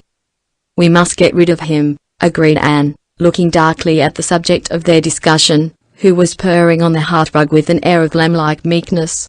"But the question is how? How can four unprotected females get rid of a cat who won't be got rid of?" "We must chloroform him," said Phil briskly. "That is the most humane way." "Who of us knows anything about chloroforming a cat?" demanded Anne gloomily. "I do, honey. It's one of my sadly few useful accomplishments. I've disposed of several at home. You take the cat in the morning and give him a good breakfast. Then you take an old burlap bag, there's one in the back porch, put the cat on it and turn over him a wooden box. Then take a 2-ounce bottle of chloroform, uncork it, and slip it under the edge of the box. Put a heavy weight on top of the box and leave it till evening. The cat will be dead, curled up peacefully as if he were asleep. No pain, no struggle." "It sounds easy," said Anne dubiously. "It is easy. Just leave it to me. I'll see to it," said Phil reassuringly. Accordingly the chloroform was procured, and the next morning Rusty was lured to his doom. He ate his breakfast, licked his chops, and climbed into Anne's lap. Anne's heart misgave her. This poor creature loved her, trusted her. How could she be a party to this destruction? "Here, take him," she said hastily to Phil. "I feel like a murderess." "He won't suffer, you know," comforted Phil, but Anne had fled. The fatal deed was done in the back porch. Nobody went near it that day. But at dusk Phil declared that Rusty must be buried. "Pre and Stella must dig his grave in the orchard," declared Phil, "and Anne must come with me to lift the box off. That's the part one always hates." The two conspirators tiptoed reluctantly to the back porch. Phil gingerly lifted the stone she had put on the box. Suddenly, faint but distinct, sounded an unmistakable mew under the box. He isn't dead," gasped Anne, sitting blankly down on the kitchen doorstep. "He must be," said Phil incredulously. Another tiny mew proved that he wasn't. The two girls stared at each other. "What will we do?" questioned Anne. "Why in the world don't you come?" demanded Stella, appearing in the doorway. "We've got the grave ready. What silent still and silent all," she quoted teasingly. "Oh, no, the voices of the dead sound like the distant torrent's fall," promptly counter-quoted Anne, pointing solemnly to the box. A burst of laughter broke the tension. "We must leave him here till morning," said Phil, replacing the stone. "He hasn't mewed for 5 minutes. Perhaps the mews we heard were his dying groan. Or perhaps we merely imagined them, under the strain of our guilty consciences." But, when the box was lifted in the morning, Rusty bounded at one gay leap to Anne's shoulder, where he began to lick her face affectionately. Never was there a cat more decidedly alive. "Here's a knot hole in the box," groaned Phil. "I never saw it. That's why he didn't die. Now, we've got to do it all over again. No, we haven't, declared Anne suddenly. Rusty isn't going to be killed again. He's my cat and you've just got to make the best of it. Oh, well, if you'll settle with Aunt Jimsy and the Sarah cat, said Stella, with the air of one washing her hands of the whole affair.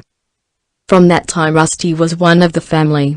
He slept o'nights on the scrubbing cushion in the back porch and lived on the fat of the land. By the time Aunt Jamesina came he was plump and glossy and tolerably respectable. But, like Kipling's cat, he walked by himself. His paw was against every cat, and every cat's paw against him. One by one he vanquished the aristocratic felines of Spofford Avenue. As for human beings, he loved Anne and Anne alone. Nobody else even dared stroke him. An angry spit and something that sounded much like very improper language greeted anyone who did. The airs that cat puts on are perfectly intolerable, declared Stella. Him was a nice old pussens, him was, vowed Anne, cuddling her pet defiantly. Well, I don't know how he and the Sarah cat will ever make out to live together, said Stella pessimistically. Cat fights in the orchard o'nights are bad enough, but cat fights here in the living room are unthinkable. In due time Aunt Jamesina arrived. Anne and Priscilla and Phil had awaited her advent rather dubiously, but when Aunt Jamesina was enthroned in the rocking chair before the open fire they figuratively bowed down and worshipped her. Aunt Jamesina was a tiny old woman with a little, softly triangular face, and large, soft blue eyes that were alight with unquenchable youth, and as full of hopes as a girl's. She had pink cheeks and snow-white hair which she wore in quaint little puffs over her ears. It's a very old-fashioned way, she said, knitting industriously at something as dainty and pink as a sunset cloud. But I am old-fashioned. My clothes are, and it stands to reason my opinions are, too. I don't say they're any the better of that, mind you. In fact, I dare say they're a good deal the worse. But they've worn nice and easy. New shoes are smarter than old ones, but the old ones are more comfortable. I'm old enough to indulge myself in the matter of shoes and opinions. I mean to take it real easy here. I know you expect me to look after you and keep you proper, but I'm not going to do it. You're old enough to know how to behave if you're ever going to be.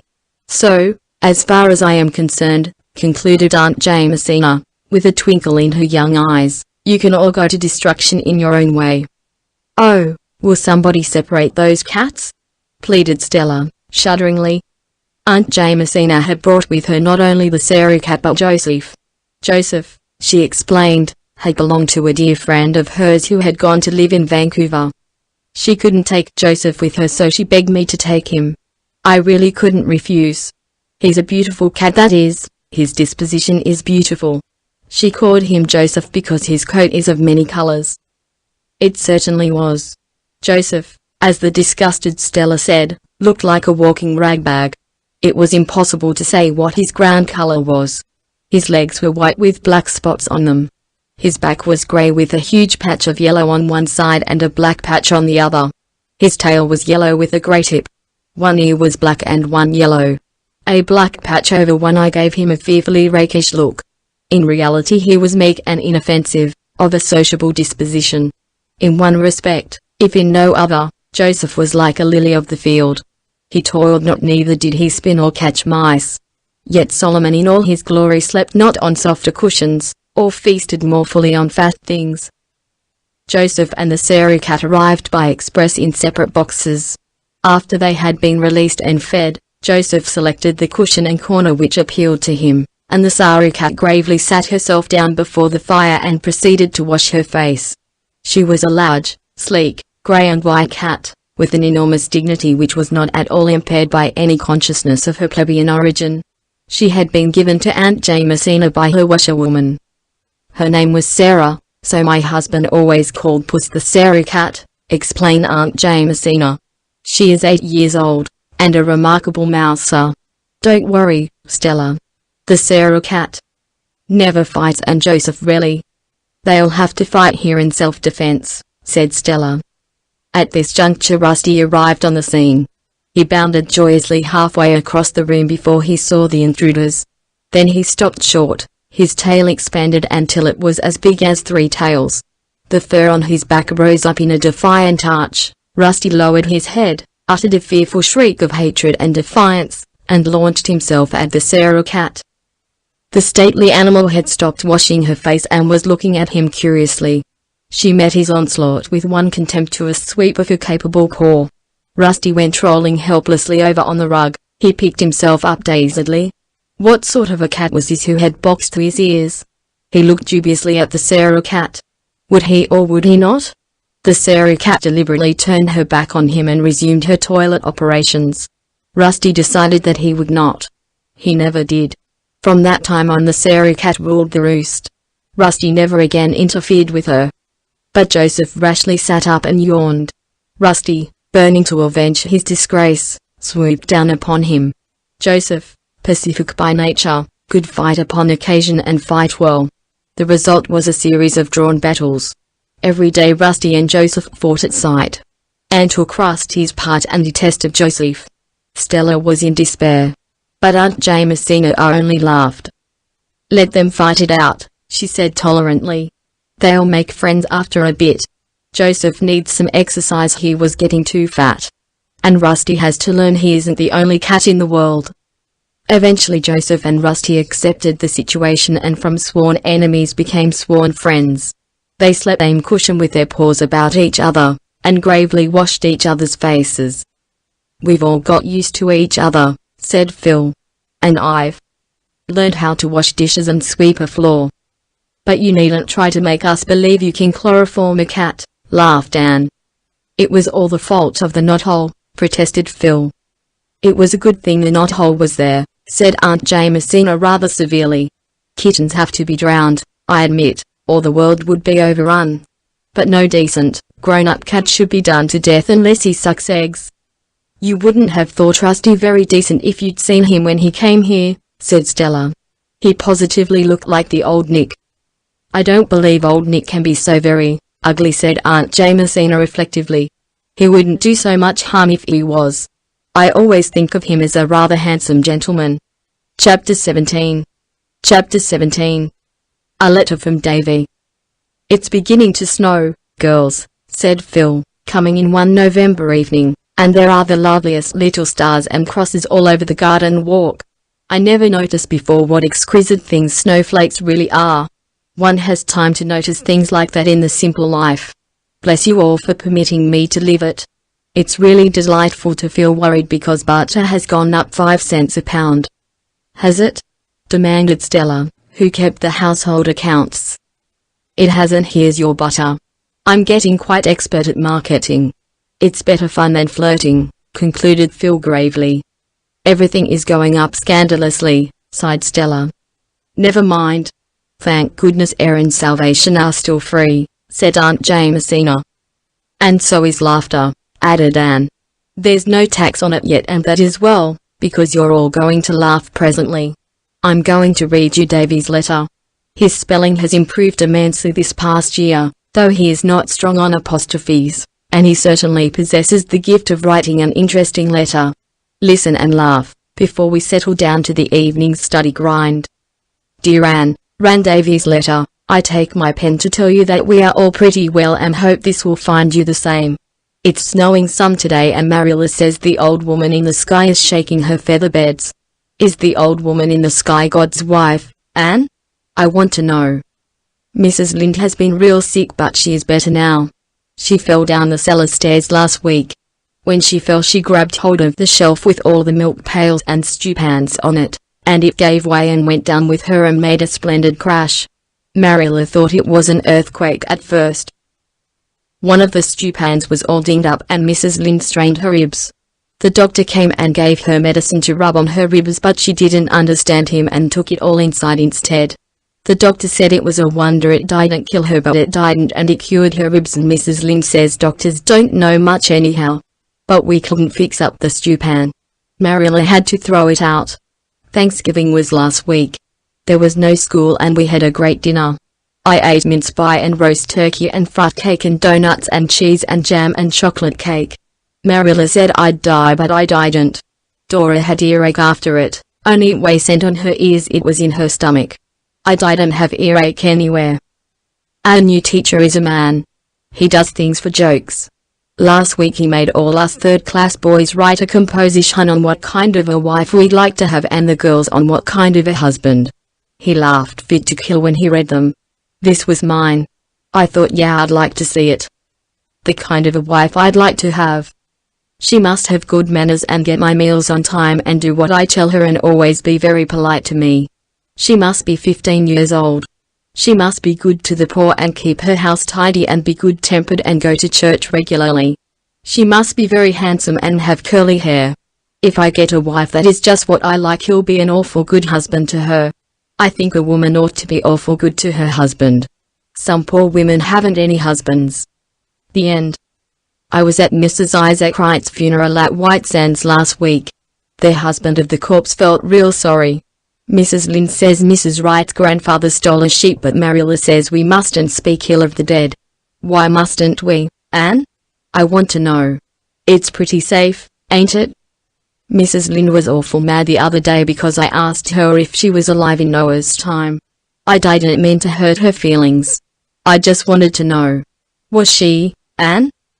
Mr. Harrison wanted to get rid of his dog. So he hunched him once, but he come to life and scooted for the barn while Mr. Harrison was digging the grave, so he hunched him again and he stayed dead that time. Mr. Harrison has a new man working for him. He's awful awkward. Mr. Harrison says he is left-handed in both his feet.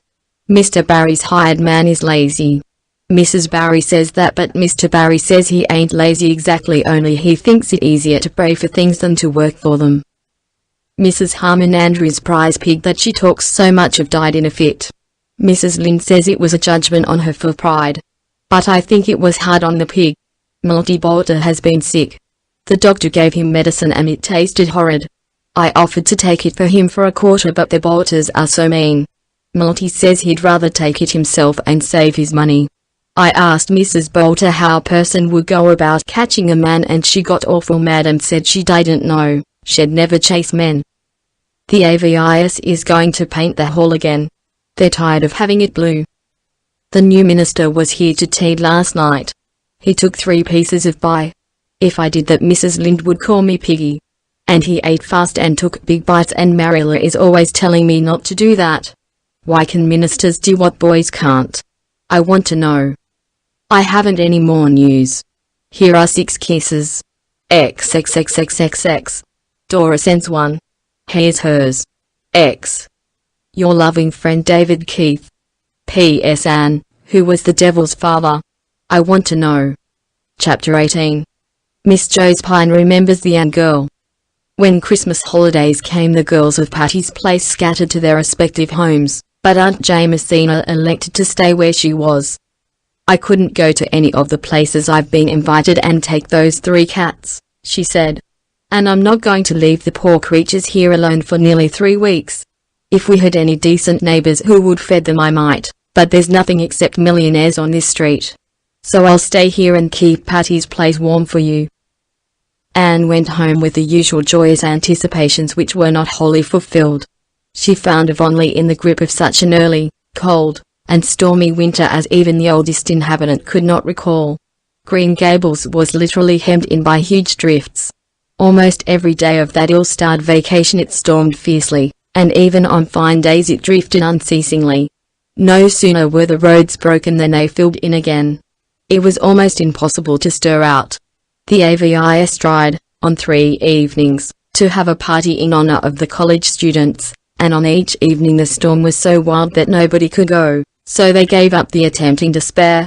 Anne, despite her love of and loyalty to Green Gables, could not help thinking longingly of Patty's Place, its cozy open fire, Aunt Jamesina's mirthful eyes, the 3 cats, the merry chatter of the girls, the pleasantness of Friday evenings when college friends dropped in to talk of grave and gay. Anne was lonely. Diana, during the whole of the holidays, was imprisoned at home with a bad attack of bronchitis. She could not come to Green Gables, and it was rarely Anne could get to Orchard Slope, for the old way through the haunted wood was impassable with drifts, and the long way over the frozen lake of Shining Waters was almost as bad. Ruby Gillis was sleeping in the White-Heat graveyard. Jane Andrews was teaching a school on Western Prairies. Gilbert, to be sure, was still faithful, and waded up to Green Gables every possible evening. But Gilbert's visits were not what they once were. Anne almost dreaded them. It was very disconcerting to look up in the midst of a sudden silence and find Gilbert's hazel eyes fixed upon her with a quite unmistakable expression in their grave depths, and it was still more disconcerting to find herself blushing hotly and uncomfortably under his gaze, just as if, well, it was very embarrassing. Anne wished herself back at Patty's Place, where there was always somebody else about to take the edge off a delicate situation. At Green Gables, Marilla went promptly to Mrs. Lynde's domain when Gilbert came and insisted on taking the twins with her. The significance of this was unmistakable, and Anne was in a helpless fury over it. Davy, however, was perfectly happy. He revelled in getting out in the morning and shoveling out the paths to the well and henhouse. He gloried in the Christmastide delicacies which Marilla and Mrs. Lynde vied with each other in preparing for Anne, and he was reading an enthralling tale, in a school library book, of a wonderful hero who seemed blessed with a miraculous faculty for getting into scrapes from which he was usually delivered by an earthquake or a volcanic explosion, which blew him high and dry out of his troubles, landed him in a fortune, and closed the story with proper éclat. "I tell you it's a bully story, Anne," he said ecstatically. "I'd ever so much rather read it than the Bible." "Would you?" smiled Anne. Davy peered curiously at her. "You don't seem a bit shocked, Anne. Mrs. Lynde was awful shocked when I said it to her." "No, I'm not shocked, Davy. I think it's quite natural that a 9-year-old boy would sooner read an adventure story than the Bible. But when you are older, I hope and think that you will realize what a wonderful book the Bible is." "Oh, I think some parts of it are fine," conceded Davy. "That story about Joseph, now it's bully. But if I'd been Joseph, I wouldn't have forgive the brothers. No, sorry, Anne. I'd have cut all their heads off. Mrs. Lynde was awful mad when I said that and shut the Bible up and said she'd never read me any more of it if I talked like that. So I don't talk now when she reads it Sunday afternoons. I just think things and say them to Milty Bolter next day in school. I told Milty the story about Elisha and the bears and it scared him so he's never made fun of Mr. Harrison's bald head once.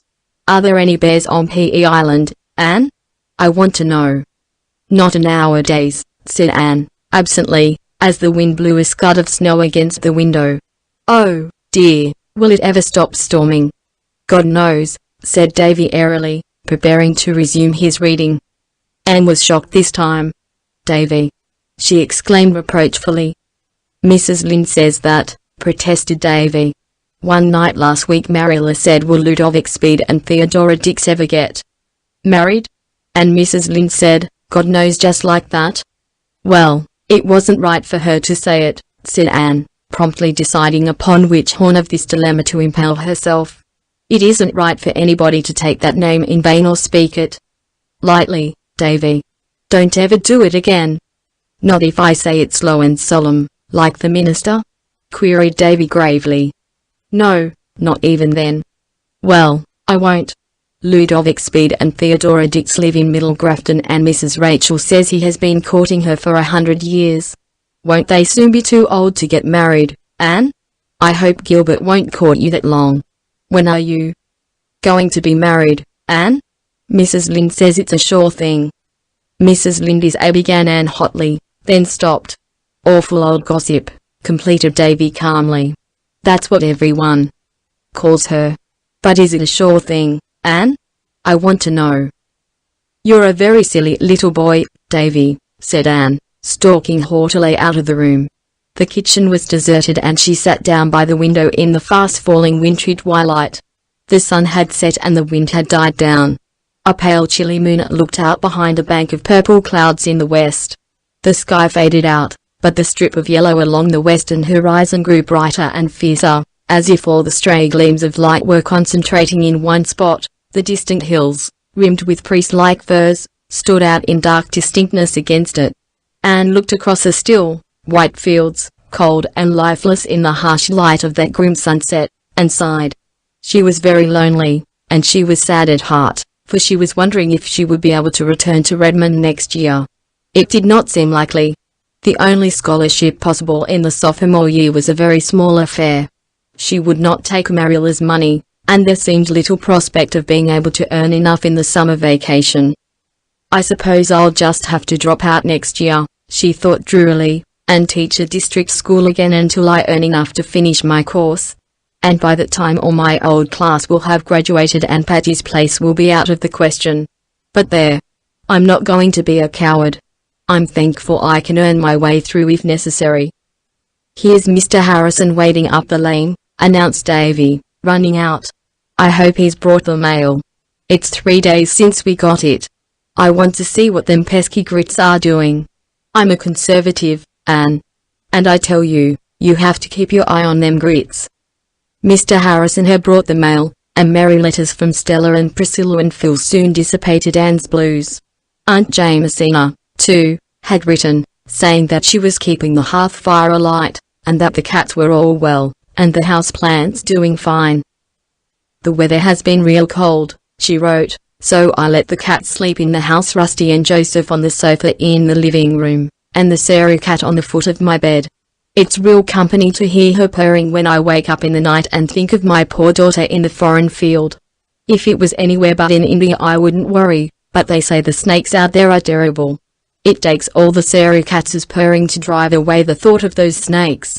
I have enough faith for everything but the snakes. I can't think why Providence ever made them. Sometimes I don't think he did. I'm inclined to believe the old Harry had a hand in making them. Anne had left a thin, typewritten communication till the last, thinking it unimportant. When she had read it she sat very still, with tears in her eyes. "What is the matter, Anne?" asked Marilla. "Miss Josephine Barry is dead," said Anne, in a low tone. "So she has gone at last," said Marilla. "Well, she has been sick for over a year, and the Barrys have been expecting to hear of her death any time. It is well she is at rest, for she has suffered dreadfully, Anne. She was always kind to you." "She has been kind to the last, Marilla. This letter is from her lawyer. She has left me $1,000 in her will." "Gracious, ain't that an awful lot of money?" exclaimed Davy. "She's the woman you and Diana lit on when you jumped into the spare room bed, ain't she? Diana told me that story. Is that why she left you so much?" "Hush, Davy," said Anne gently. She slipped away to the porch gable with a full heart, leaving Marilla and Mrs. Lynde to talk over the news to their heart's content. "Do you suppose Anne will ever get married now?" speculated Davy anxiously. "When Dorcas Sloane got married last summer she said if she'd had enough money to live on she'd never have been bothered with a man, but even a widower with 8 children. Gran was better than living with a sister-in-law."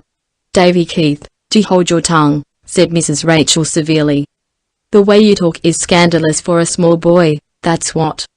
Chapter 19. Chapter 19. An interlude.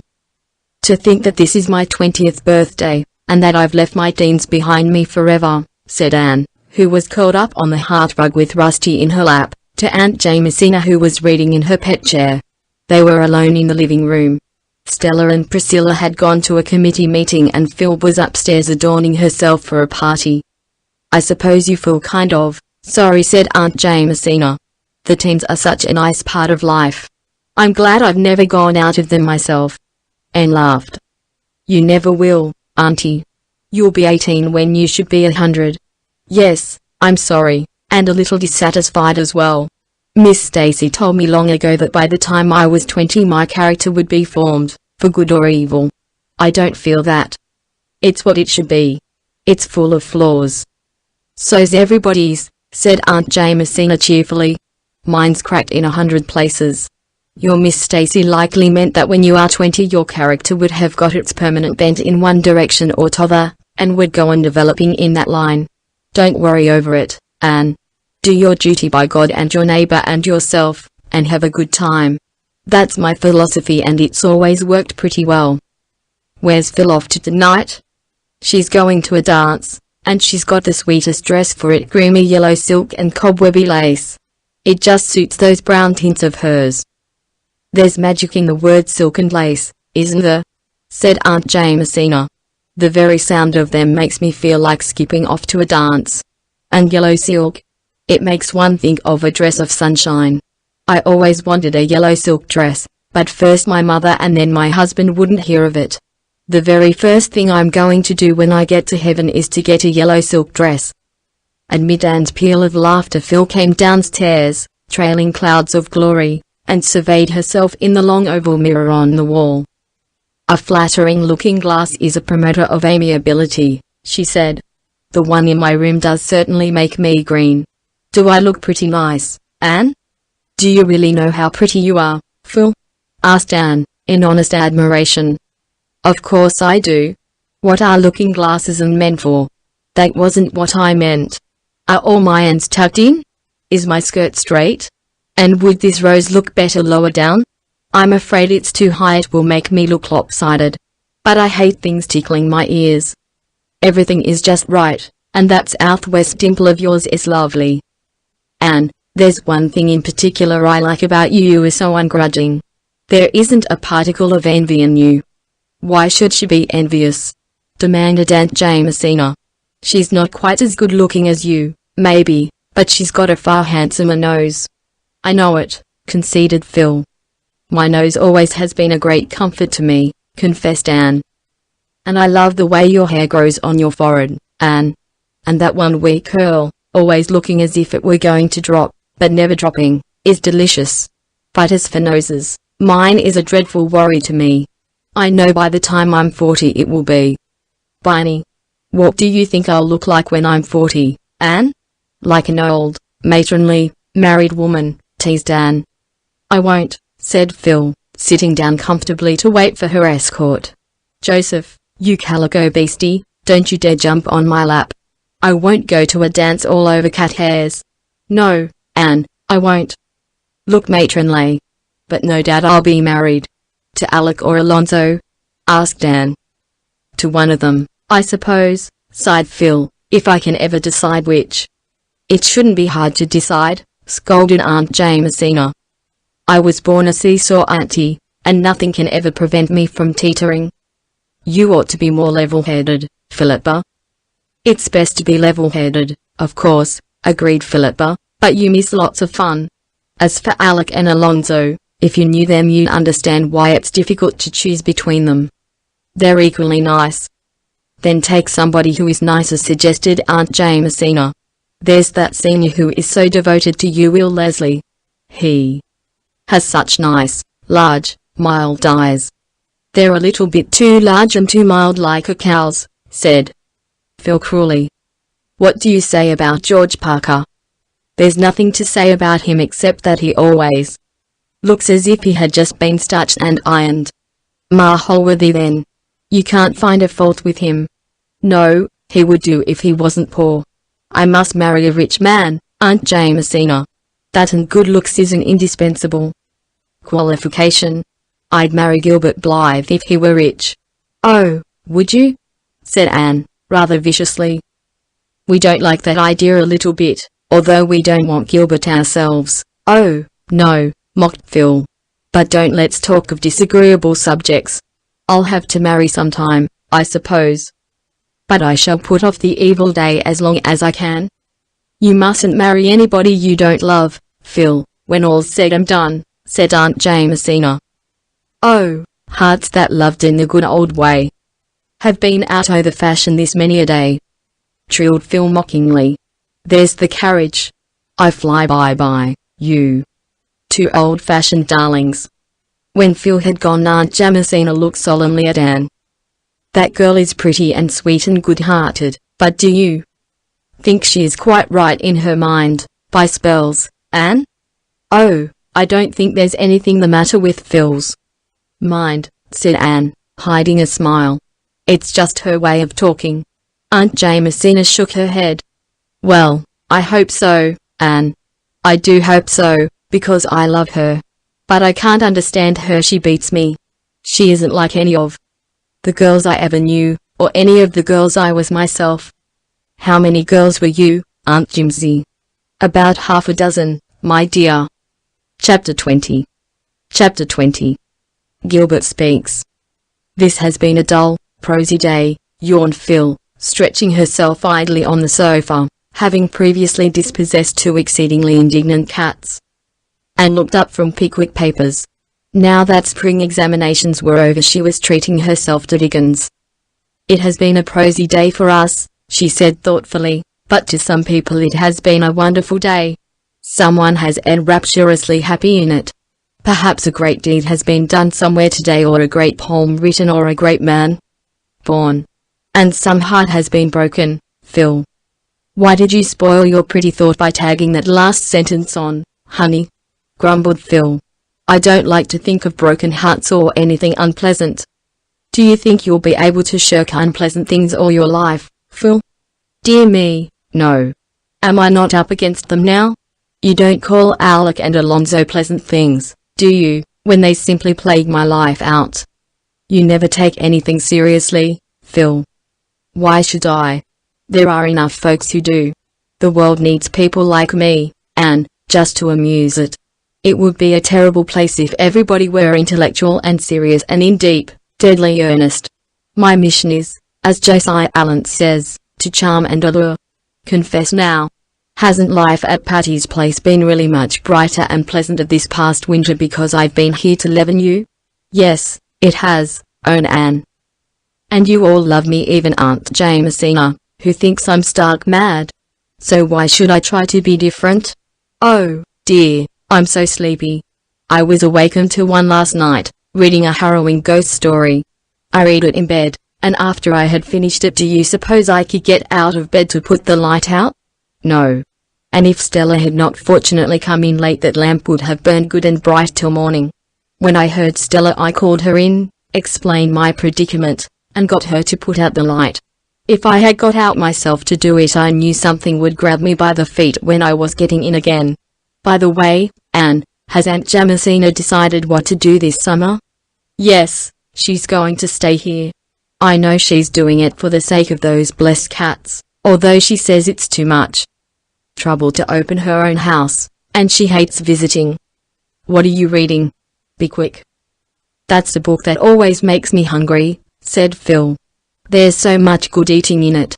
The characters seem always to be reveling on ham and eggs and milk punch. I generally go on a cupboard rummage after reading Pickwick. The mere thought reminds me that I'm starving.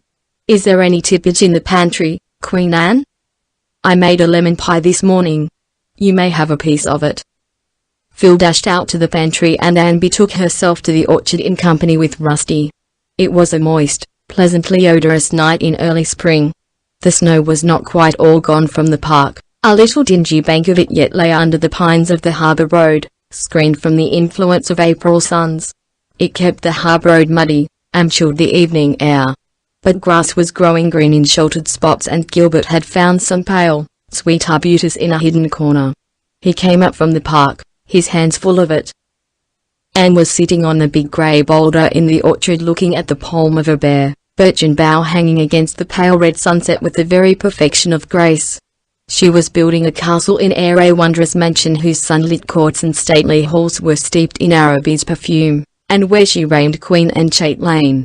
She frowned as she saw Gilbert coming through the orchard. Of late she had managed not to be left alone with Gilbert. But he had caught her fairly now, and even Rusty had deserted her. Gilbert sat down beside her on the boulder and held out his mayflowers. Don't these remind you of home and our old school day picnics, Anne? Anne took them and buried her face in them.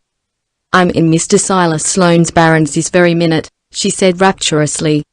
I suppose you will be there in reality in a few days? No, not for a fortnight. I'm going to visit with Phil in Bolingbroke before I go home. You'll be in Avonlea before I will. No, I shall not be in Avonlea at all this summer, Anne. I've been offered a job in the Daily News office and I'm going to take it. Oh, said Anne vaguely. She wondered what a whole Avonlea summer would be like without Gilbert. Somehow she did not like the prospect. Well, she concluded flatly, it is a good thing for you, of course. Yes, I've been hoping I would get it. It will help me out next year. You mustn't work too hard, said Anne, without any very clear idea of what she was saying. She wished desperately that Phil would come out. You've studied very constantly this winter. Isn't this a delightful evening? Do you know, I found a cluster of white violets under that old twisted tree over there today? I felt as if I had discovered a gold mine. You are always discovering gold mines, said Gilbert also absently. Let us go and see if we can find some more, suggested Anne eagerly. I'll call Phil and—" "Never mind Phil and the violets just now, Anne," said Gilbert quietly, taking her hand in a clasp from which she could not free it. "There is something I want to say to you." "Oh, don't say it," cried Anne, pleadingly. "Don't please." "Gilbert." "I must. Things can't go on like this any longer. Anne, I love you. You know I do. I can't tell you how much. Will you promise me that someday you'll be my wife?" I can't," said Anne miserably. "Oh, Gilbert, you've spoiled everything." "Don't you care for me at all?" Gilbert asked after a very dreadful pause, during which Anne had not dared to look up. Not in that way. I do care a great deal for you as a friend. But I don't love you, Gilbert." "But can't you give me some hope that you will yet?" "No, I can't," exclaimed Anne desperately. "I never can love you in that way, Gilbert. You must never speak of this to me again." There was another pause so long and so dreadful that Anne was driven at last to look up. Gilbert's face was white to the lips, and his eyes, but Anne shuddered and looked away. There was nothing romantic about this. Must proposals be either grotesque or horrible? Could she ever forget Gilbert's face? "Is there anybody else?" he asked at last in a low voice. No, said Anne eagerly. "I don't care for anyone like that, and I like you better than anybody else in the world, Gilbert. And we must go on being friends, Gilbert." Gilbert gave a bitter little laugh. "Friends? Your friendship can't satisfy me, Anne. I want your love, and you tell me I can never have that. I'm sorry. Forgive me, Gilbert," was all Anne could say. Where were all the gracious and graceful speeches wherewith, in imagination, she had been wont to dismiss rejected suitors? Gilbert released her hand gently. "There isn't anything to forgive. There have been times when I thought you did care. I've deceived myself, that's all. Goodbye, Anne." Anne got herself to her room, sat down on her window seat behind the pines, and cried bitterly. She felt as if something incalculably precious had gone out of her life. It was Gilbert's friendship, of course. Oh, why must she lose it after this fashion? "What is the matter, honey?" asked Phil, coming in through the moonlit gloom. Anne did not answer. At that moment she wished Phil were 1,000 miles away. "I suppose you've gone and refused Gilbert Blythe. You are an idiot, Anne Shirley." "Do you call it idiotic to refuse to marry a man I don't love?" said Anne coldly, goaded to reply. "You don't know love when you see it. You've tricked something out with your imagination that you think love, and you expect the real thing to look like that. There, that's the first sensible thing I've ever said in my life. I wonder how I managed it." "Phil," pleaded Anne, "please go away and leave me alone for a little while. My world has tumbled into pieces. I want to reconstruct it." "Without any Gilbert in it," said Phil, going. "A world without any Gilbert in it." Anne repeated the words drearily. Would it not be a very lonely, forlorn place? Well, it was all Gilbert's fault. He had spoiled their beautiful comradeship. She must just learn to live without it. Chapter 21. Roses of Yesterday. The fortnight Anne spent in Bolingbroke was a very pleasant one, with a little undercurrent of vague pain and dissatisfaction running through it whenever she thought about Gilbert. There was not, however, much time to think about him. Mount Holly, the beautiful old Gordon homestead, was a very gay place, overrun by Phil's friends of both sexes. There was quite a bewildering succession of drives, dances, picnics and boating parties, all expressively lumped together by Phil under the head of Jambrees. Alec and Alonzo were so constantly on hand that Anne wondered if they ever did anything but dance attendance on that will-o'-the-wisp of a Phil. They were both nice, manly fellows, but Anne would not be drawn into any opinion as to which was the nicer. "And I depended so on you to help me make up my mind which of them I should promise to marry," mourned Phil. "You must do that for yourself. You are quite expert at making up your mind as to whom other people should marry," retorted Anne, rather caustically. "Oh, that's a very different thing," said Phil, truly. But the sweetest incident of Anne's sojourn in Bolingbroke was the visit to her birthplace, the little shabby yellow house in an out-of-the-way street she had so often dreamed about. She looked at it with delighted eyes, as she and Phil turned in at the gate. "It's almost exactly as I've pictured it," she said. "There is no honeysuckle over the windows, but there is a lilac tree by the gate, and yes, there are the muslin curtains in the windows. How glad I am it is still painted yellow." A very tall, very thin woman opened the door. "Yes, the Shirleys lived here 20 years ago," she said, in answer to Anne's question. "They had it rented. I remember They both died of fever at Onct. It was terrible sad. They left a baby. I guess it's dead long ago. It was a sickly thing. Old Thomas and his wife took it as if they hadn't enough of their own." "It didn't die," said Anne, smiling. "I was that baby." "You don't say so. Why, you have grown," exclaimed the woman, as if she were much surprised that Anne was not still a baby. "Come to look at you, I see the resemblance. You're complected like your pa. He had red hair. But you favor your ma in your eyes and mouth. She was a nice little thing. My daughter went to school to her and was nigh crazy about her. They was buried in the one grave and the school board put up a tombstone to them as a reward for faithful service. Will you come in?" "Will you let me go all over the house?" asked Anne eagerly. "Laws, yes, you can if you like. 'Twon't take you long, there ain't much of it. I keep my man to build a new kitchen, but he ain't one of your hustlers. The parlor's in there and there's 2 rooms upstairs. Just prowl about yourselves. I've got to see to the baby. The east room was the one you were born in. I remember your ma saying she loved to see the sunrise, and I mind hearing that you was born just as the sun was rising and its light on your face was the first thing your ma saw." Anne went up the narrow stairs and into that little east room with a full heart. It was as a shrine to her. Here her mother had dreamed the exquisite, happy dreams of anticipated motherhood. Here that red sunrise light had fallen over them both in the sacred hour of birth. Here her mother had died. Anne looked about her reverently, her eyes with tears. It was for her one of the jeweled hours of life that gleam out radiantly forever in memory. "Just to think of it, Mother was younger than I am now when I was born," she whispered. When Anne went downstairs, the lady of the house met her in the hall. She held out a dusty little packet tied with faded blue ribbon. "Here's a bundle of old letters I found in that closet upstairs when I came here," she said. "I don't know what they are, I never bothered to look in 'em, but the address on the top one is Miss Bertha Willis, and that was your ma's maiden name. You can take 'em if you'd care to have 'em." "Oh, thank you," cried Anne, clasping the packet rapturously. That was all that was in the house, said her hostess. The furniture was all sold to pay the doctor bills, and Mrs. Thomas got your ma's clothes and little things. I reckon they didn't last long among that drove of Thomas youngsters.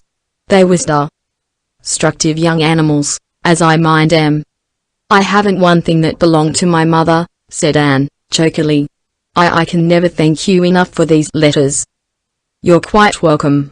Laws, but your eyes is like your ma's. She could just about talk with hers.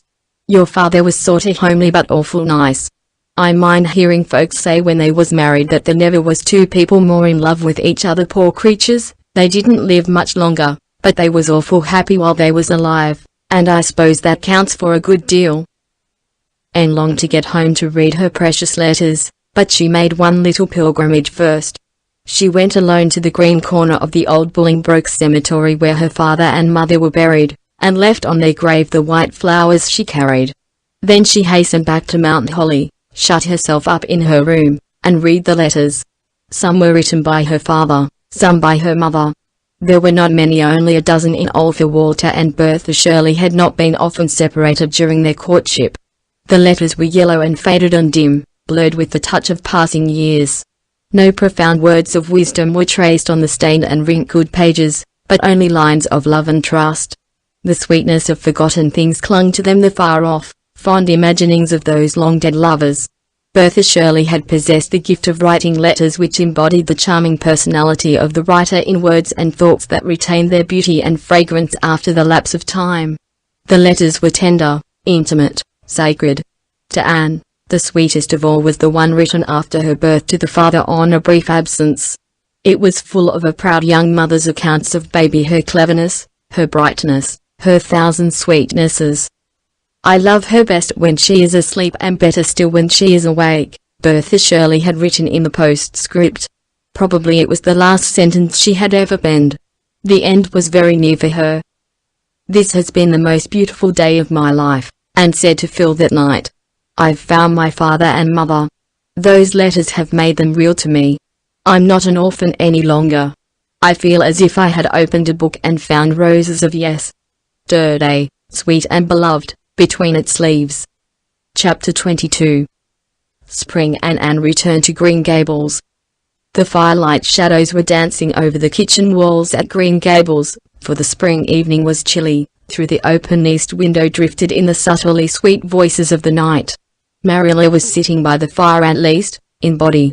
In spirit she was roaming olden ways, with feet grown young. Of late Marilla had thus spent many an hour, when she thought she should have been knitting for the twins. I suppose I'm growing old, she said. Yet Marilla had changed but little in the past 9 years, save to grow something thinner, and even more angular. There was a little more grey in the hair that was still twisted up in the same hard knot, with 2 hairpins. Were they the same hairpins? Question mark still stuck through it. But her expression was very different. The something about the mouth which had hinted at a sense of humor had developed wonderfully. Her eyes were gentler and milder, her smile more frequent and tender.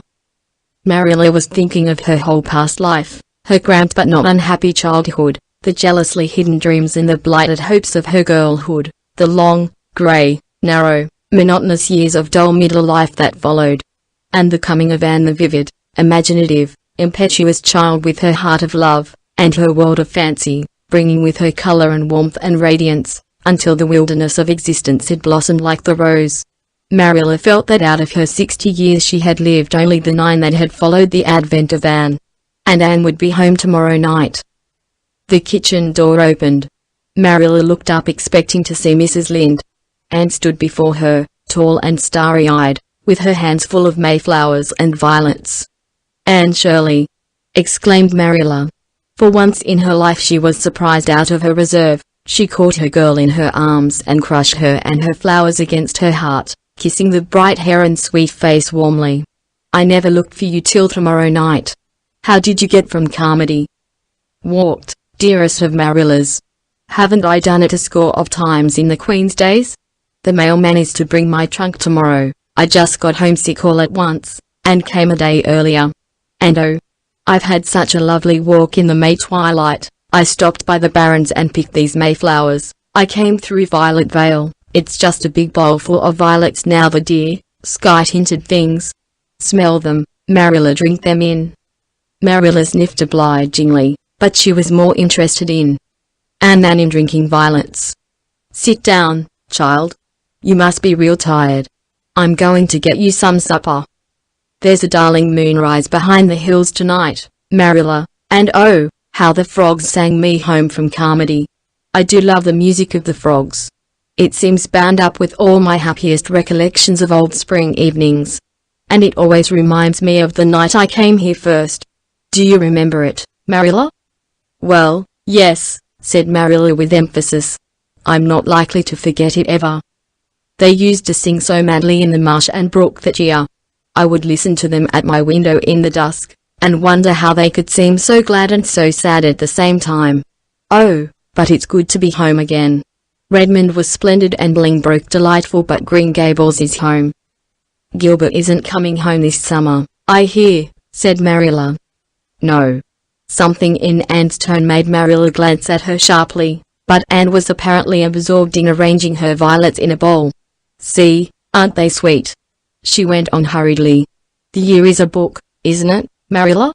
Spring's pages are written in mayflowers and violets, summer's in roses, autumn's in red maple leaves, and winter in holly and evergreen." "Did Gilbert do well in his examinations?" persisted Marilla. "Excellently well. He led his class. But where are the twins and Mrs. Lynde?" "Rachel and Dora are over at Mr. Harrison's. Davy is down at Bolter's. I think I hear him coming now." Davy burst in, saw Anne, stopped, and then hurled himself upon her with a joyful yell. "Oh, Anne, ain't I glad to see you. Say, Anne, I've grown 2 inches since last fall. Mrs. Lynde measured me with her tape today. and say, "Anne, see my front tooth. It's gone." Mrs. Lynn tied one end of a string to it and the other end to the door, and then shut the door. "I sold it to Multi for 2 cents. Multi's collecting teeth." "What in the world does he want teeth for?" asked Marilla. "To make a necklace for playing Indian chief," explained Davy, climbing upon Anne's lap. "He's got 15 already, and everybody else is promised, so there's no use in the rest of us starting to collect, too. I tell you the Bolters are great business people." "Were you a good boy at Mrs. Bolter's?" asked Marilla severely. "Yes, but say, Marilla, I'm tired of being good." "You'd get tired of being bad much sooner, Davy boy," said Anne. "Well, it'd be fun while it lasted, wouldn't it?" persisted Davy.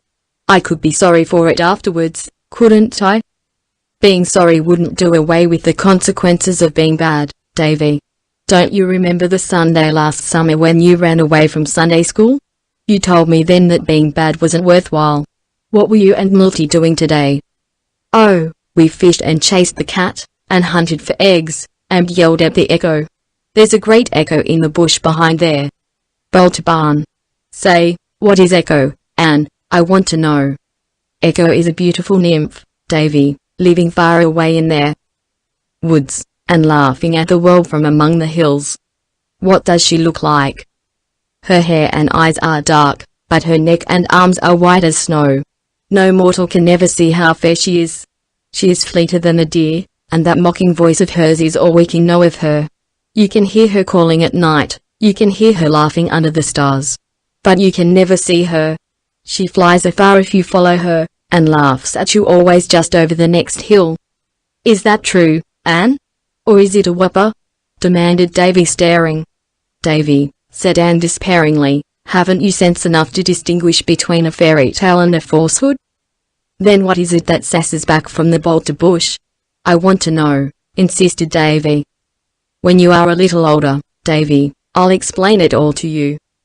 The mention of age evidently gave a new turn to Davy's thoughts, for after a few moments of reflection, he whispered solemnly, "Anne, I'm going to be married." "When?" asked Anne with equal solemnity. "Oh, not until I'm grown up, of course." "Well, that's a relief, Davy. Who is the lady?" "Stella Fletcher, she's in my class at school. And say, Anne, she's the prettiest girl you ever saw. If I die before I grow up, you'll keep an eye on her, won't you?" "Davy Keith, do stop talking such nonsense," said Marilla severely. "'Tisn't nonsense," protested Davy in an injured tone. "She's my promised wife, and if I was to die she'd be my promised widow, wouldn't she? And she hasn't got a soul to look after her except her old grandmother." "Come and have your supper, Anne," said Marilla, "and don't encourage that child in his absurd talk." Chapter 23. Paul cannot find the rock people. Life was very pleasant in Avonlea that summer, although Anne, amid all her vacation joys, was haunted by a sense of something gone which should be there. She would not admit, even in her inmost reflections, that this was caused by Gilbert's absence. But when she had to walk home alone from prayer meetings and AVIS powwows, while Diana and Fred, and many other gay couples, loitered along the dusky, starlit country roads, there was a queer, lonely ache in her heart which she could not explain away. Gilbert did not even write to her, as she thought he might have done. She knew he wrote to Diana occasionally, but she would not inquire about him, and Diana, supposing that Anne heard from him, volunteered no information. Gilbert's mother, who was a gay, frank, light-hearted lady, but not overburdened with tact, had a very embarrassing habit of asking Anne, always in a painfully distinct voice and always in the presence of a crowd, if she had heard from Gilbert lately. Poor Anne could only blush horribly and murmur, "Not very lately," which was taken by all, Mrs. Blythe included, to be merely a maidenly evasion. Apart from this, Anne enjoyed her summer. Priscilla came for a merry visit in June, and, when she had gone, Mr. and Mrs. Irving, Paul and Charlotta the Fourth came home for July and August. Echo Lodge was the scene of gaieties once more, and the echoes over the river were kept busy mimicking the laughter that rang in the old garden behind the spruces. Miss Lavender had not changed, except to grow even sweeter and prettier. Paul adored her, and the companionship between them was beautiful to see. "But I don't call her mother just by itself," he explained to Anne. "You see, that name belongs just to my own little mother, and I can't give it to anyone else. You know, teacher. But I call her Mother Lavender, and I love her next best to Father. I even love her a little better than you, teacher." "Which is just as it ought to be," answered Anne. Paul was 13 now and very tall for his years. His face and eyes were as beautiful as ever, and his fancy was still like a prism, separating everything that fell upon it into rainbows. He and Anne had delightful rambles to wood and field, and sure, never were the two more thoroughly kindred spirits. Charlotta the Fourth had blossomed out into young ladyhood. She wore her hair now in an enormous pompadour and had discarded the blue ribbon bows of auld lang syne, but her face was as freckled, her nose as snubbed, and her mouth and smiles as wide as ever. "You don't think I talk with a Yankee accent, do you, Miss Shirley, Ma'am?" she demanded anxiously. "I don't notice it, Charlotta. I'm real glad of that. They said I did at home, but I thought likely they just wanted to aggravate me. I don't want no Yankee accent. Not that I've a word to say against the Yankees, Miss Shirley, Ma'am. They're real civilized. But give me old P.E. Island every time." Paul spent his first fortnight with his grandmother Irving in Avonlea. Anne was there to meet him when he came, and found him wild with eagerness to get to the shore. Nora and the Golden Lady and the twin sailors would be there. He could hardly wait to eat his supper. Could he not see Nora's elfin face peering around the point, watching for him wistfully? But it was a very sober Paul who came back from the shore in the twilight. "Didn't you find your oak people?" asked Anne. Paul shook his chestnut curls sorrowfully. "The twin sailors and the Golden Lady never came at all," he said. "Nora was but Nora is not the same, teacher. She is changed." "Oh, Paul, it is you who are changed," said Anne. "You have grown too old for the rock people. They like only children for playfellows. I am afraid the twin sailors will never again come to you in the pearly, enchanted boat with the sail of moonshine, and the Golden Lady will play no more for you on her golden harp. Even Nora will not meet you much longer. You must pay the penalty of growing up, Paul. You must leave fairyland behind you." "You two talk as much foolishness as ever you did," said old Mrs. Irving, half indulgently, half approvingly. "Oh, no, we don't," said Anne, shaking her head gravely. "We are getting very, very wise, and it is such a pity. We are never half so interesting when we have learned that language is given us to enable us to conceal our thoughts." "But it isn't, it is given us to exchange our thoughts," said Mrs. Irving seriously. She had never heard of Talleyrand and did not understand epigrams. And spent a fortnight of halcyon days at Echo Lodge in the golden prime of August. While she incidentally contrived to hurry Ludovic Speed in his leisurely courting of Theodora Dix, as related in another chronicle of her history. Arnold Sherman, an elderly friend of the Irvings, was there at the same time, and added not a little to the general pleasantness of life. "What a nice playtime this has been," said Anne. "I feel like a giant refreshed. And it's only a fortnight more till I go back to Kingsport, and Redmond and Patty's Place. Patty's Place is the dearest spot, Miss Lavender. I feel as if I had two homes, one at Green Gables and one at Patty's Place. But where has the summer gone? It doesn't seem a day since I came home that spring evening with the Mayflowers. When I was little I couldn't see from one end of the summer to the other. It stretched before me like an unending season. Now, 'tis a handbreadth, 'tis a tale." "Anne, are you and Gilbert Blythe as good friends as you used to be?" asked Miss Lavender quietly. "I am just as much Gilbert's friend as ever I was, Miss Lavender." Miss Lavender shook her head. "I see something's gone wrong, Anne. I'm going to be impertinent and ask what. Have you quarreled?" "No, it's only that Gilbert wants more than friendship and I can't give him more." "Are you sure of that, Anne?" "Perfectly sure. I'm very, very sorry. I wonder why everybody seems to think I ought to marry Gilbert Blythe," said Anne petulantly. "Because you were made and meant for each other, and that is why. You needn't toss that young head of yours. It's a fact." Chapter 24. Enter Jonas. Prospect Point, August 20th. Dear Aunt spelled with an E, wrote Phil, I must prop my eyelids open long enough to write you. I've neglected you shamefully this summer, honey, but all my other correspondents have been neglected, too. I have a huge pile of letters to answer, so I must gird up the loins of my mind and hoe in. Excuse my mixed metaphors. I'm fearfully sleepy. Last night Cousin Emily and I were calling at a neighbor's. There were several other callers there, and as soon as those unfortunate creatures left, our hostess and her 3 daughters picked them all to pieces. I knew they would begin on Cousin Emily and me as soon as the door shut behind us. When we came home, Mrs. Lilly informed us that the aforesaid neighbor's hired boy was supposed to be down with scarlet fever. You can always trust Mrs. Lilly to tell you cheerful things like that. I have a horror of scarlet fever.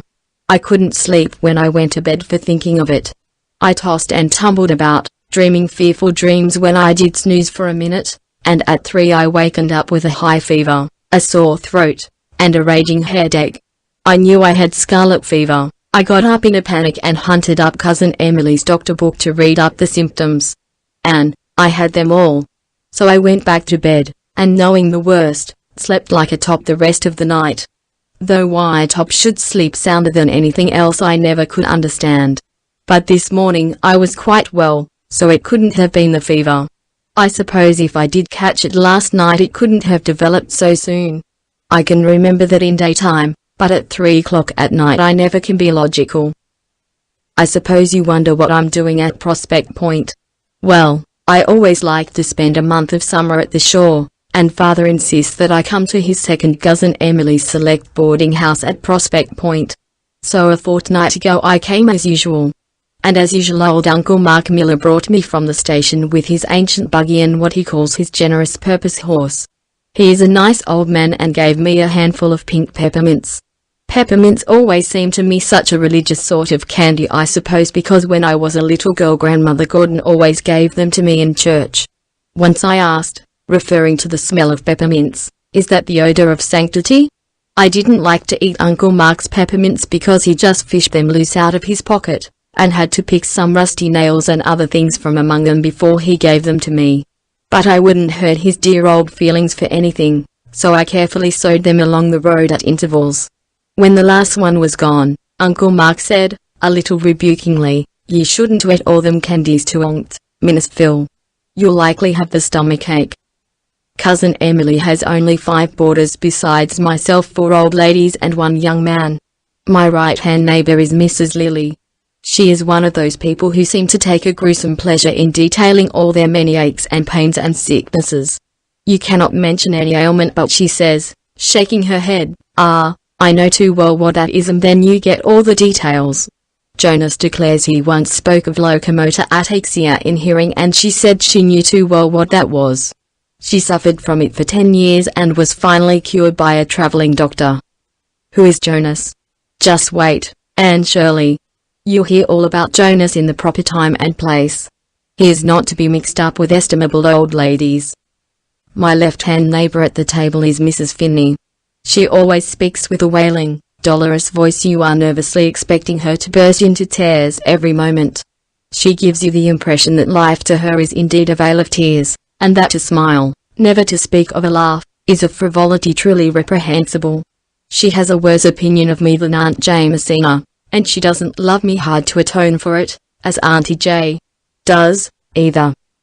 Miss Maria Grimsby sits carty corner from me. The first day I came I remarked to Miss Maria that it looked a little like rain and Miss Maria laughed.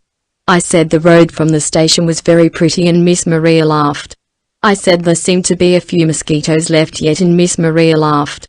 I said that Prospect Point was as beautiful as ever and Miss Maria laughed. If I were to say to Miss Maria, "My father has hanged himself, my mother has taken poison, my brother is in the penitentiary, and I am in the last stages of consumption," Miss Maria would laugh. She can't help it, she was born so, but is very sad and awful. The 5th old lady is Mrs. Grant. She is a sweet old thing, but she never says anything but good of anybody and so she is a very uninteresting conversationalist. And now for Jonas, Anne. That first day I came I saw a young man sitting opposite me at the table, smiling at me as if he had known me from my cradle. I knew, for Uncle Mark had told me, that his name was Jonas Blake, that he was a theological student from Street Columbia, and that he had taken charge of the Point Prospect Mission Church for the summer. He is a very ugly young man, really, the ugliest young man I've ever seen. He has a big, loose-jointed figure with absurdly long legs.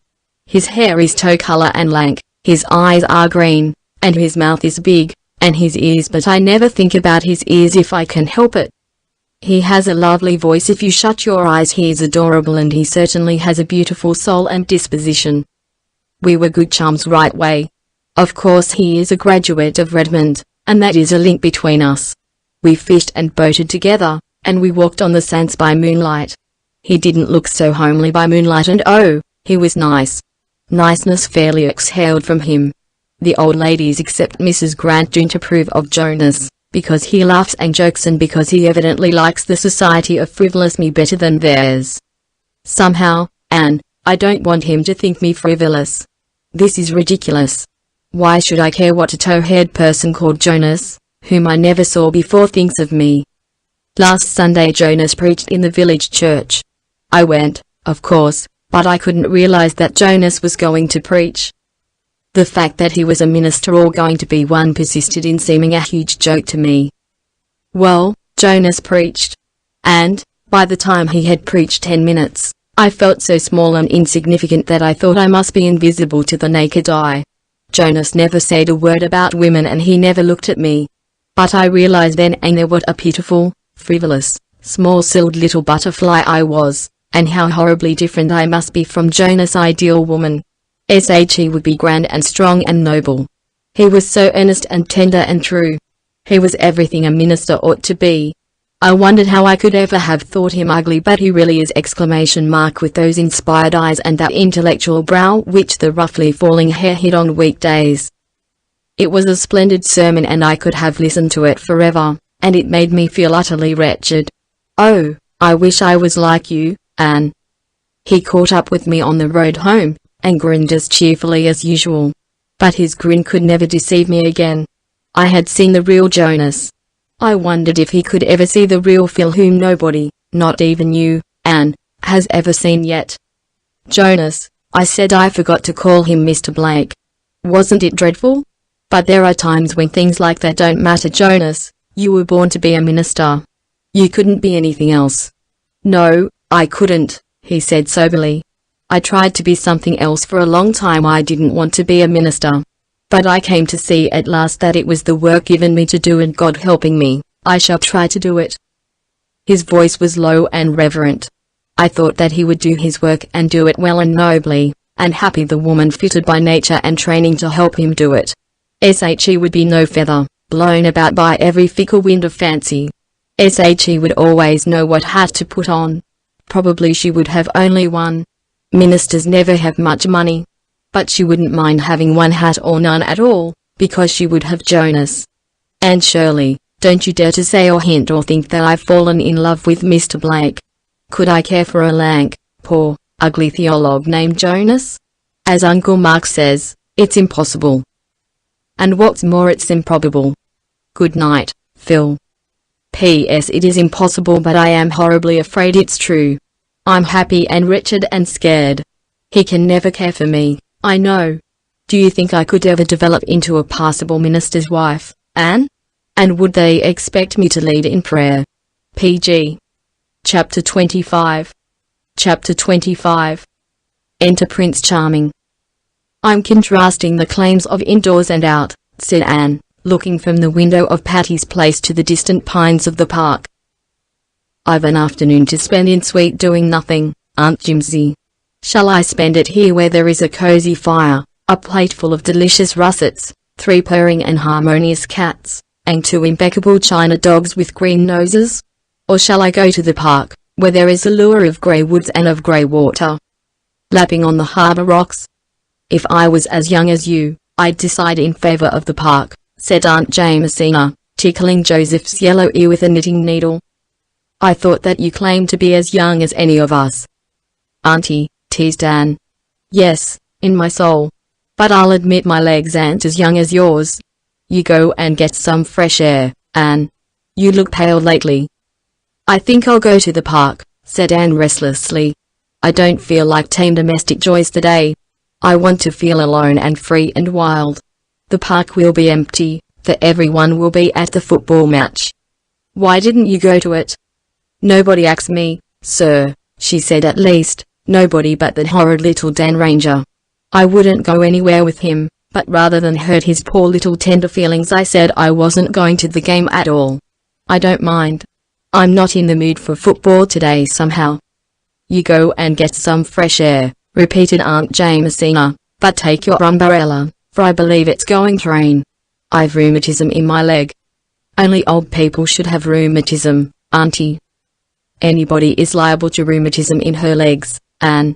It's only old people who should have rheumatism in their souls, though. Thank goodness, I never have. When you get rheumatism in your soul you might as well go and pick out your coffin. It was November, the month of crimson sunsets, parting birds, deep, sad hymns of the sea, passionate twinned songs in the pines. Anne roamed through the pineland alleys in the park and, as she said, let that great sweeping wind blow the fogs out of her soul. Anne was not wont to be troubled with soul fog.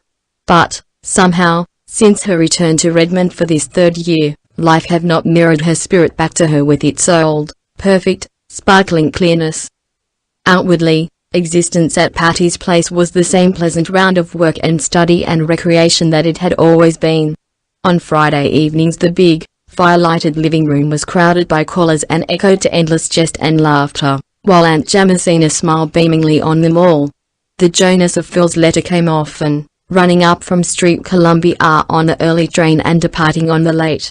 He was a general favourite at Patty's Place, though Aunt Jamesina shook her head and opined that divinity students were not what they used to be. He's very nice, my dear, she told Phil, but ministers ought to be graver and more dignified. Can't a man laugh and be a Christian still? Demanded Phil. Oh, men, yes. But I was speaking of ministers, my dear, said Aunt Jamesina rebukingly. And you shouldn't flirt. So with Mr. Blake you really shouldn't. I'm not flirting with him, protested Phil. Nobody believed her, except Anne. The others thought she was amusing herself as usual, and told her roundly that she was behaving very badly. Mr. Blake isn't of the Alec Alonso type, Phil, said Stella severely. He takes things seriously. You may break his heart. Do you really think I could? Asked Phil. I'd love to think so. Philippa Gordon. I never thought you were utterly unfeeling. The idea of you saying you love to break a man's heart. I didn't say so, honey. Quote me correctly. I said I'd like to think I could break it. I would like to know I had the power to do it. I don't understand you, Phil. You are leading that man on deliberately and you know you don't mean anything by it. I mean to make him ask me to marry him if I can, said Phil calmly. I give you up, said Stella hopelessly. Gilbert came occasionally on Friday evenings. He seemed always in good spirits, and held his own in the jests and repartee that flew about. He neither sought nor avoided Anne. When circumstances brought them in contact he talked to her pleasantly and courteously, as to any newly made acquaintance. The old camaraderie was gone entirely. Anne felt it keenly, but she told herself she was very glad and thankful that Gilbert had got so completely over his disappointment in regard to her. She had really been afraid, that April evening in the orchard, that she had hurt him terribly and that the wound would be long in healing. Now she saw that she need not have worried. Men have died and the worms have eaten them, but not for love. Gilbert evidently was in no danger of immediate dissolution. He was enjoying life, and he was full of ambition and zest. For him there was to be no wasting in despair because a woman was fair and cold. Anne, as she listened to the ceaseless badinage that went on between him and Phil, wondered if she had only imagined that look in his eyes when she had told him she could never care for him. There were not lacking those who would gladly have stepped into Gilbert's vacant place. But Anne snubbed them without fear and without reproach. If the real Prince Charming was never to come she would have none of a substitute. So she sternly told herself that grey day in the windy park. Suddenly the rain of Aunt Jamesina's prophecy came with a swish and rush. Anne put up her umbrella and hurried down the slope.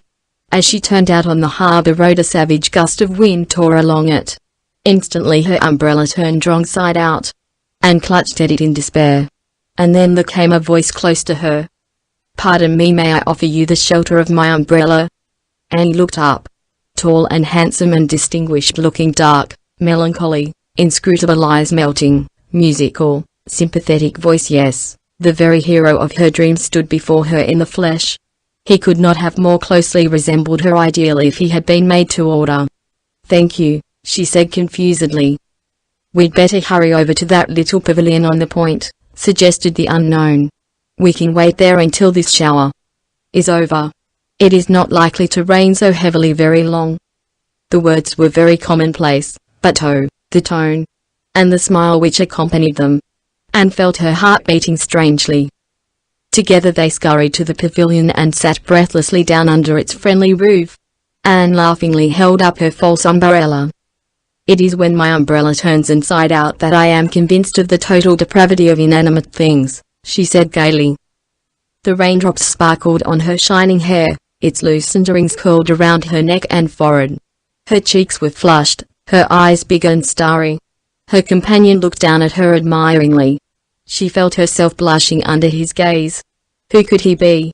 Why, there was a bit of the Redmond white and scarlet pinned to his coat lapel.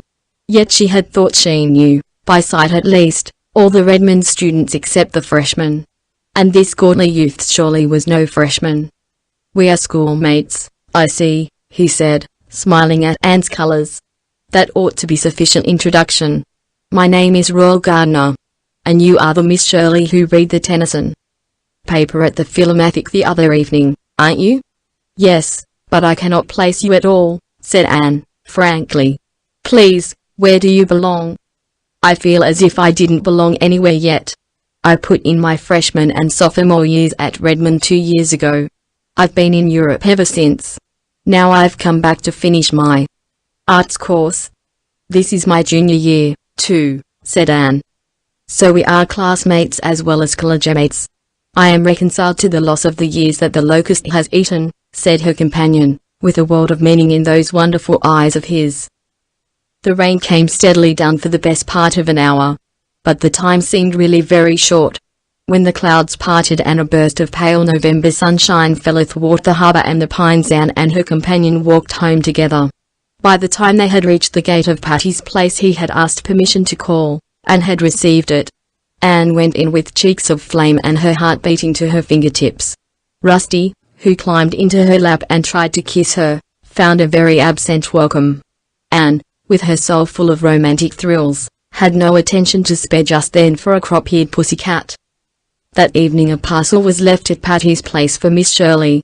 It was a box containing a dozen magnificent roses. Phil pounced impertinently on the card that fell from it. Read the name and the poetical quotation written on the back. "Royal Gardner," she exclaimed. "Why, Anne, I didn't know you were acquainted with Roy Gardner." "I met him in the park this afternoon in the rain," explained Anne hurriedly. "My umbrella turned inside out and he came to my rescue with his." "Oh." Phil peered curiously at Anne. "And is that exceedingly commonplace incident any reason why he should send us long-stemmed roses by the dozen, with a very sentimental rhyme? Or why we should blush divinest rosy red when we look at his card? Anne, thy face betrayeth thee." "Don't talk nonsense, Phil. Do you know Mr. Gardner?" "I've met his 2 sisters, and I know of him. So does everybody worthwhile in Kingsport. The Gardners are among the richest, bluest, of Bluenesses. Roy is adorably handsome and clever. 2 years ago his mother's health failed and he had to leave college and go abroad with her. His father is dead. He must have been greatly disappointed to have to give up his class, but they say he was perfectly sweet about it. Fee-fee-fo-fum, Anne. I smell romance. Almost do I envy you. But not quite. After all, Roy Gardner isn't Jonas." "You goose," said Anne loftily. But she lay long awake that night, nor did she wish for sleep. Her waking fancies were more alluring than any vision of dreamland. Had the real prince come at last? Recalling those glorious dark eyes which had gazed so deeply into her own, Anne was very strongly inclined to think he had. Chapter 26. Chapter 26. Enter Christine. The girls at Patty's place were dressing for the reception which the juniors were giving for the seniors in February. Anne surveyed herself in the mirror of the blue room with girlish satisfaction. She had a particularly pretty gown on. Originally it had been only a simple little slip of cream silk with a chiffon overdress. But Phil had insisted on taking it home with her in the Christmas holidays and embroidering tiny rosebuds all over the chiffon. Phil's fingers were deft, and the result was a dress which was the envy of every Redmond girl. Even Allie Boone, whose frocks came from Paris, was wont to look with longing eyes on that rosebud concoction as Anne trailed up the main staircase at Redmond in it. Annie was trying the effect of a white orchid in her hair. Roy Gardner had sent her white orchids for the reception, and she knew no other Redmond girl would have them that night when Phil came in with admiring gaze. "Anne, this is certainly your night for looking handsome. 9 nights out of 10 I can easily outshine you. The 10th you blossom out suddenly into something that eclipses me altogether. How do you manage it?" "It's the dress, dear. Fine feathers. 'Tisn't. The last evening you flamed out into beauty you wore your old blue flannel shirt-a-waist that Mrs. Lynde made you. If Roy hadn't already lost head and heart about you he certainly would tonight. But I don't like orchids on you, Anne. No, it isn't jealousy. Orchids don't seem to belong to you. They're too exotic, too tropical, too insolent. Don't put them in your hair, anyway." "Well, I won't. I admit I'm not fond of orchids myself. I don't think they're related to me. Roy doesn't often send them. He knows I like flowers I can live with. Orchids are only things you can visit with. Jonas sent me some dear pink rosebuds for the evening, but he isn't coming himself. He said he had to lead a prayer meeting in the slums. I don't believe he wanted to come. Anne, I'm horribly afraid Jonas doesn't really care anything about me. And I'm trying to decide whether I'll pine away and die, or go on and get my Bachelor of Arts and be sensible and useful." "You couldn't possibly be sensible and useful, Phil, so you'd better pine away and die," said Anne cruelly. "Heartless Anne. Silly Phil. You know quite well that Jonas loves you. But he won't tell me so. And I can't make him. He looks it, I'll admit. But speak to me only with iron eyes isn't a really reliable reason for embroidering oilies and hem-stitching tablecloths. I don't want to begin such work until I'm really engaged. It would be tempting fate. Mr. Blake is afraid to ask you to marry him, Phil. He is poor and can't offer you a home such as you've always had. You know that is the only reason he hasn't spoken long ago." "I suppose so," agreed Phil dolefully. "Well, brightening up, if he won't ask me to marry him I'll ask him, that's all. So it's bound to come right. I won't worry. By the way, Gilbert Blythe is going about constantly with Christine Stewart. Did you know?" Anne was trying to fasten a little gold chain about her throat. She suddenly found the clasp difficult to manage. What was the matter with it or with her fingers? "No," she said carelessly. "Who is Christine Stewart?" "Ronald Stewart's sister. She's in Kingsport this winter studying music. I haven't seen her, but they say she's very pretty and that Gilbert is quite crazy over her. How angry I was when you refused Gilbert, Anne. But Roy Gardner was foreordained for you. I can see that now.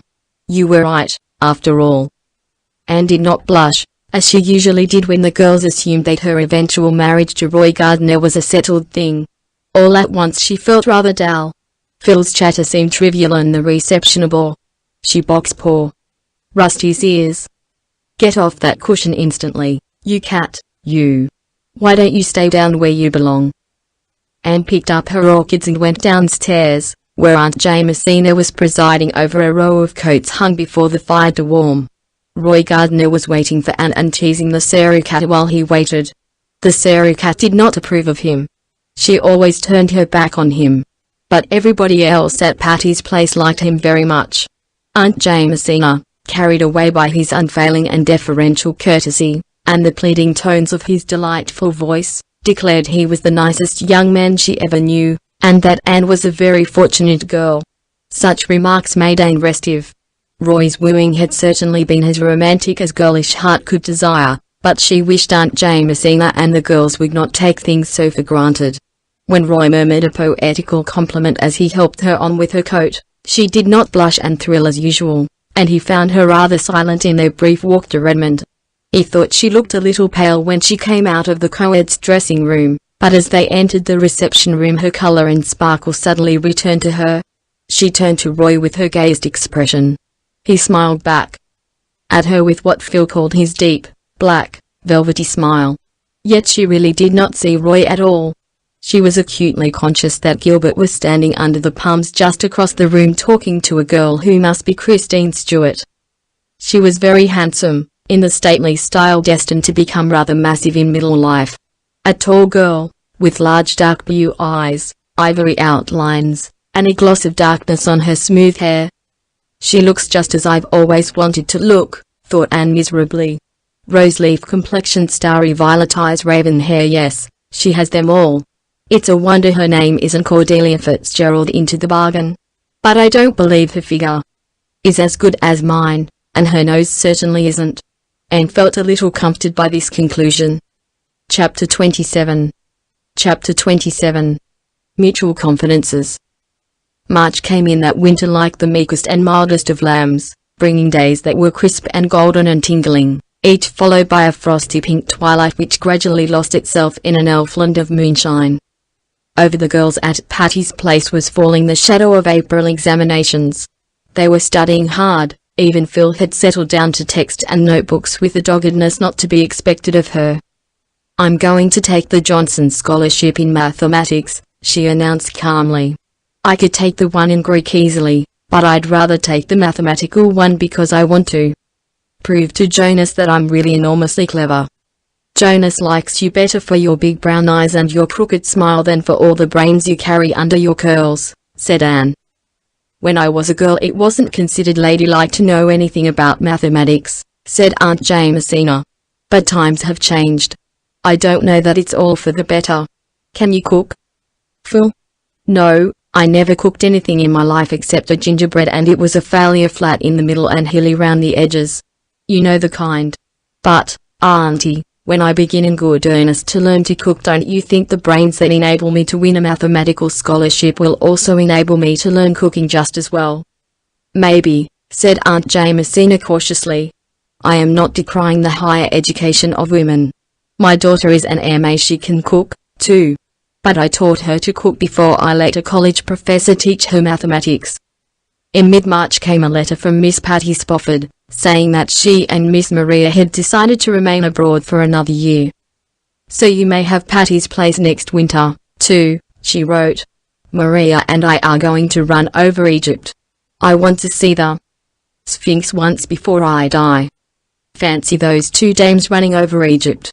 I wonder if they'll look up at the Sphinx and knit," laughed Priscilla.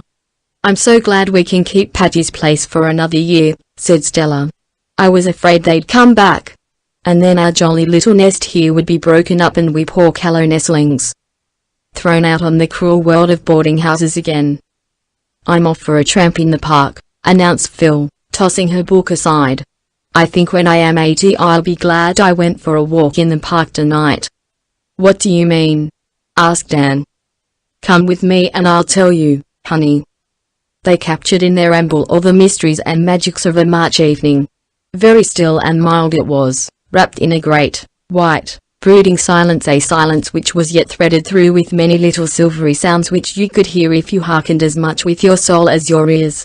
The girls wandered down a long Vineland aisle that seemed to lead right out into the heart of a deep red, overflowing winter sunset. "I'd go home and write a poem this blessed minute if I only knew how," declared Phil, pausing in an open space where a rosy light was staining the green tips of the pines. "It's all so wonderful here, this great, white stillness, and those dark trees that always seem to be thinking." "The woods were God's first temples," quoted Aunt softly. "One can't help feeling reverent and adoring in such a place. I always feel so near him when I walk among the pines." "Anne, I'm the happiest girl in the world," confessed Phil suddenly. "So Mr. Blake has asked you to marry him at last?" said Anne calmly. "Yes. And I sneezed 3 times while he was asking me. Wasn't that horrid? But I said yes almost before he finished. I was so afraid he might change his mind and stop. I'm besottedly happy. I couldn't really believe before that Jonas would ever care for frivolous me." "Phil, "You're not really frivolous," said Anne gravely. "Way down underneath that frivolous exterior of yours you've got a dear, loyal, womanly little soul. Why do you hide it so?" "I can't help it, Queen Anne. You are right, I'm not frivolous at heart. But there's a sort of frivolous skin over my soul and I can't take it off. As Mrs. Poyser says, I'd have to be hatched over again and hatched different before I could change it. But Jonas knows the real me and loves me, frivolity and all. And I love him. I never was so surprised in my life as I was when I found out I loved him. I'd never thought it possible to fall in love with an ugly man. Fancy me coming down to one solitary beau. And one named Jonas. But I mean to call him Joe. That's such a nice, crisp little name. I couldn't nickname Alonso." "What about Alec and Alonso?" "Oh, I told them at Christmas that I never could marry either of them. It seems so funny now to remember that I ever thought it possible that I might. They felt so badly I just cried over both of them, howled. But I knew there was only one man in the world I could ever marry. I had made up my own mind for once and it was real easy, too. It's very delightful to feel so sure, and know it's your own sureness and not somebody else's." "Do you suppose you'll be able to keep it up?" "Making up my mind, you mean? I don't know, but Joe has given me a splendid rule. He says, when I'm perplexed, just to do what I would wish I had done when I shall be 80. Anyhow, Joe can make up his mind quickly enough, and it would be uncomfortable to have too much mind in the same house." "What will your father and mother say?" "Father won't say much. He thinks everything I do right. But mother will talk. Oh, her tongue will be as spiny as her nose. But in the end it will be all right. You'll have to give up a good many things you've always had, when you marry Mr. Blake, Phil. But I'll have him. I won't miss the other things. We're to be married a year from next June. Joe graduates from Street Columbia this spring, you know. Then he's going to take a little mission church down on Patterson Street in the slums. Fancy me in the slums. But I'd go there or to Greenland's icy mountains with him." "And this is the girl who would never marry a man who wasn't rich," commented Anne to a young pine tree. "Oh, don't cast up the follies of my youth to me. I shall be poor as gaily as I've been rich. You'll see. I'm going to learn how to cook and make over dresses. I've learned how to market since I've lived at Patty's place, and once I taught a Sunday school class for a whole summer. Aunt Jamesina says I'll ruin Joe's career if I marry him. But I won't. I know I haven't much sense or sobriety, but I've got what is ever so much better, the knack of making people like me. There is a man in Bolingbroke who lisps and always testifies in prayer meeting. He says, if he can't thine like an electric stir thine like a candlestick. I'll be Joe's little candlestick. Phil, you're incorrigible. Well, I love you so much that I can't make nice, light, congratulatory little speeches. But I'm heart glad of your happiness. I know. Those big grey eyes of yours are brimming over with real friendship, Anne. Some day I'll look the same way at you. You're going to marry Roy, aren't you, Anne?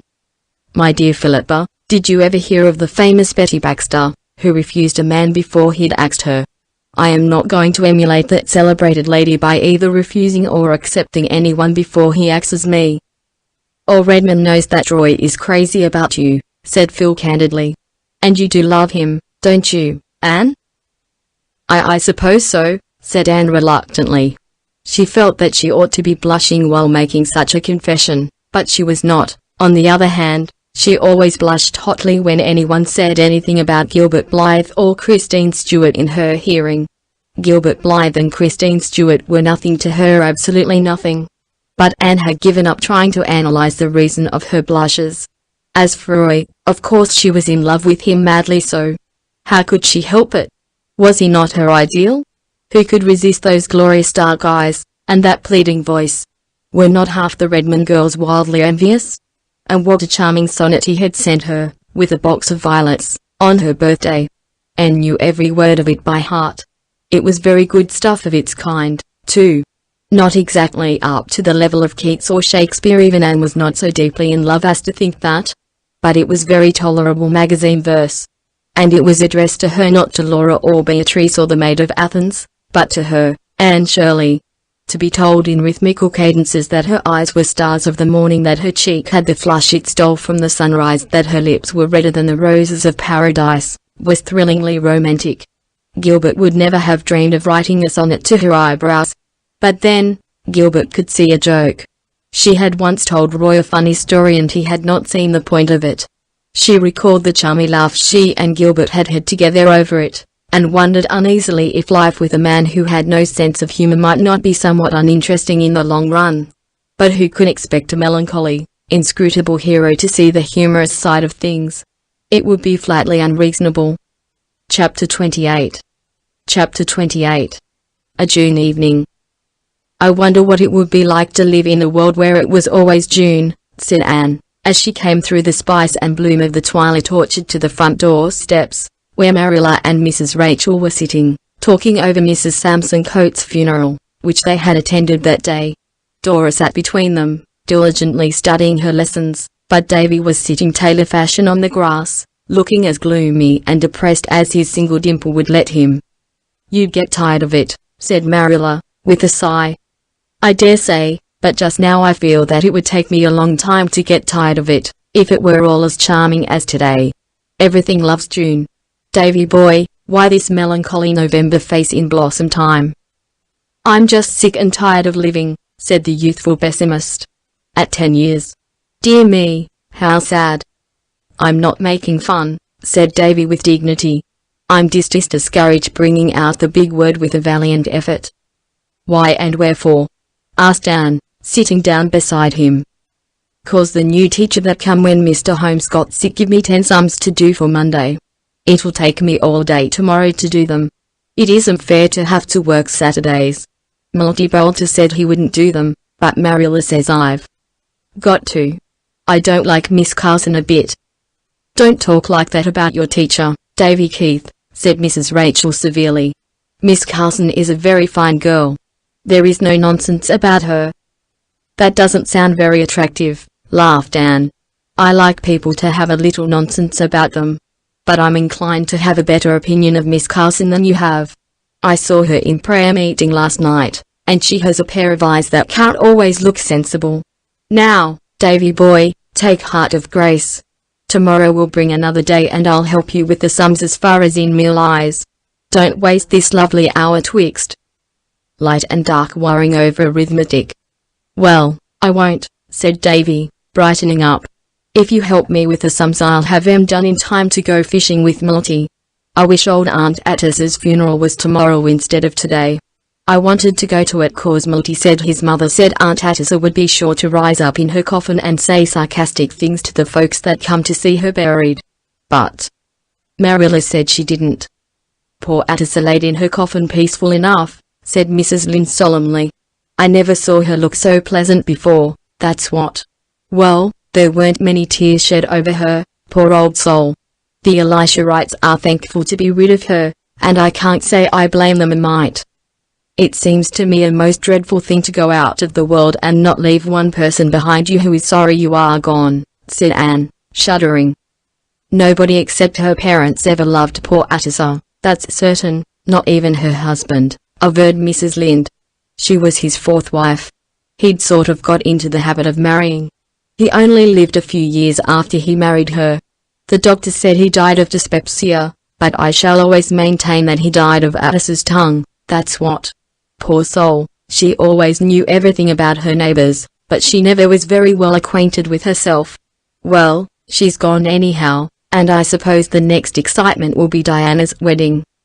"It seems funny and horrible to think of Diana's being married," sighed Anne, hugging her knees and looking through the gap in the haunted wood to the light that was shining in Diana's room. "I don't see what's horrible about it, when she's doing so well," said Mrs. Lynde emphatically. "Fred Wright has a fine farm and he is a model young man." "He certainly isn't the wild, dashing, wicked young man Diana once wanted to marry," smiled Anne. "Fred is extremely good." "That's just what he ought to be. Would you want Diana to marry a wicked man? Or marry one yourself?" "Oh, no. I wouldn't want to marry anybody who was wicked, but I think I'd like it if he could be wicked and wouldn't. Now, Fred is hopelessly good." "You'll have more sense someday," I hope," said Marilla. Marilla spoke rather bitterly. She was grievously disappointed. She knew Anne had refused Gilbert Blythe. Avonlea gossip buzzed over the fact, which had leaked out, nobody knew how. Perhaps Charlie Sloane had guessed and told his guesses for truth. Perhaps Diana had betrayed it to Fred and Fred had been indiscreet.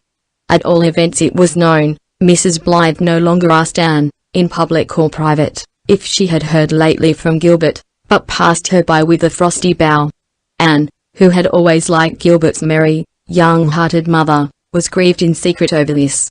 Marilla said nothing, but Mrs. Lynde gave Anne many exasperated digs about it, until fresh gossip reached that worthy lady, through the medium of Moody Spurgeon Macpherson's mother, that Anne had another beau at college, who was rich and handsome and good all in one.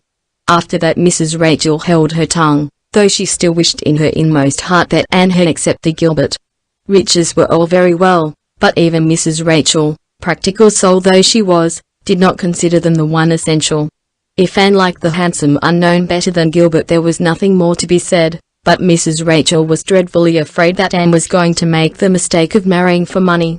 Marilla knew Anne too well to fear this, but she felt that something in the universal scheme of things had gone sadly awry. "What is to be, will be," said Mrs. Rachel gloomily, "and what isn't to be happens sometimes. I can't help believing it's going to happen in Anne's case, if Providence doesn't interfere, that's what." Mrs. Rachel sighed. She was afraid Providence wouldn't interfere, and she didn't dare to. Anne had wandered down to the Dryad's Bubble and was curled up among the ferns at the root of the big white birch where she and Gilbert had so often sat in summers gone by. He had gone into the newspaper office again when college closed, and Avonlea seemed very dull without him. He never wrote to her, and Anne missed the letters that never came. To be sure, Roy wrote twice a week. His letters were exquisite compositions which would have read beautifully in a memoir or biography. Anne felt herself more deeply in love with him than ever when she read them, but her heart never gave the queer, quick, painful bound at sight of his letters which it had given one day when Mrs. Hiram Sloane had handed her out an envelope addressed in Gilbert's black, upright handwriting. Anne had hurried home to the East Gable and opened it eagerly to find a typewritten copy of some college society report, only that and nothing more. Anne flung the harmless screed across her room and sat down to write an especially nice epistle to Roy. Diana was to be married in 5 more days. The grey house at Orchard Slope was in a turmoil of baking and brewing and boiling and stewing, for there was to be a big, old-timey wedding. Anne, of course, was to be bridesmaid, as had been arranged when they were 12 years old, and Gilbert was coming from Kingsport to be best man. Anne was enjoying the excitement of the various preparations, but under it all she carried a little heartache. She was, in a sense, losing her dear old chum. Diana's new home would be 2 miles from Green Gables, and the old constant companionship could never be theirs again. Anne looked up at Diana's light and thought how it had beaconed to her for many years, but soon it would shine through the summer twilights no more. 2 big, painful tears welled up in her grey eyes. "Oh," she thought, "how horrible it is that people have to grow up and marry and change." Chapter 29. Chapter 29. Diana's wedding. "After all, the only real roses are the pink ones," said Anne, as she tied white ribbon around Diana's bouquet in the westward-looking gable at Orchard Slope. "They are the flowers of love and faith." Diana was standing nervously in the middle of the room, arrayed in her bridal white, her black curls frosted over with the film of her wedding veil. Anne had draped that veil, in accordance with the sentimental compact of years before. "It's all pretty much as I used to imagine it long ago, when I wept over your inevitable marriage and our consequent parting," she laughed. "You are the bride of my dreams, Diana, with the lovely misty veil, and I am your bridesmaid. But, alas, I haven't the puffed sleeves, though these short lace ones are even prettier. Neither is my heart wholly breaking, nor do I exactly hate Fred." "We are not really parting, Anne," protested Diana. "I'm not going far away. We'll love each other just as much as ever. We've always kept that oath of friendship we swore long ago, haven't we?" "Yes. We've kept it faithfully. We've had a beautiful friendship, Diana. We've never marred it by one quarrel or coolness or unkind word, and I hope it will always be so. But things can't be quite the same after this. You'll have other interests." I'll just be on the outside. But such is life, as Mrs. Rachel says. Mrs. Rachel has given you one of her beloved knitted quilts of the tobacco stripe pattern, and she says when I am married she'll give me one, too. The mean thing about your getting married is that I won't be able to be your bridesmaid, lamented Diana. I'm to be Phil's bridesmaid next June, when she marries Mr. Blake, and then I must stop, for you know the proverb, 3 times a bridesmaid, never a bride, said Anne, peeping through the window over the pink and snow of the blossoming orchard beneath. Here comes the minister, Diana. Oh, Anne, gasped Diana, suddenly turning very pale and beginning to tremble. Oh, Anne, I'm so nervous I can't go. Through with it, Anne, I know I'm going to faint. If you do I'll drag you down to the rainwater hogshead and drop you in, said Anne unsympathetically. Cheer up, dearest. Getting married can't be so very terrible when so many people survive the ceremony. See how cool and composed I am, and take courage. Wait till your turn comes, Miss Anne. Oh, Anne, I hear Father coming upstairs. Give me my bouquet. Is my veil right? Am I very pale? You look just lovely. Darling, kiss me goodbye for the last time. Diana Barry will never kiss me again. Diana Wright will, though. There, Mother's calling. Come. Following the simple, old-fashioned way in vogue then, Anne went down to the parlour on Gilbert's arm. They met at the top of the stairs for the first time since they had left Kingsport, for Gilbert had arrived only that day. Gilbert shook hands courteously. He was looking very well, though, as Anne instantly noted, rather thin. He was not pale. There was a flush on his cheek that had burned into it as Anne came along the hall towards him, in her soft, white dress with lilies of the valley in the shining masses of her hair. As they entered the crowded parlour together, a little murmur of admiration ran around the room. What a fine-looking pair they are, whispered the impressible Mrs. Rachel to Marilla. Fred ambled in alone, with a very red face, and then Diana swept in on her father's arm. She did not faint, and nothing untoward occurred to interrupt the ceremony. Feasting and merry-making followed. Then, as the evening waned, Fred and Diana drove away through the moonlight to their new home, and Gilbert walked with Anne to Green Gables. Something of their old comradeship had returned during the informal mirth of the evening. Oh, it was nice to be walking over that well-known road with Gilbert again. The night was so very still that one should have been able to hear the whisper of roses in blossom, the laughter of daisies, the piping of grasses, many sweet sounds, all tangled up together. The beauty of moonlight on familiar fields irradiated the world. "Can't we take a ramble up Lover's Lane before you go in?" asked Gilbert as they crossed the bridge over the lake of shining waters.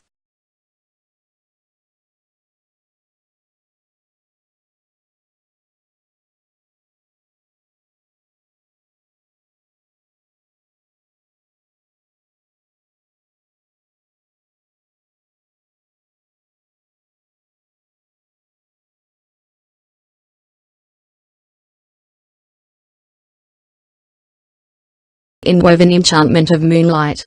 There had been a time when such a walk with Gilbert through Lover's Lane would have been far too dangerous. But Roy and Christine had made it very safe now. Anne found herself thinking a good deal about Christine as she chatted lightly to Gilbert.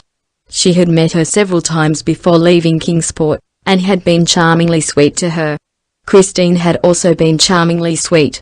Indeed, they were a most cordial pair. But for all that, their acquaintance has not ripened into friendship. Evidently Christine was not a kindred spirit. "Are you going to be in Avonlea all summer?" asked Gilbert. "No. I'm going down Easter Valley Road next week. Esther Haythorne wants me to teach for her through July and August.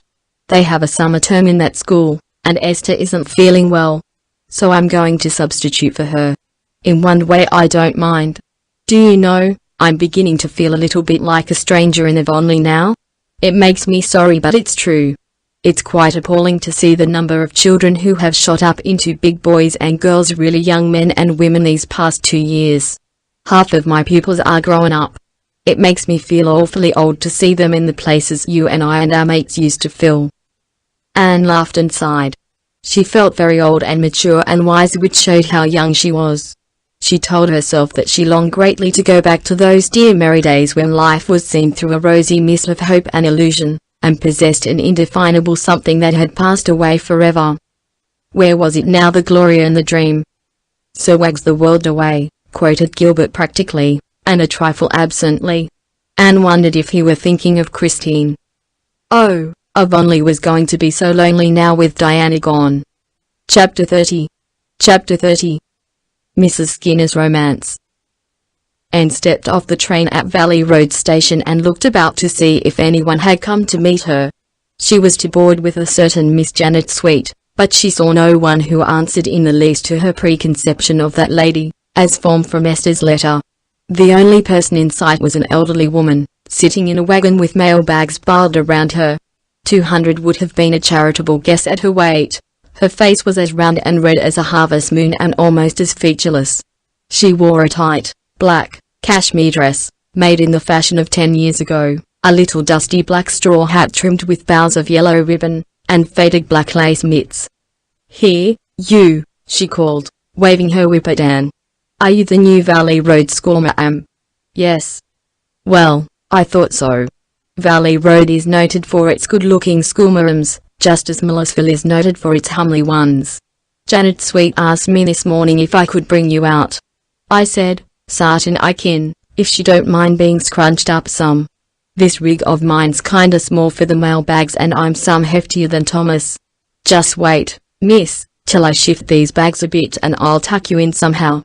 It's only 2 miles to Janet's. Her next-door neighbor's hired boy is coming for your trunk tonight. My name is Skinner, Amelia Skinner." Anne was eventually tucked in, exchanging amused smiles with herself during the process. "Jog along, black mare," commanded Mrs. Skinner, gathering up the reins in her pudgy hands. "This is my first trip on the mail road. Thomas wanted to hoe his turnips today, so he asked me to come. So I just sat down and took a standing up snack and started. I sorta like it. O' course it's rather tedious. Part of the time I sit and thinks and the rest I just sits. Jog along, black mare. I want to get home early. Thomas is terrible lonesome when I'm away. You see, we haven't been married very long." "Oh," said Anne politely. "Just a month. Thomas courted me for quite a spell, though. It was real romantic." Anne tried to picture Mrs. Skinner on speaking terms with romance and failed. "Oh?" she said again. "Yes. You see, there was another man after me. Jog along, black mare. I'd been a widow so long folks had given up expecting me to marry again. But when my daughter, she's a schoolma'am like you, went out west to teach, I felt real lonesome and wasn't no wise sot against the idea.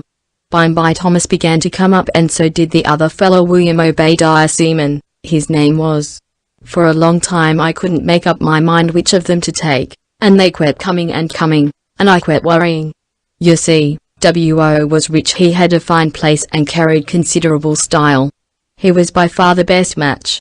Jog along, black mare." "Why didn't you marry him?" asked Anne. "Well, you see, he didn't love me," answered Mrs. Skinner, solemnly.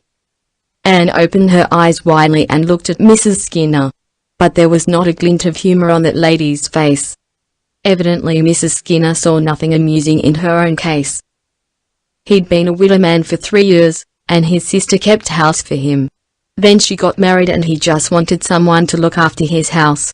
It was worth looking after, too, mind you that. It's a handsome house. Jog along, black mare. As for Thomas, he was poor, and if his house didn't leak in dry weather it was about all that could be said for it, though it looks kind of picturesque. But, you see, I love Thomas, and I didn't care 1 red cent for W.O., so I argued it out with myself.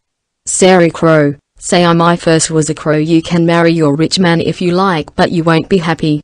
Folks can't get along together in this world without a little bit of love. You'd just better tie up to Thomas, for he loves you and you love him, and nothing else ain't going to do you. Jog along, black mare. So I told Thomas I'd take him. All the time I was getting ready I never dared drive past W.O.'s place for fear the sight of fine house of his would put me in the swithers again. But now I never think of it at all, and I'm just that comfortable and happy with Thomas. Jog along, black mare. How did William Obadiah take it? Queried Anne. Oh, he rumpled a bit. But he's going to see a skinny old maid in Millisville now, and I guess she'll take him fast enough. She'll make him a better wife than his first did. W.O. never wanted to marry her. He just asked her to marry him cause his father wanted him to, never dreaming but that she'd say no. But mind you, she said yes. There was a predicament for you. Jog along, black mare. She was a great housekeeper, but most awful mean. She wore the same bonnet for 18 years.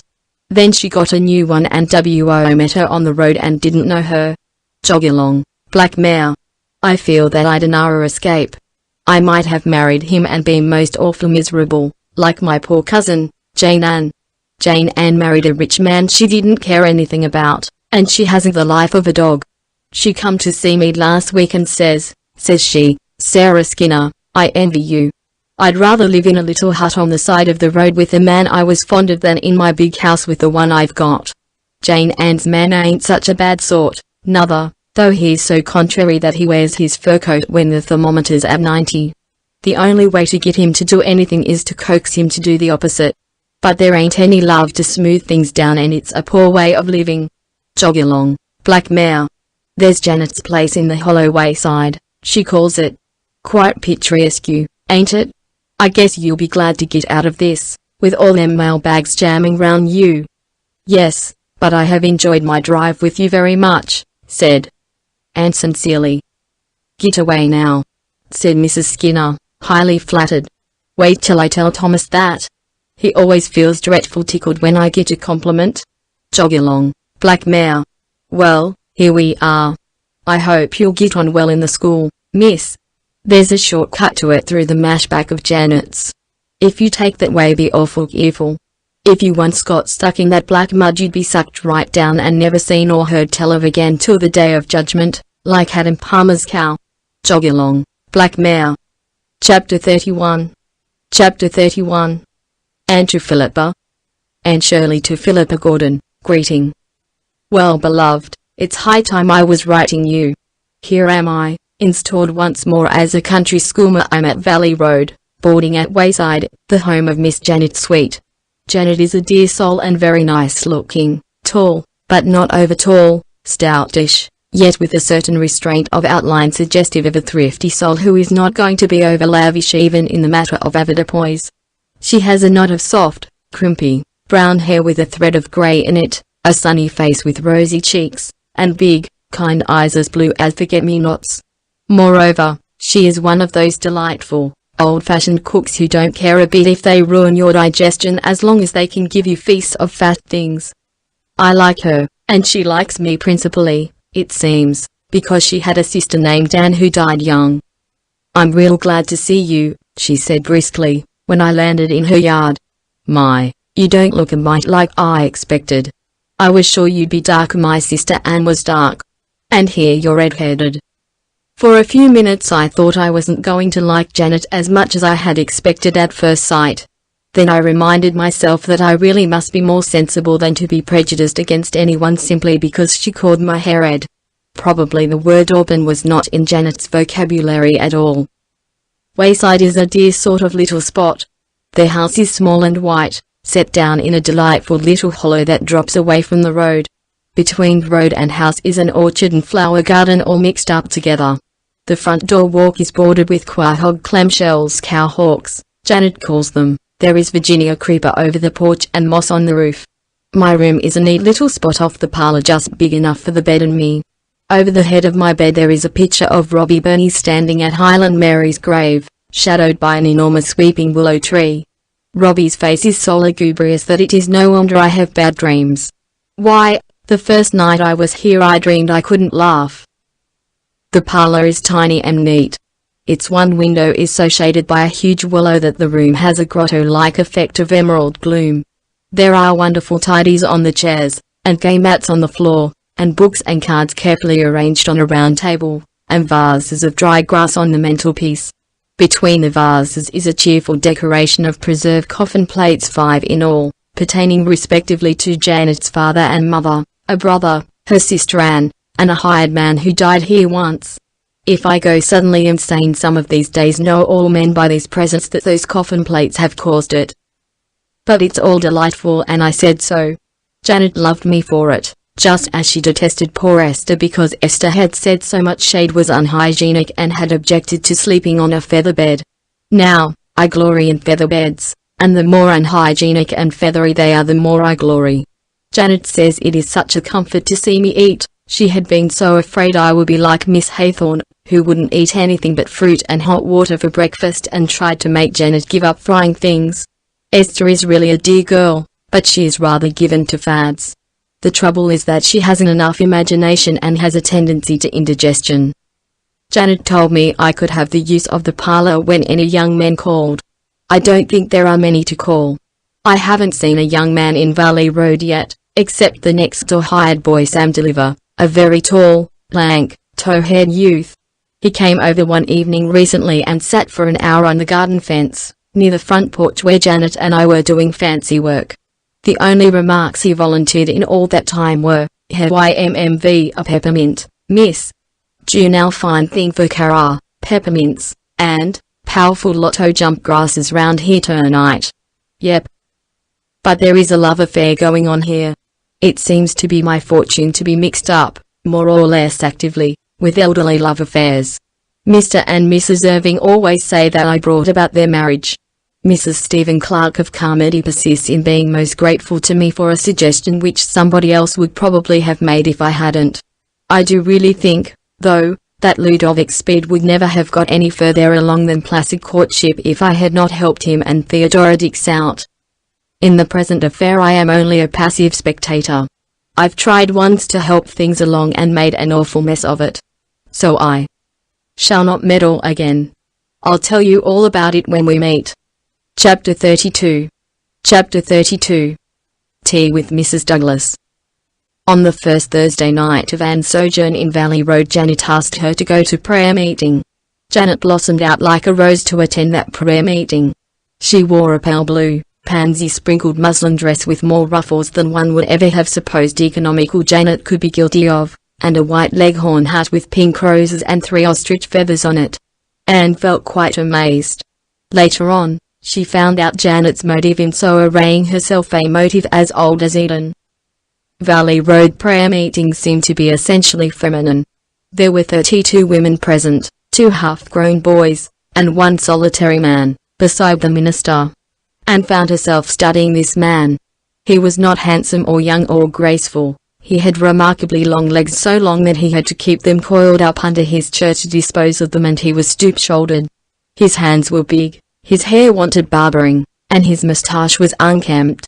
But Anne thought she liked his face. It was kind and honest and tender. There was something else in it, too. Just what, Anne found it hard to define.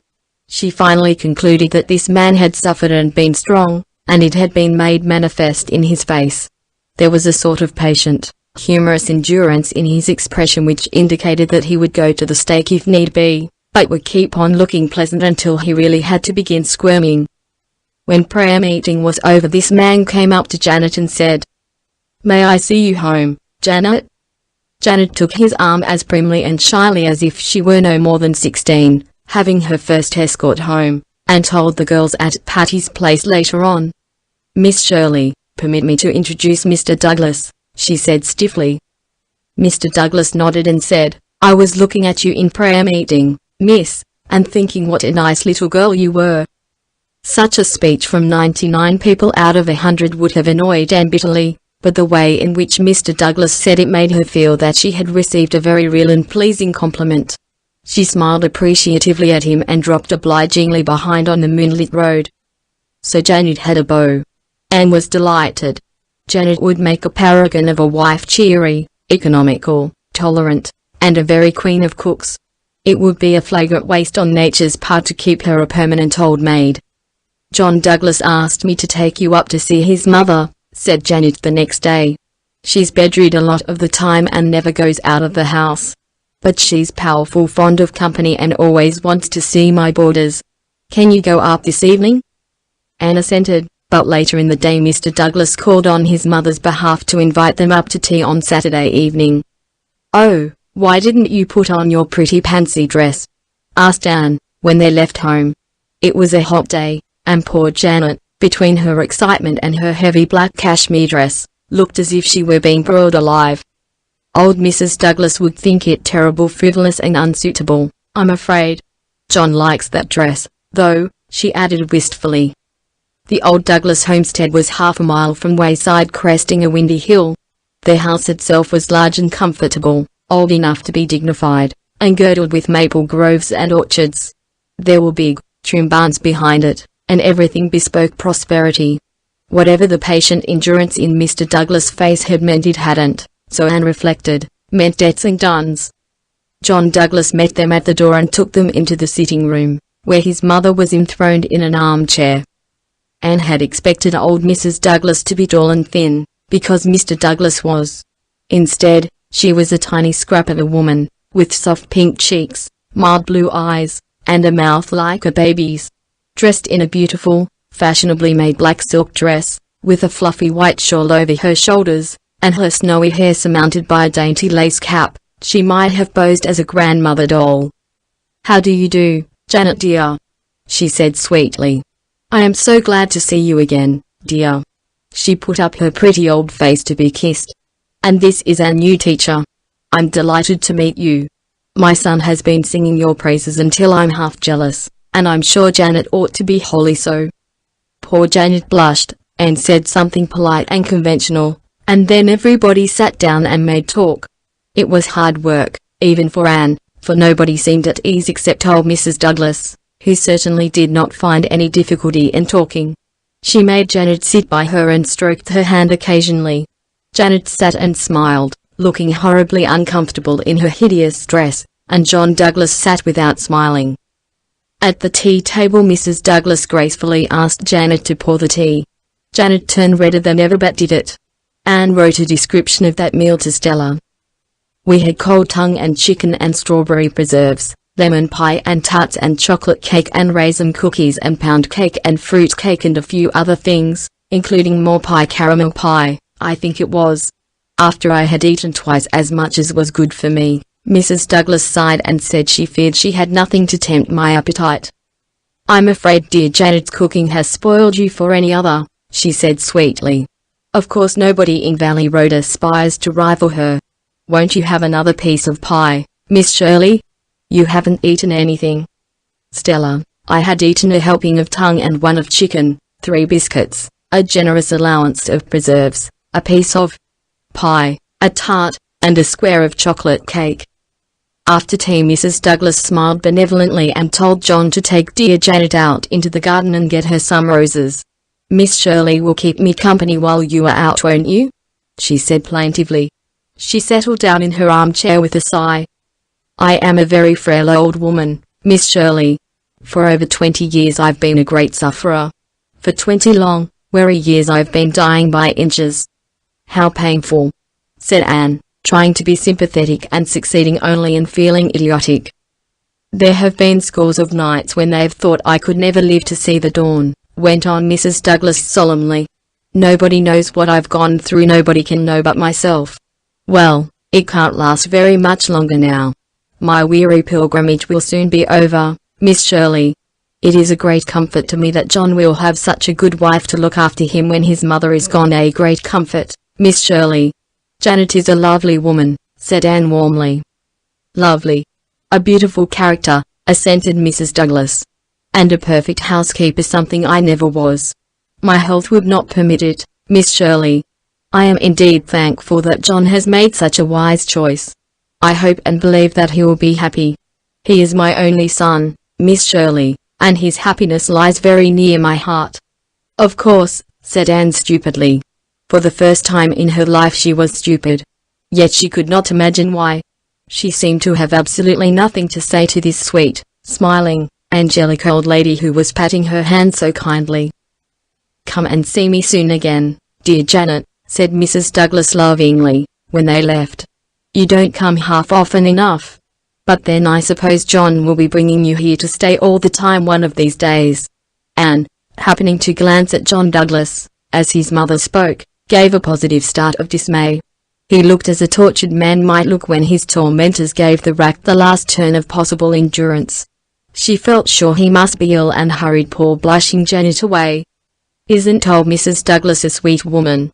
Asked Janet, as they went down the road. answered Anne absently. She was wondering why John Douglas had looked so. "He's been a terrible sufferer," said Janet feelingly. "She takes terrible spells. It keeps John all worried up. He's scared to leave home for fear his mother will take a spell and nobody there but the hired girl." Chapter 33. He just kept coming and coming. 3 days later Anne came home from school and found Janet crying. Tears and Janet seemed so incongruous that Anne was honestly alarmed. "Oh, what is the matter?" she cried anxiously. I'm 40 today," sobbed Janet. "Well, you were nearly that yesterday and it didn't hurt," comforted Anne, trying not to smile.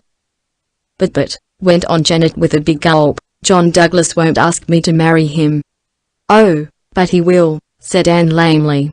"You must give him time, Janet." "Time?" said Janet with indescribable scorn. "He has had 20 years. How much time does he want?" "Do you mean that John Douglas has been coming to see you for 20 years?" "He has. And he has never so much as mentioned marriage to me. And I don't believe he ever will now. I've never said a word to a mortal about it, but it seems to me I've just got to talk it out with someone at last or go crazy. John Douglas began to go with me 20 years ago, before Mother died. Well, he kept coming and coming, and after a spell I begun making quilts and things, but he never said anything about getting married, only just kept coming and coming. There wasn't anything I could do. Mother died when we'd been going together for 8 years. I thought he maybe would speak out then, seeing as I was left alone in the world. He was real kind and feeling, and did everything he could for me, but he never said marry. And that's the way it has been going on ever since. People blame me for it. They say I won't marry him because his mother is so sickly and I don't want the bother of waiting on her. Why, I'd love to wait on John's mother. But I let them think so. I'd rather they blame me than pity me. It's so dreadful humiliating that John won't ask me. And why won't he? Seems to me if I only knew his reason I wouldn't mind it so much." "Perhaps his mother doesn't want him to marry anybody," suggested Anne. "Oh, she does. She's told me time and again that she'd love to see John settled before her time comes. She's always giving him hints. You heard her yourself the other day. I thought I'd ha' gone through the floor." "It's beyond me," said Anne helplessly. She thought of Ludovic Speed. But the cases were not parallel. John Douglas was not a man of Ludovic's type. "You should show more spirit, Janet," she went on resolutely. "Why didn't you send him about his business long ago?" "I couldn't," said poor Janet pathetically. "You see, Anne, I've always been awful fond of John. He might just as well keep coming as not, for there was never anybody else I'd want, so it didn't matter." "But it might have made him speak out like a man," urged Anne. Janet shook her head. "No, I guess not. I was afraid to try, anyway, for fear he'd think I meant it and just go. I suppose I'm a poor-spirited creature, but that is how I feel. And I can't help it." "Oh, you could help it, Janet. It isn't too late yet. Take a firm stand. Let that man know you are not going to endure his shilly-shallying any longer. I'll back you up." "I don't know," said Janet hopelessly. "I don't know if I could ever get up enough spunk. Things have drifted so long. But I'll think it over." Anne felt that she was disappointed in John Douglas.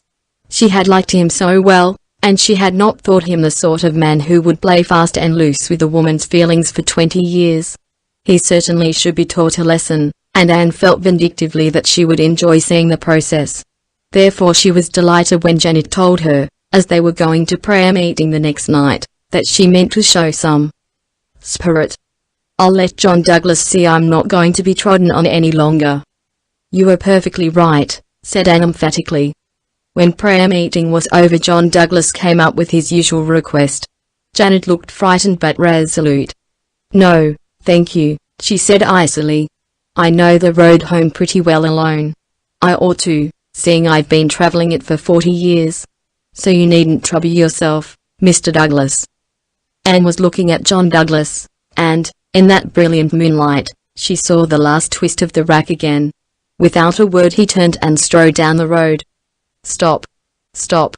Anne called wildly after him. not caring in the least for the other dumbfounded onlookers. "Mr. Douglas, stop. Come back." John Douglas stopped, but he did not come back. Anne flew down the road, caught his arm and fairly dragged him back to Janet. "You must come back," she said imploringly. "It's all a mistake, Mr. Douglas, all my fault. I made Janet do it. She didn't want to, but it's all right now, isn't it, Janet?" Without a word, Janet took his arm and walked away. Anne followed them meekly home and slipped in by the back door. "Well, you are a nice person to back me up," said Janet sarcastically. "I couldn't help it, Janet," said Anne repentantly. "I just felt as if I had stood by and seen murder done. I had to run after him." "Oh, I'm just as glad you did. When I saw John Douglas making off down that road, I just felt as if every little bit of joy and happiness that was left in my life was going with him. It was an awful feeling." "Did he ask you why you did it?" asked Anne. "No, he never said a word about it," replied Janet dully. Chapter 34. John Douglas speaks at last. Anne was not without a feeble hope that something might come of it after all. But nothing did. John Douglas came and took Janet driving, and walked home from prayer meeting with her, as he had been doing for 20 years, and as he seemed likely to do for 20 years more. The summer waned. Anne taught her school and wrote letters and studied a little. Her walks to and from school were pleasant. She always went by way of the swamp. It was a lovely place, a boggy soil, green with the greenest of mossy hillocks. A silvery brook meandered through it, and spruces stood erectly, their boughs a trail with grey-green mosses, their roots overgrown with all sorts of woodland lovelinesses. Nevertheless, Anne found life in Valley Road a little monotonous. To be sure, there was one diverting incident. She had not seen the lank, tow-headed Samuel of the Peppermint since the evening of his call, save for chance meetings on the road. But one warm August night he appeared, and solemnly seated himself on the rustic bench by the porch. He wore his usual working habiliments, consisting of varipatched trousers, a blue jean shirt, out at the elbows, and a ragged straw hat. He was chewing a straw, and he kept on chewing it while he looked solemnly at Anne. Anne laid her book aside with a sigh and took up her doily. Conversation with Sam was really out of the question. After a long silence, Sam suddenly spoke. "I'm leaving over there," he said abruptly, waving his straw in the direction of the neighboring house. "Oh, are you?" said Anne politely. "Yep." "And where are you going now?" "Well, I've been thinking some of getting a place of my own. There's one that'd suit me over at Millisville. But have I rent it?" "I want a woman." "I suppose so," said Anne vaguely. "Yep." There was another long silence. Finally Sam removed his straw again and said, "Will you have me?" "What?" gasped Anne. "Will you have me?" "Do you mean marry you?" queried poor Anne feebly. "Yep." "Why, I'm hardly acquainted with you," cried Anne indignantly. "But you'd get acquainted with me after we was married," said Sam. Anne gathered up her poor dignity. "Certainly I won't marry you," she said haughtily. "Well, you might do worse," expostulated Sam. "I'm a good worker and I've got some money in the bank." "Don't speak of this to me again. Whatever put such an idea into your head?" said Anne, her sense of humor getting the better of her wrath. It was such an absurd situation. "You're a likely-looking girl and have a right smart way o' stepping," said Sam. "I don't want no lazy woman. Think it over. I won't change my mind yet a while. Well, I must be getting. Gotta milk the cows." Anne's illusions concerning proposals had suffered so much of late years that there were few of them left. So she could laugh wholeheartedly over this one, not feeling any secret sting. She mimicked poor Sam to Janet that night, and both of them laughed immoderately over his plunge into sentiment.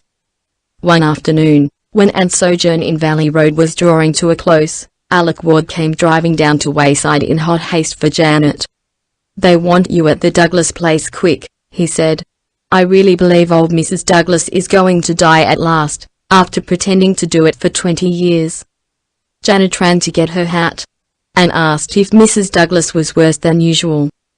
"She's not half as bad," said Alec solemnly, "and that's what makes me think it's serious. Other times she'd be screaming and throwing herself all over the place, This time she's lying still and Mum. Where Mrs. Douglas is Mum, she is pretty sick, you bet. You don't like old Mrs. Douglas? Said Anne curiously. I like cats as is cats. I don't like cats as is women, was Alex's cryptic reply. Janet came home in the twilight. Mrs. Douglas is dead, she said wearily. She died soon after I got there. She just spoke to me once. I suppose you'll marry John now? She said. It cut me to the heart, Anne. To think John's own mother thought I wouldn't marry him because of her. I couldn't say a word either. There were other women. I was thankful John had gone out. Janet began to cry drearily. But Anne brewed her a hot drink of ginger tea to her comforting. To be sure, Anne discovered later on that she had used white pepper instead of ginger, but Janet never knew the difference. The evening after the funeral, Janet and Anne were sitting on the front porch steps at sunset. The wind had fallen asleep in the pinelands and lurid sheets of heat lightning flickered across the northern skies. Janet wore her ugly black dress and looked her very worst, her eyes and nose red from crying. They talked little, for Janet seemed faintly to resent Anne's efforts to cheer her up. She plainly preferred to be miserable. Suddenly the gate latch clicked and John Douglas strode into the garden. He walked towards them straight over the geranium bed. Janet stood up. So did Anne. Anne was a tall girl and wore a white dress, but John Douglas did not see her. Janet, he said, will you marry me? The words burst out as if they had been wanting to be said for 20 years and must be uttered now, before anything else. Janet's face was so red from crying that it couldn't turn any redder, so it turned a most unbecoming purple. Why didn't you ask me before? She said slowly. I couldn't. She made me promise not to. Mother made me promise not to. 19 years ago she took a terrible spell. We thought she couldn't live through it. She implored me to promise not to ask you to marry me while she was alive.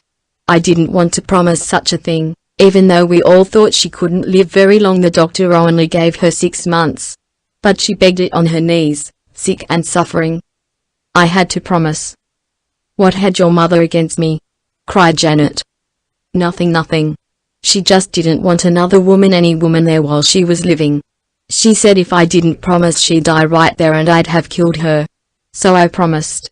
And she's held me to that promise ever since, though I've gone on my knees to her in my turn to beg her to let me off. Why didn't you tell me this? Asked Janet chokingly. If I'd only known. Why didn't you just tell me? She made me promise I wouldn't tell a soul, said John hoarsely. She swore me to it on the Bible, Janet. I'd never have done it if I'd dreamed it was to be for so long. Janet, you'll never know what I've suffered these 19 years. I know I've made you suffer, too, but you'll marry me for all, won't you, Janet? Oh, Janet, won't you? I've come as soon as I could to ask you. At this moment the stupefied Anne came to her senses and realized that she had no business to be there. She slipped away and did not see Janet until the next morning, when the latter told her the rest of the story. That cruel, relentless, deceitful old woman, cried Anne. Hush, she's dead, said Janet solemnly. If she wasn't, but she is. So we mustn't speak evil of her. But I'm happy at last, Anne. And I wouldn't have minded waiting so long a bit if I'd only known why. When are you to be married? Next month. Of course it will be very quiet. I suppose people will talk terrible. They'll say I made enough haste to snap John up as soon as his poor mother was out of the way. John wanted to let them know the truth, but I said, no, John, after all she was your mother, and we'll keep the secret between us, and not cast any shadow on her memory. I don't mind what people say, now that I know the truth myself. It don't matter a mite. Let it all be buried with the dead, says I to him. So I coaxed him round to agree with me. You're much more forgiving than I could ever be, Anne said, rather crossly. You'll feel differently about a good many things when you get to be my age, said Janet tolerantly. That's one of the things we learn as we grow older, how to forgive. It comes easier at 40 than it did at 20. Chapter 35. The last Redmond year opens. Here we are, all back again, nicely sunburned and rejoicing as a strong man to run a race, said Phil, sitting down on a suitcase with a sigh of pleasure. Isn't it jolly to see this dear old Patty's Place again and Auntie and the cats? Rusty has lost another piece of ear, hasn't he? Rusty would be the nicest cat in the world if he had no ears at all, declared Anne loyally from her trunk, while Rusty writhed about her lap in a frenzy of welcome. "Aren't you glad to see us back, Auntie?" demanded Phil. "Yes. But I wish you'd tidy things up," said Aunt Jamesina plaintively, looking at the wilderness of trunks and suitcases by which the four laughing, chattering girls were surrounded. "You can talk just as well later on. Work first and then play. Used to be my motto when I was a girl." "Oh, we've just reversed that in this generation, Auntie. Our motto is play your play and then dig in. You can do your work. So much better if you've had a good bout of play first." "If you are going to marry a minister," said Aunt Jamesina, picking up Joseph and her knitting and resigning herself to the inevitable with the charming grace that made her the queen of house mothers, "you will have to give up such expressions as dig in." "Why?" moaned Phil. "Oh, why must a minister's wife be supposed to utter only prunes and prisms? I shan't. Everybody on Patterson Street uses slang, that is to say, metaphorical language, and if I didn't they would think me insufferably proud and stuck up." "Have you broken the news to your family?" asked Priscilla, feeding the surrogate bits from her lunch basket. Phil nodded. "How did they take it?" "Oh, Mother rampaged. But I stood rock firm, even I, Philippa Gordon, who never before could hold fast to anything. Father was calmer. Father's own daddy was a minister, so you see he has a soft spot in his heart for the cloth. I had Joe up to Mount Holly, after Mother grew calm, and they both loved him. But Mother gave him some frightful hints in every conversation regarding what she had hoped for me. Oh, my vacation pathway hasn't been exactly strewn with roses, girls dear. But I've won out and I've got Joe. Nothing else matters to you," said Aunt Jamesina darkly. "Nor to Joe, either," retorted Phil. "You keep on pitying him. Why, pray? I think he's to be envied. He's getting brains, beauty, and a heart of gold in me." "It's well we know how to take your speeches," said Aunt Jamesina patiently. "I hope you don't talk like that before strangers. What would they think?"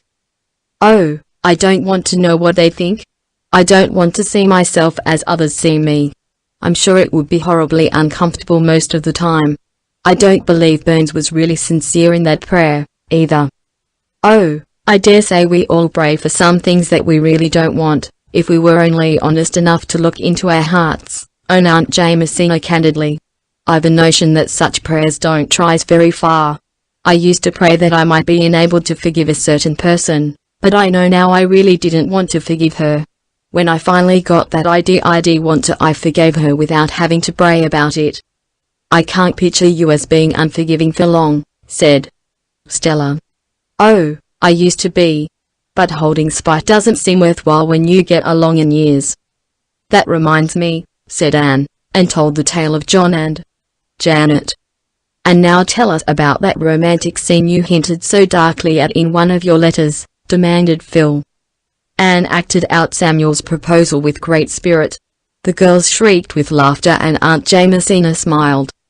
"It isn't in good taste to make fun of your beau," she said severely, "but," she added calmly, "I always did it myself." "Tell us about your beau, Auntie," entreated Phil. "You must have had any number of them." "They're not in the past tense," retorted Aunt Jamesina. "I've got them yet. There are 3 old widowers at home who have been casting sheep's eyes at me for some time. You children needn't think you own all the romance in the world. Widowers and sheep's eyes don't sound very romantic, Auntie." "Well, no, but young folks aren't always romantic either. Some of my beaux certainly weren't.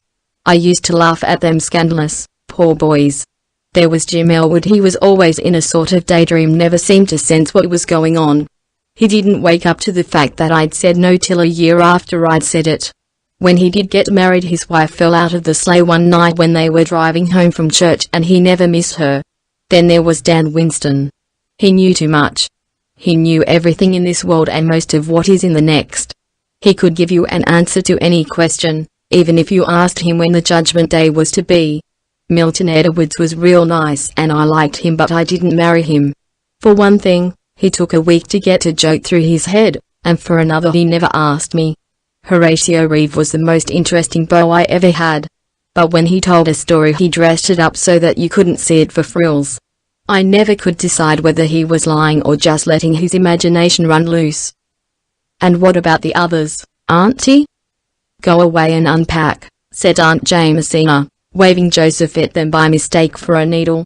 The others were too nice to make fun of. I shall respect their memory. There's a box of flowers in your room, Anne. They came about an hour ago. After the first week the girls of Patty's Place settled down to a steady grind of study, for this was their last year at Redmond and graduation honours must be fought for persistently. Anne devoted herself to English, Priscilla pored over classics, and Philippa pounded away at mathematics. Sometimes they grew tired, sometimes they felt discouraged, sometimes nothing seemed worth the struggle for it. In one such mood Stella wandered up to the Blue Room one rainy November evening. Anne sat on the floor in a little circle of light cast by the lamp beside her, amid a surrounding snow of crumpled manuscript. "What in the world are you doing?" "Just looking over some old story club yarns.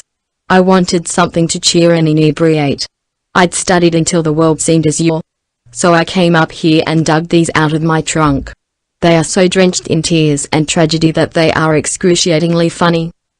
"I'm blue and discouraged myself," said Stella, throwing herself on the couch. "Nothing seems worthwhile. My very thoughts are old. I've thought them all before. What is the use of living after all, Anne?" "Honey, it's just brain fag that makes us feel that way, and the weather. A pouring rainy night like this, coming after a hard day's grind, would squelch anyone but a Mark Tapley. You know it is worthwhile to live." "Oh, I suppose so. But I can't prove it to myself just now." "Just think of all the great and noble souls who have lived and worked in the world," said Anne dreamily. "Isn't it worthwhile to come after them and inherit what they won and taught? Isn't it worthwhile to think we can share their inspiration? And then, all the great souls that will come in the future? Isn't it worthwhile to work a little and prepare the way for them, make just one step in their path easier?" "Oh, my mind agrees with you, Anne. But my soul remains doleful and uninspired. I'm always grubby and dingy on rainy nights. Some nights I like the rain. I like to lie in bed and hear it pattering on the roof and drifting through the pines." "I like it when it stays on the roof," said Stella. "It doesn't always. I spent a gruesome night in an old country farmhouse last summer. The roof leaked and the rain came pattering down on my bed. There was no poetry in that. I had to get up in the murk midnight and chivvy round to pull the bedstead out of the drip, and it was one of those solid, old-fashioned beds that weigh a ton more or less. And then that drip drop kept up all night until my nerves just went to pieces. You've no idea what an eerie noise a great drop of rain falling with a mushy thud on a bare floor makes in the night. It sounds like ghostly footsteps and all that sort of thing." "What are you laughing over, Anne?" "These stories. As Phil would say, they are killing in more senses than one, for everybody died in them. What dazzlingly lovely heroines we had, and how we dressed them. Silks, satins, velvets, jewels, laces, they never wore anything else. Here is one of Jane Andrews' stories depicting her heroine as sleeping in a beautiful white satin nightdress trimmed with seed pearls." "Go on," said Stella. "I begin to feel that life is worth living as long as there's a laugh in it. Here's one I wrote. My heroine is disporting herself at a ball glittering from head to foot with large diamonds of the first water. But what booted beauty or rich attire? The paths of glory lead but to the grave. They must either be murdered or die of a broken heart. There was no escape for them. Let me read some of your stories." "Well, here's my masterpiece. Note its cheerful title, My Graves. I shed quarts of tears while writing it, and the other girls shed gallons while I read it. Jane Andrews' mother scolded her frightfully because she had so many handkerchiefs in the wash that week. It's a harrowing tale of the wanderings of a Methodist minister's wife. I made her a Methodist because it was necessary that she should wander. She buried a child every place she lived in. There were 9 of them, and their graves were severed far apart, ranging from Newfoundland to Vancouver. I described the children, pictured their several deathbeds, and detailed their tombstones and epitaphs. I had intended to bury the whole 9, but when I had disposed of 8, my invention of horrors gave out and I permitted their 9th to live as a hopeless cripple. While Stella read my graves, punctuating its tragic paragraphs with chuckles, and Rusty slept the sleep of a just cat who has been out all night curled up on a Jane Andrews tale of a beautiful maiden of 15 who went to nurse in a leper colony, of course dying of the loathsome disease finally, and glanced over the other manuscripts and recalled the old days at Avonlea School when the members of the Story Club, sitting under the spruce trees or down among the ferns by the brook, had written them. What fun they had had! How the sunshine and mirth of those olden summers returned as she read. Not all the glory that was Greece or the grandeur that was Rome could weave such wizardry as those funny, tearful tales of the Story Club. Among the manuscripts Anne found one written on sheets of wrapping paper. A wave of laughter filled her grey eyes as she recalled the time and place of its genesis. It was the sketch she had written the day she fell through the roof of the Cobduck house on the Tory Road. Anne glanced over it, then fell to reading it intently. It was a little dialogue between asters and sweet peas, wild canaries in the lilac bush, and the guardian spirit of the garden. After she had read it, she sat, staring into space, and when Stella had gone she smoothed out the crumpled manuscript. "I believe I will," she said resolutely. Chapter 36. Chapter 36. The Gardener's Call.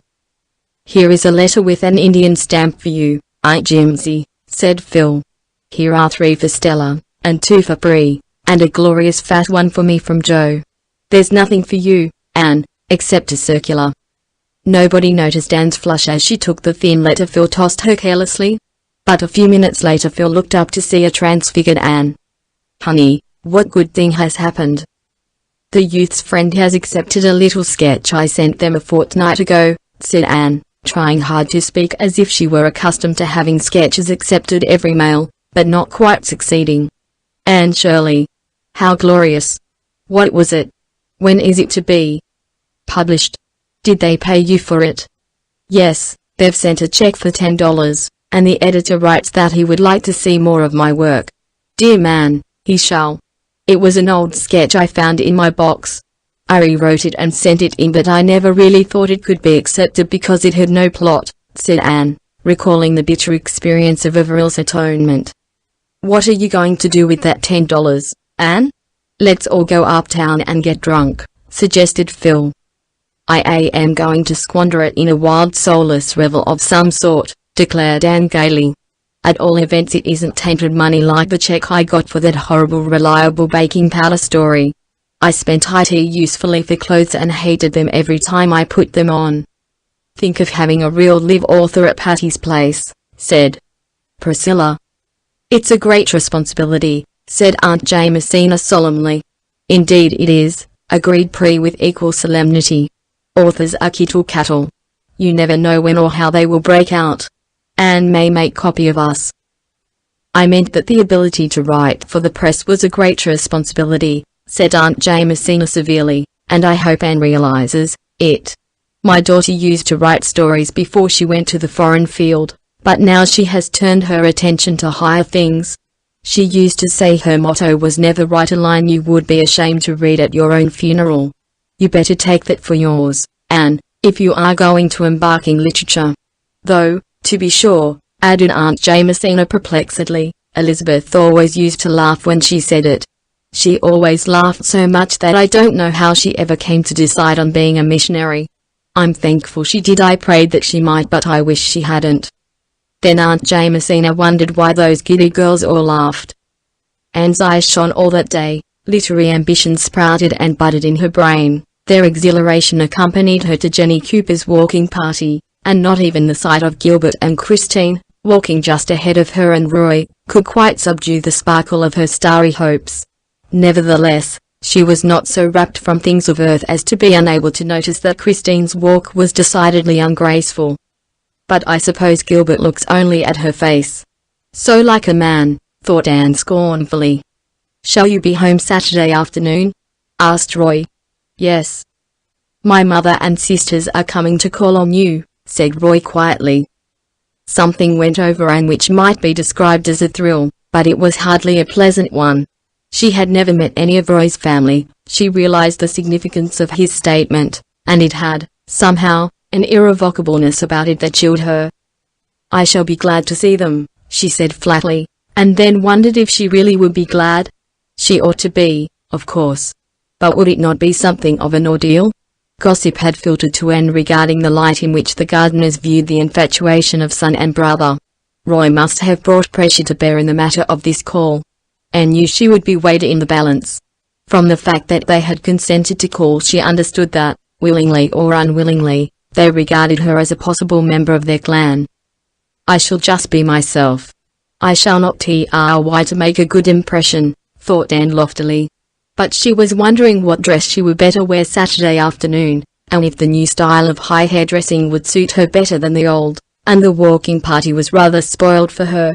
By night she had decided that she would wear her brown chiffon on Saturday, but would do her hair low. Friday afternoon none of the girls had classes at Redmond.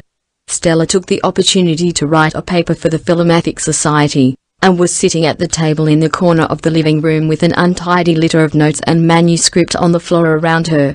Stella always vowed she never could write anything unless she threw each sheet down as she completed it. Anne, in her flannel blouse and serge skirt, with her hair rather blown from her windy walk home, was sitting squarely in the middle of the floor, teasing the Sarah cat with a wishbone. Joseph and Rusty were both curled up in her lap. A warm plummy odor filled the whole house, for Priscilla was cooking in the kitchen. Presently she came in, enshrouded in a huge work apron, with a smudge of flour on her nose, to show Aunt Jamesina the chocolate cake she had just iced. At this auspicious moment the knocker sounded. Nobody paid any attention to it save Phil, who sprang up and opened it, expecting a boy with the hat she had bought that morning. On the doorstep stood Mrs. Gardiner and her daughters. Anne scrambled to her feet somehow, emptying two indignant cats out of her lap as she did so, and mechanically shifting her wishbone from her right hand to her left. Priscilla, who would have had to cross the room to reach the kitchen door, lost her head, wildly plunged the chocolate cake under a cushion on the Inglenook sofa, and dashed upstairs. Stella began feverishly gathering up her manuscript. Only Aunt Jamesina and Phil remained normal. Thanks to them, everybody was soon sitting at ease, even Anne. Priscilla came down, apronless and smudgeless. Stella reduced her corner to decency, and Phil saved the situation by a stream of ready small talk. Mrs. Gardiner was tall and thin and handsome, exquisitely gowned, cordial with a cordiality that seemed a trifle forced. Aileen Gardiner was a younger edition of her mother, lacking the cordiality. She endeavored to be nice, but succeeded only in being haughty and patronizing. Dorothy Gardiner was slim and jolly and rather tomboyish. Anne knew she was Roy's favorite sister and warmed to her. She would have looked very much like Roy if she had her dreamy dark eyes instead of roguish hazel ones. Thanks to her and Phil, the call really went off very well, except for a slight sense of strain in the atmosphere and two rather untoward incidents. Rusty and Joseph, left to themselves, began a game of chase, and sprang madly into Mrs. Gardiner's silken lap and out of it in their wild career. Mrs. Gardiner lifted her lorgnette and gazed after their flying forms as if she had never seen cats before, and Anne, choking back slightly nervous laughter, apologized as best she could. "You are fond of cats?" said Mrs. Gardiner, with a slight intonation of tolerant wonder. Anne, despite her affection for Rusty, was not especially fond of cats, but Mrs. Gardiner's tone annoyed her. Inconsequently she remembered that Mrs. John Blythe was so fond of cats that she kept as many as her husband would allow. "They are adorable animals, aren't they?" she said wickedly. "I have never liked cats," said Mrs. Gardiner remotely. "I love them," said Dorothy. "They are so nice and selfish. Dogs are too good and unselfish. They make me feel uncomfortable. But cats are gloriously human. You have two delightful old china dogs there. May I look at them closely?" said Aileen, crossing the room towards the fireplace and thereby becoming the unconscious cause of the other accident. Picking up Magog, she sat down on the cushion under which was secreted Priscilla's chocolate cake. Priscilla and Anne exchanged agonized glances but could do nothing. The stately Aileen continued to sit on the cushion and discuss china dogs until the time of departure. Dorothy lingered behind a moment to squeeze Anne's hand and whisper impulsively, "I know you and I are going to be chums." "Oh, Roy has told me all about you. I'm the only one of the family he tells things to. Poor boy, nobody could confide in Mama and Aileen, you know. What glorious times you girls must have here. Won't you let me come often and have a share in them? Come as often as you like, Anne responded heartily, thankful that one of Roy's sisters was likable. She would never like Aileen, so much was certain, and Aileen would never like her, though Mrs. Gardiner might be one. Altogether, Anne sighed with relief when the ordeal was over. Of all sad words of tongue or pen, the saddest how it might have been, quoted Priscilla tragically, lifting the cushion. This cake is now what you might call a flat failure. And the cushion is likewise ruined. Never tell me that Friday isn't unlucky. People who send word they are coming on Saturday shouldn't come on Friday, said Aunt Jamesina. I fancy it was Roy's mistake, said Phil. That boy isn't really responsible for what he says when he talks to Anne. Where is Anne? Anne had gone upstairs. She felt oddly like crying, but she made herself laugh instead. Rusty and Joseph had been too awful, and Dorothy was a dear. Chapter 37. Chapter 37. For Fledge B. A's.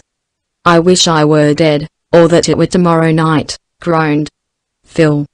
If you live long enough both wishes will come true, said Anne calmly. It's easy for you to be serene. You're at home in philosophy. I'm not, and when I think of that horrible paper tomorrow I quail. If I should fail in it, what would Joe say? You won't fail. How did you get on in Greek today? I don't know. Perhaps it was a good paper and perhaps it was bad enough to make Homer turn over in his grave. I've studied and mulled over notebooks until I'm incapable of forming an opinion of anything. How thankful little Phil will be when all this examinating is over. Examinating? I never heard such a word. Well, haven't I as good a right to make a word as anyone else? Demanded Phil. Words ain't made, they grow, said Anne. Never mind, I begin faintly to discern clear water ahead where no examination breakers loom. Girls, can you realize that our Redmond life is almost over? I can't, said Anne, sorrowfully. It seems just yesterday that Bree and I were alone in that crowd of freshmen at Redmond. And now we are seniors in our final examinations. Potent, wise, and reverend seniors, quoted Phil. Do you suppose we really are any wiser than when we came to Redmond? You don't act as if you were by times, said Aunt Jamesina severely. Oh, Aunt Jimsy, haven't we been pretty good girls? Take us by and large, these 3 winters you've mothered us? Pleaded Phil. You've been 4 of the dearest, sweetest, goodest girls that ever went together through college, averred Aunt Jamesina, who never spoiled a compliment by misplaced economy. But I mistrust you haven't any too much sense yet. It's not to be expected, of course. Experience teaches sense. You can't learn it in a college course. You've been to college 4 years and I never was, but I know heaps more than you do, young ladies. There are lots of things that never go by rule. There's a powerful pile o' knowledge that you never get at college. There are heaps of things you never learn at school, quoted Stella.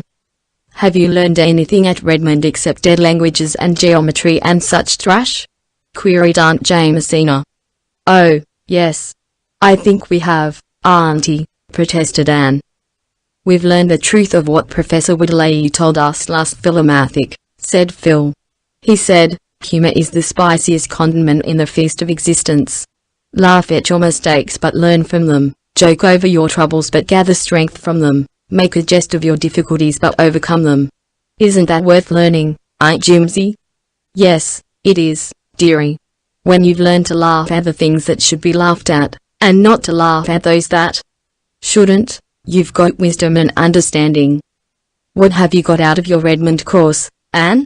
Murmured Priscilla aside.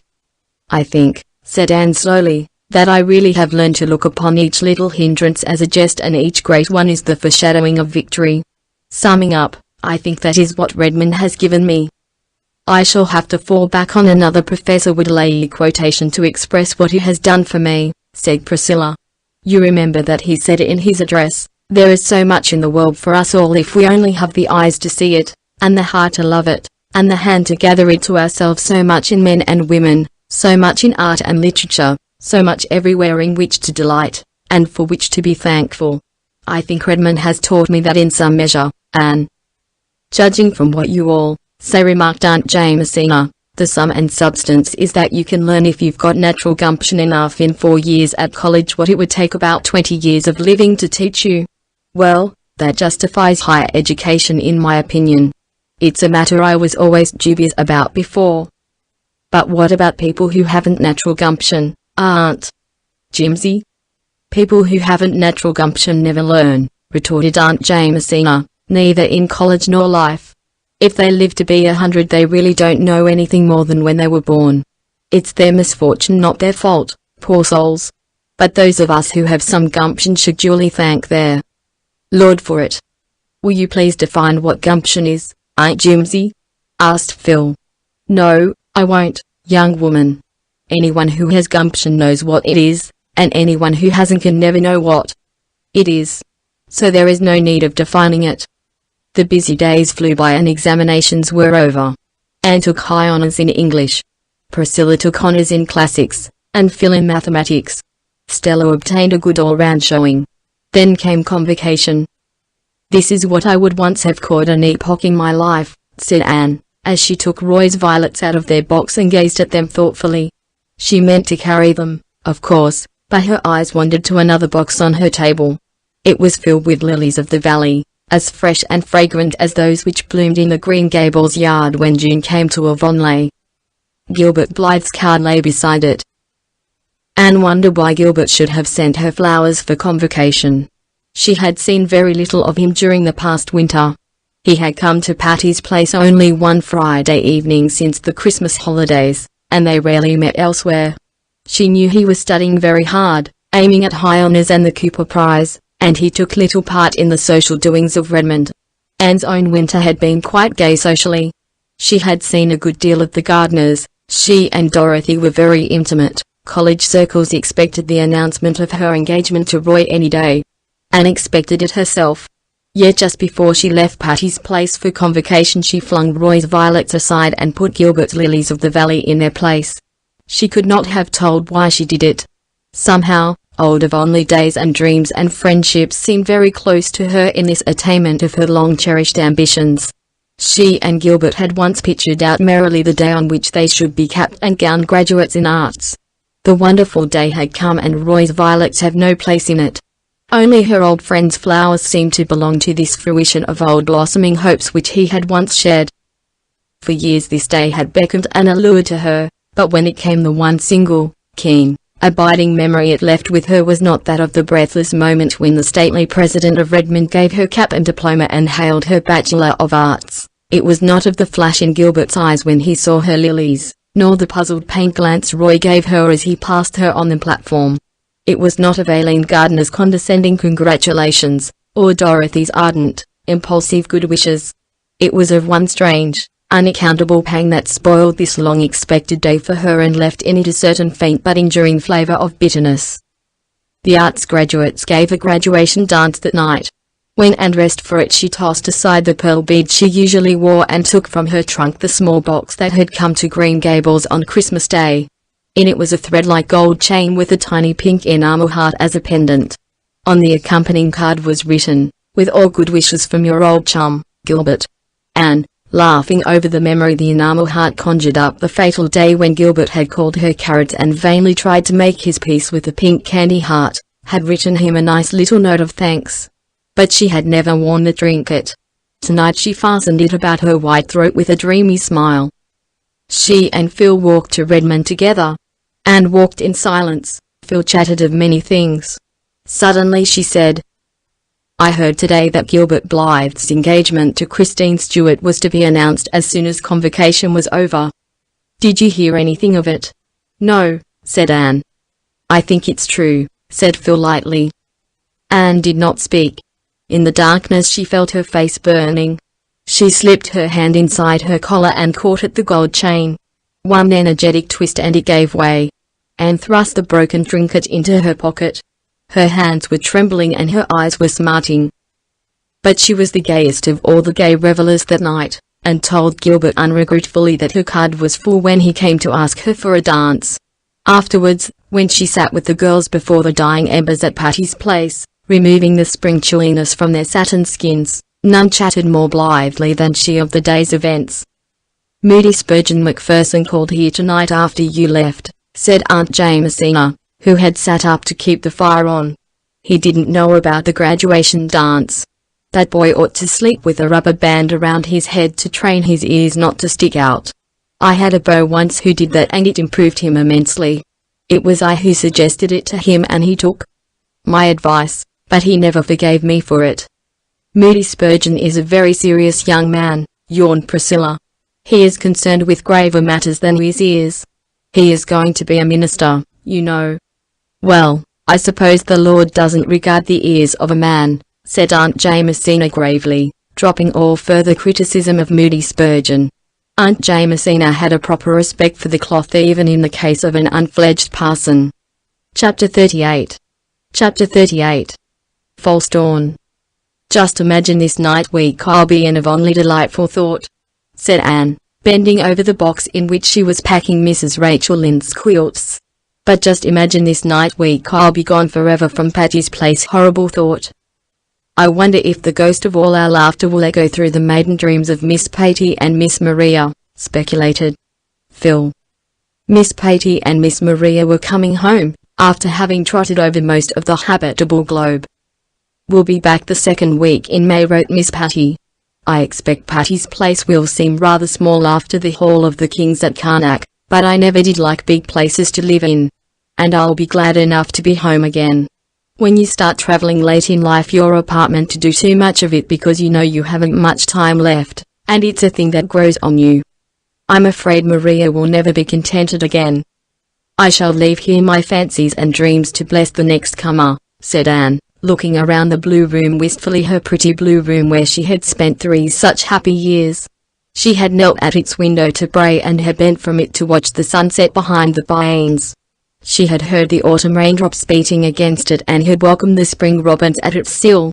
She wondered if old dreams could haunt rooms if, when one left forever the room where she had joyed and suffered and laughed and wept, something of her, intangible and invisible, yet none the less real, did not remain behind like a voiceful memory. "I think," said Phil, "that a room where one dreams and grieves and rejoices and lives becomes inseparably connected with those processes and acquires a personality of its own. I am sure if I came into this room 50 years from now it would say, Anne, and to me, 'What nice times we've had here, honey. What chats and jokes and good chummy jamborees. Oh, dear me. I'm to marry Joe in June and I know I will be rapturously happy. But just now I feel as if I wanted this lovely Redmond life to go on forever.'" "I'm unreasonable enough just now to wish that, too," admitted Anne. "No matter what deeper joys may come to us later on we'll never again have just the same delightful, irresponsible existence we've had here. It's over forever, Phil." "What are you going to do with Rusty?" asked Phil, as that privileged pussy padded into the room. "I am going to take him home with me and Joseph and the Sarah cat," announced Aunt Jamesina, following Rusty. "It would be a shame to separate those cats now that they have learned to live together. It's a hard lesson for cats and humans to learn." "I'm sorry to part with Rusty," said Anne regretfully, "but it would be no use to take him to Green Gables. Marilla detests cats, and Davy would tease his life out. Besides, I don't suppose I'll be home very long. I've been offered the principalship of the Summerside High School." "Are you going to accept it?" asked Phil. I haven't decided yet," answered Anne, with a confused flush. Phil nodded understandingly. Naturally Anne's plans could not be settled until Roy had spoken. He would soon, there was no doubt of that. And there was no doubt that Anne would say yes when he said, "Will you please?" Anne herself regarded the state of affairs with a seldom ruffled complacency. She was deeply in love with Roy. True, it was not just what she had imagined love to be. But was anything in life, Anne asked herself wearily, like one's imagination of it? It was the old diamond disillusion of childhood, repeated the same disappointment she had felt when she had first seen the chill sparkle instead of the purple splendor she had anticipated. "That's not my idea of a diamond," she had said.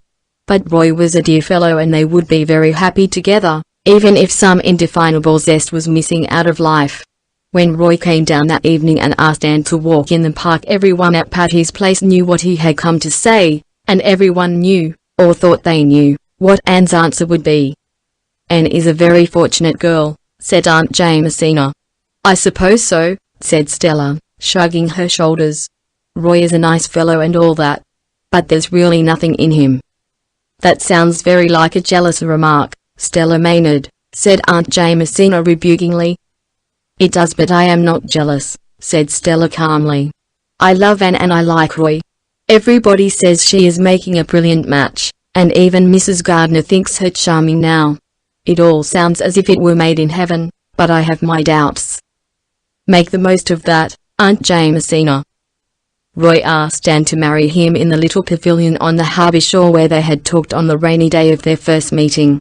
Anne thought it very romantic that he should have chosen that spot. And his proposal was as beautifully worded as if he had copied it, as one of Ruby Gillis' lovers had done, out of a deportment of courtship and marriage. The whole effect was quite flawless. And it was also sincere. There was no doubt that Roy meant what he said. There was no false note to jar the symphony.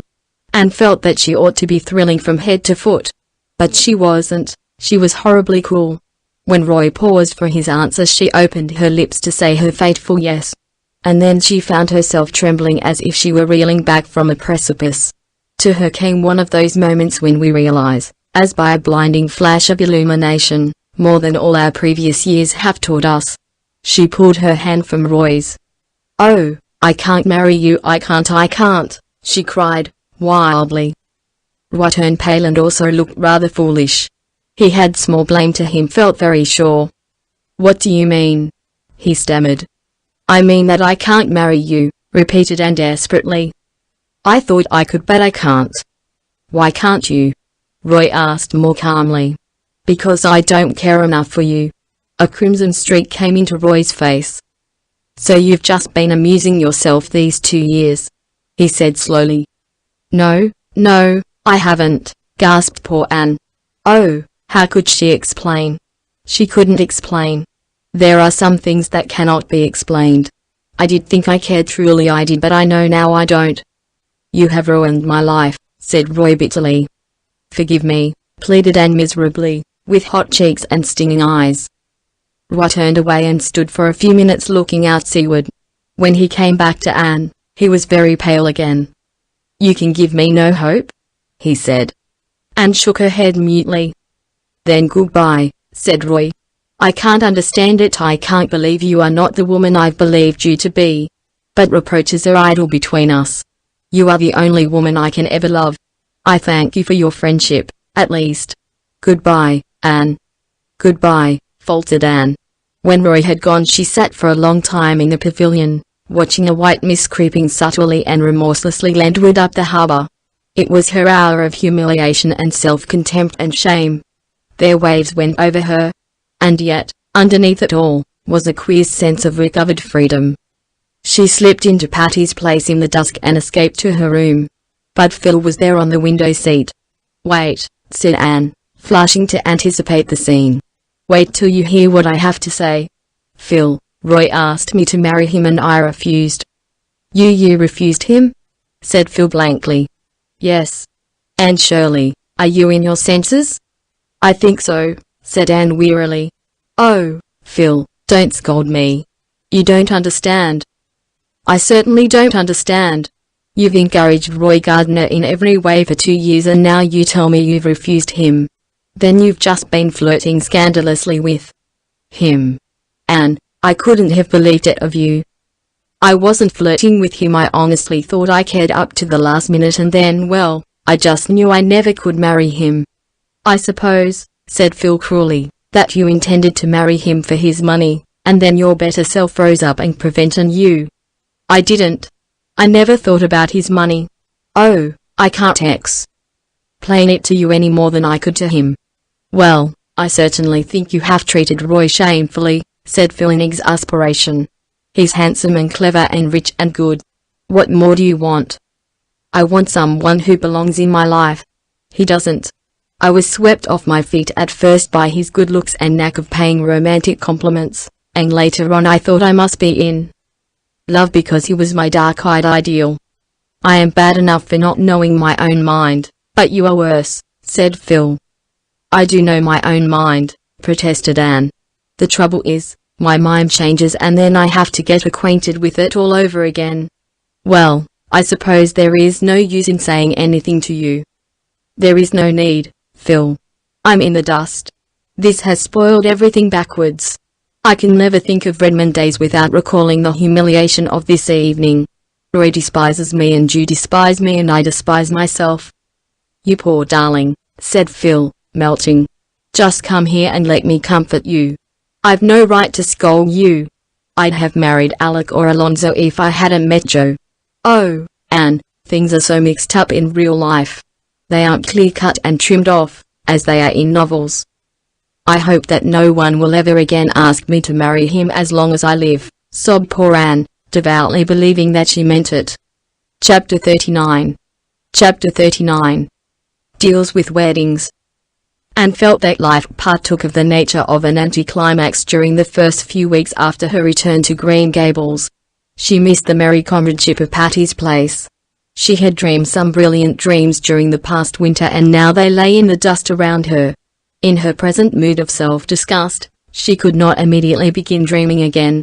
And she discovered that, while solitude with dreams is glorious, solitude without them has few charms.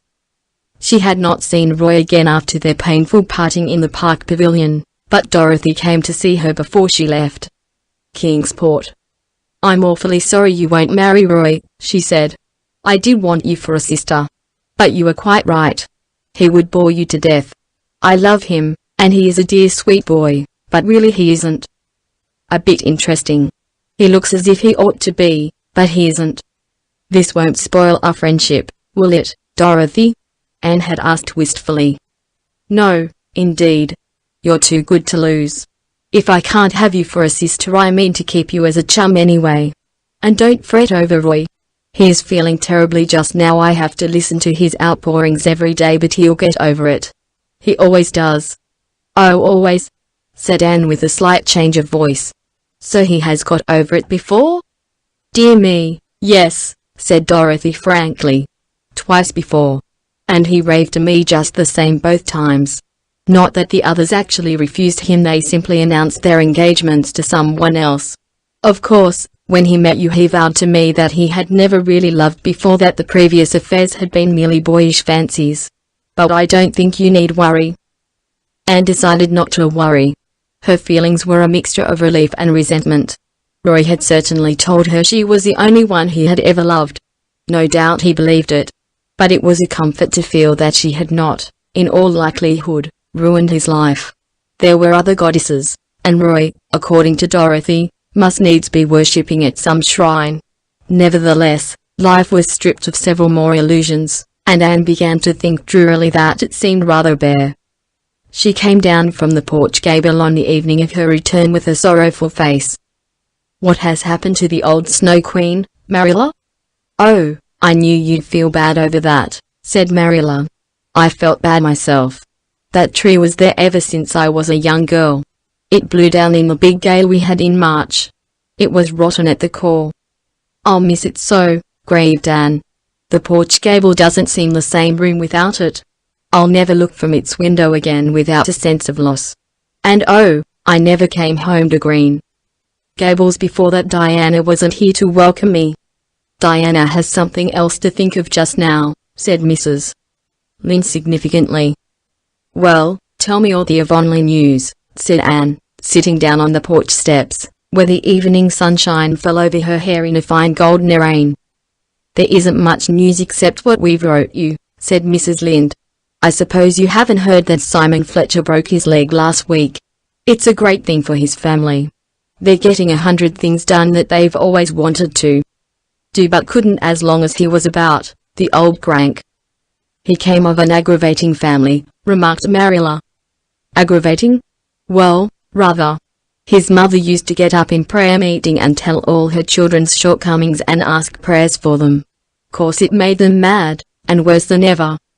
You haven't told Anne the news about Jane, suggested Marilla. Oh, Jane, sniffed Mrs. Lynde. Well, she conceded grudgingly, Jane Andrews is home from the West, came last week, and she's going to be married to a Winnipeg millionaire. You may be sure Mrs. Harmon lost no time in telling it far and wide. Dear old Jane, I'm so glad, said Anne heartily. She deserves the good things of life. Oh, I ain't saying anything against Jane. She's a nice enough girl. But she isn't in the millionaire class, and you'll find there's not much to recommend that man but his money, that's what. Mrs. Harmon says he's an Englishman who has made money in mines, but I believe he'll turn out to be a Yankee. He certainly must have money, for he has just showered Jane with jewelry. Her engagement ring is a diamond cluster so big that it looks like a plaster on Jane's fat paw. Mrs. Lynde could not keep some bitterness out of her tone. Here was Jane Andrews, that plain little plodder, engaged to a millionaire, while Anne, it seemed, was not yet bespoken by anyone, rich or poor. And Mrs. Harmon Andrews did brag insufferably. What has Gilbert Blythe been doing to at college? Asked Marilla. I saw him when he came home last week, and he is so pale and thin I hardly knew him. He studied very hard last winter, said Anne.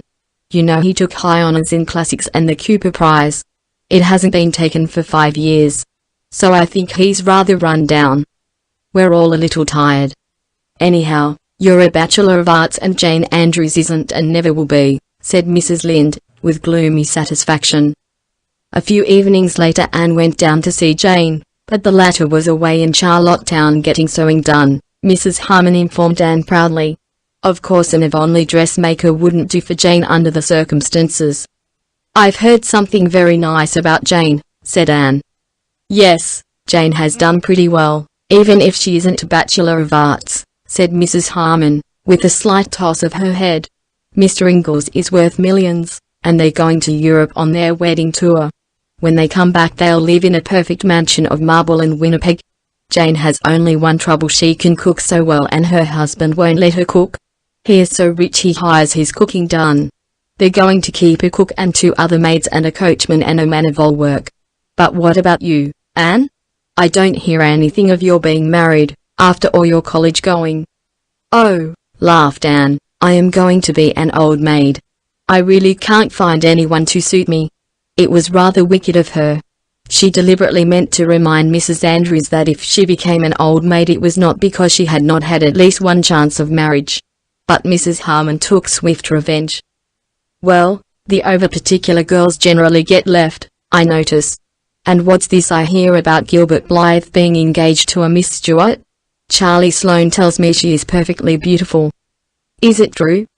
I don't know if it is true that he is engaged to Miss Stewart, replied Anne, with Spartan composure, but it is certainly true that she is very lovely. I once thought you and Gilbert would have made a match of it, said Mrs. Harmon. If you don't take care, Anne, all of your beaux will slip through your fingers.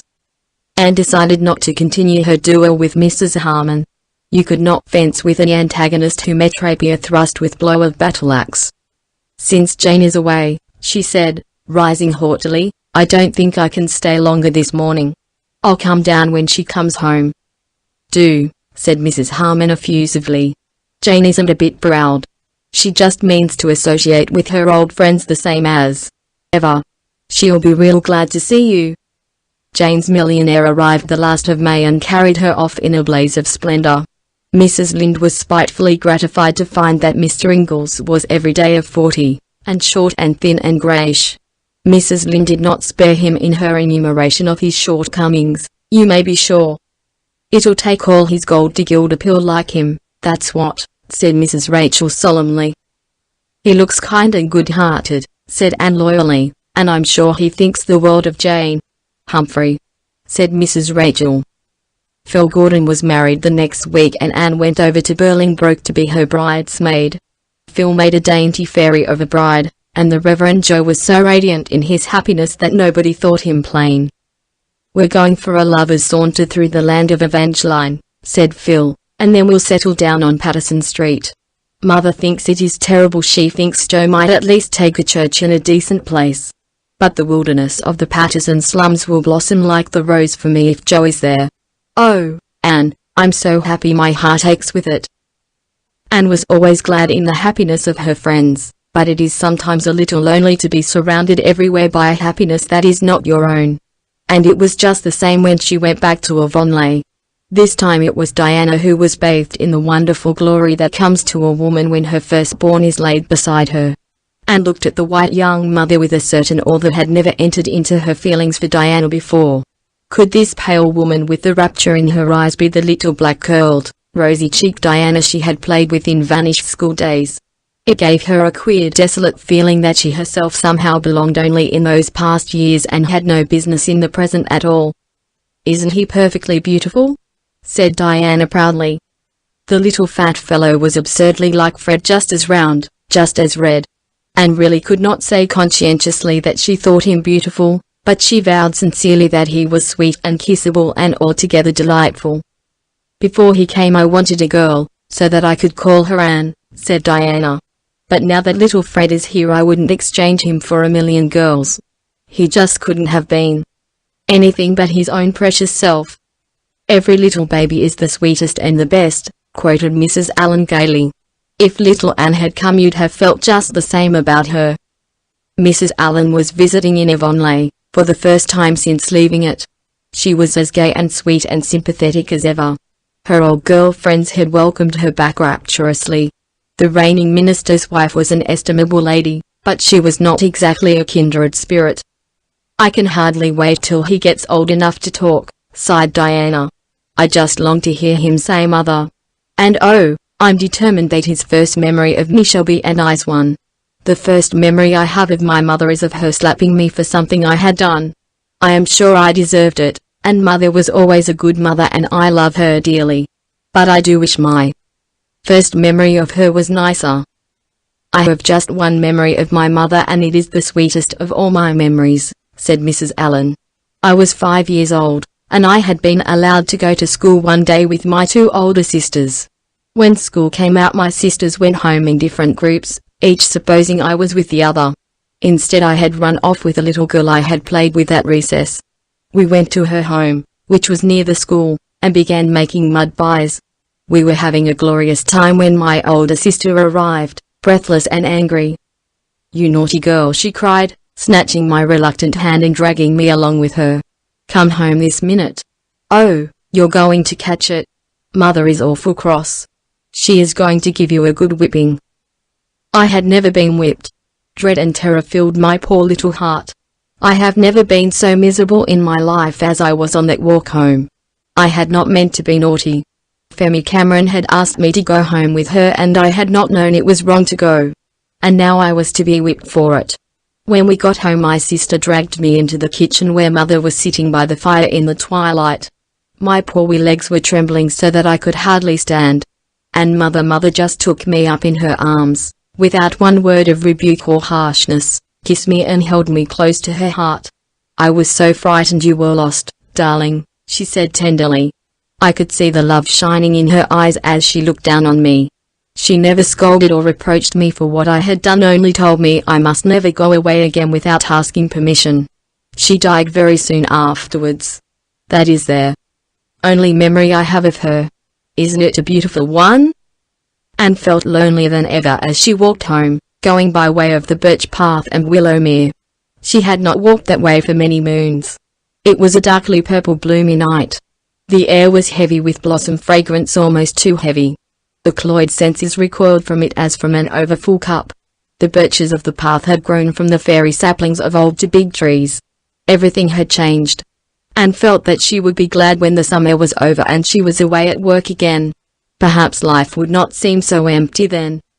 "I've tried the world, it wears no more the colouring of romance it wore," sighed Anne, and was straightway much comforted by the romance in the idea of the world being denuded of romance. Chapter 40. A Book of Revelation. The Irvings came back to Echo Lodge for the summer, and Anne spent a happy 3 weeks there in July. Miss Lavender had not changed. Charlotta the Fourth was a very grown-up young lady now, but still adored Anne sincerely. When all's said and done, "Miss Shirley, Ma'am, I haven't seen anyone in Boston that's equal to you," she said frankly. Paul was almost grown up, too. He was 16, his chestnut curls had given place to close-cropped brown locks, and he was more interested in football than fairies. But the bond between him and his old teacher still held. Kindred spirits alone do not change with changing years. It was a wet, bleak, cruel evening in July when Anne came back to Green Gables. One of the fierce summer storms which sometimes sweep over the Gulf was ravaging the sea. As Anne came in, the first raindrops dashed against the panes. "Was that Paul who brought you home?"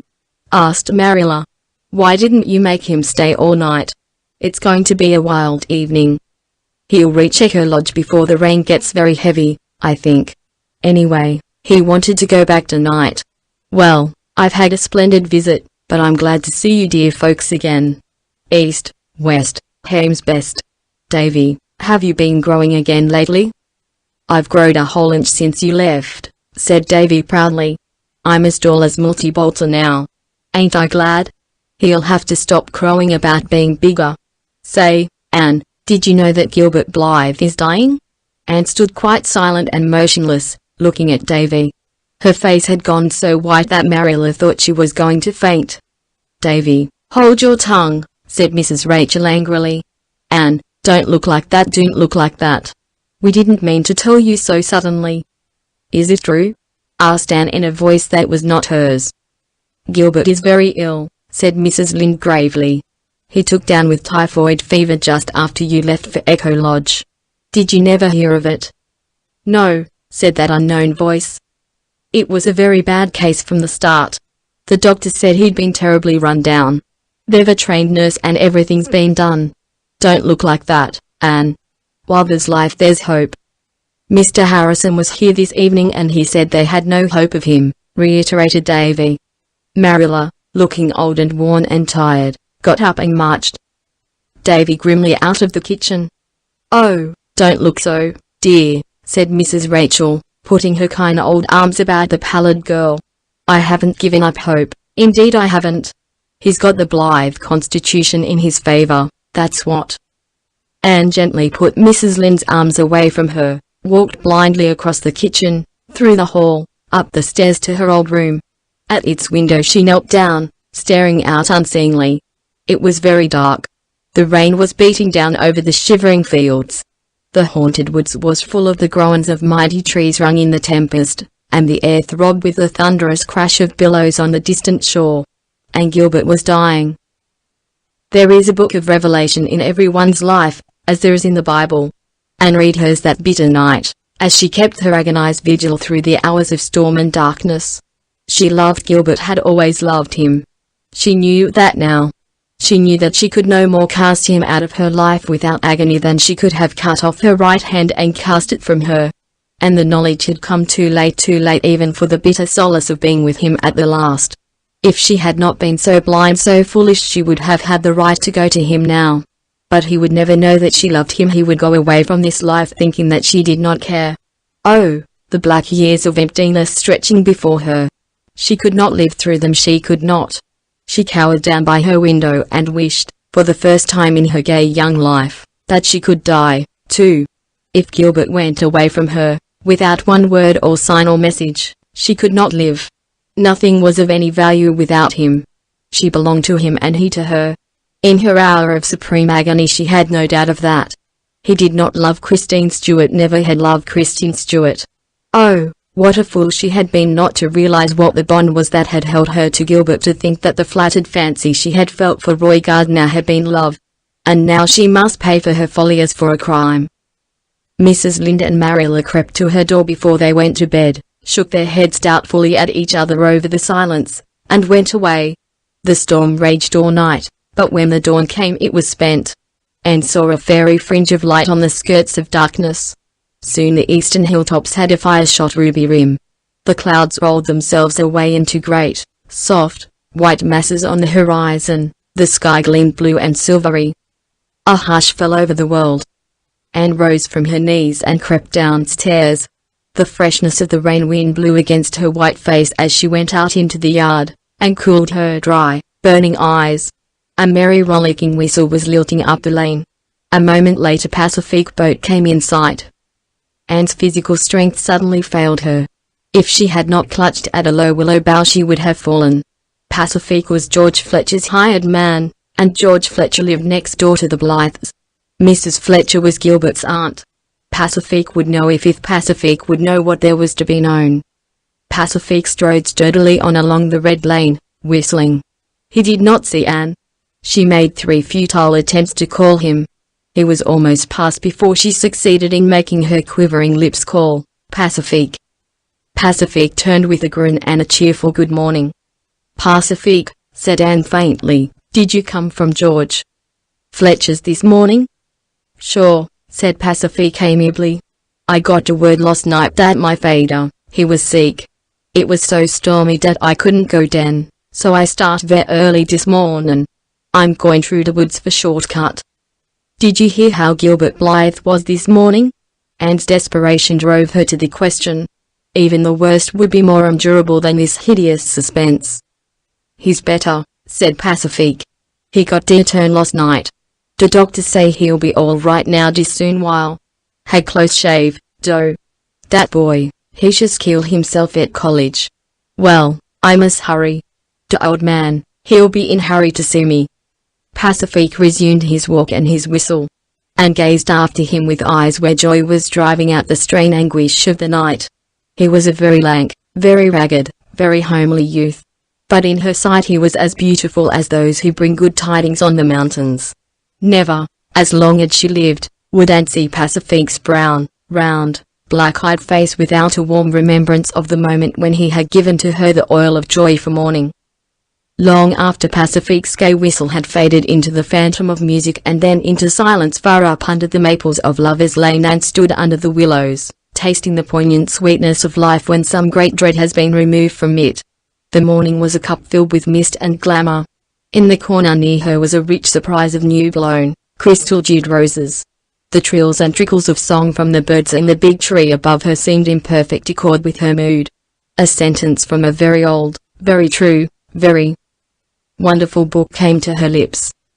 Weeping may endure for a night, but joy cometh in the morning. Chapter 41. Love takes up the glass of time. I've come up to ask you to go for one of our old-time rambles through September woods and over hills where spices grow, this afternoon, said Gilbert, coming suddenly around the porch corner. Suppose we visit Hester Gray's garden? Anne, sitting on the stone step with her lap full of a pale, filmy, green stuff, looked up rather blankly. Oh, I wish I could, she said slowly, but I really can't, Gilbert. I'm going to Alice Penhallow's wedding this evening, you know. I've got to do something to this dress, and by the time it's finished I'll have to get ready. I'm so sorry. I'd love to go. Well, can you go tomorrow afternoon, then? Asked Gilbert, apparently not much disappointed. Yes, I think so. In that case I shall hie me home at once to do something I should otherwise have to do tomorrow. So Alice Penhallow is to be married tonight. 3 weddings for you in one summer, Anne Phil's, Alice's, and Jane's. I'll never forgive Jane for not inviting me to her wedding. You really can't blame her when you think of the tremendous Andrews connection who had to be invited. The house could hardly hold them all. I was only bidden by grace of being Jane's old chum, at least on Jane's part. I think Mrs. Harmon's motive for inviting me was to let me see Jane's surpassing gorgeousness. Is it true that she wore so many diamonds that you couldn't tell where the diamonds left off and Jane began? Anne laughed. She certainly wore a good many. What with all the diamonds and white satin and tulle lace and roses and orange blossoms, prim little Jane was almost lost to sight. But she was very happy, and so was Mr. Ingalls and so was Mrs. Harmon. Is that the dress you're going to wear tonight? Asked Gilbert, looking down at the fluffs and frills. Yes. Isn't it pretty? And I shall wear starflowers in my hair. The haunted wood is full of them this summer. Gilbert had a sudden vision of Anne, arrayed in a frilly green gown, with the virginal curves of arms and throat slipping out of it, and white stars shining against the coils of her ruddy hair. The vision made him catch his breath. But he turned lightly away. Well, I'll be up tomorrow. Hope you'll have a nice time tonight. Anne looked after him as he strode away, and sighed. Gilbert was friendly, very friendly, far too friendly. He had come quite often to Green Gables after his recovery, and something of their old comradeship had returned. But Anne no longer found it satisfying. The rose of love made the blossom of friendship pale and scentless by contrast. And Anne had again begun to doubt if Gilbert now felt anything for her but friendship. In the common light of common day her radiant certainty of that rapt morning had faded. She was haunted by a miserable fear that her mistake could never be rectified. It was quite likely that it was Christine whom Gilbert loved after all. Perhaps he was even engaged to her. Anne tried to put all unsettling hopes out of her heart, and reconcile herself to a future where work and ambition must take the place of love. She could do good, if not noble, work as a teacher, and the success her little sketches were beginning to meet with in certain editorial sanctums augured well for her budding literary dreams. But Anne picked up her green dress and sighed again. When Gilbert came the next afternoon he found Anne waiting for him, fresh as the dawn and fair as a star, after all the gaiety of the preceding night. She wore a green dress, not the one she had worn to the wedding, but an old one which Gilbert had told her at a Redmond reception he liked especially.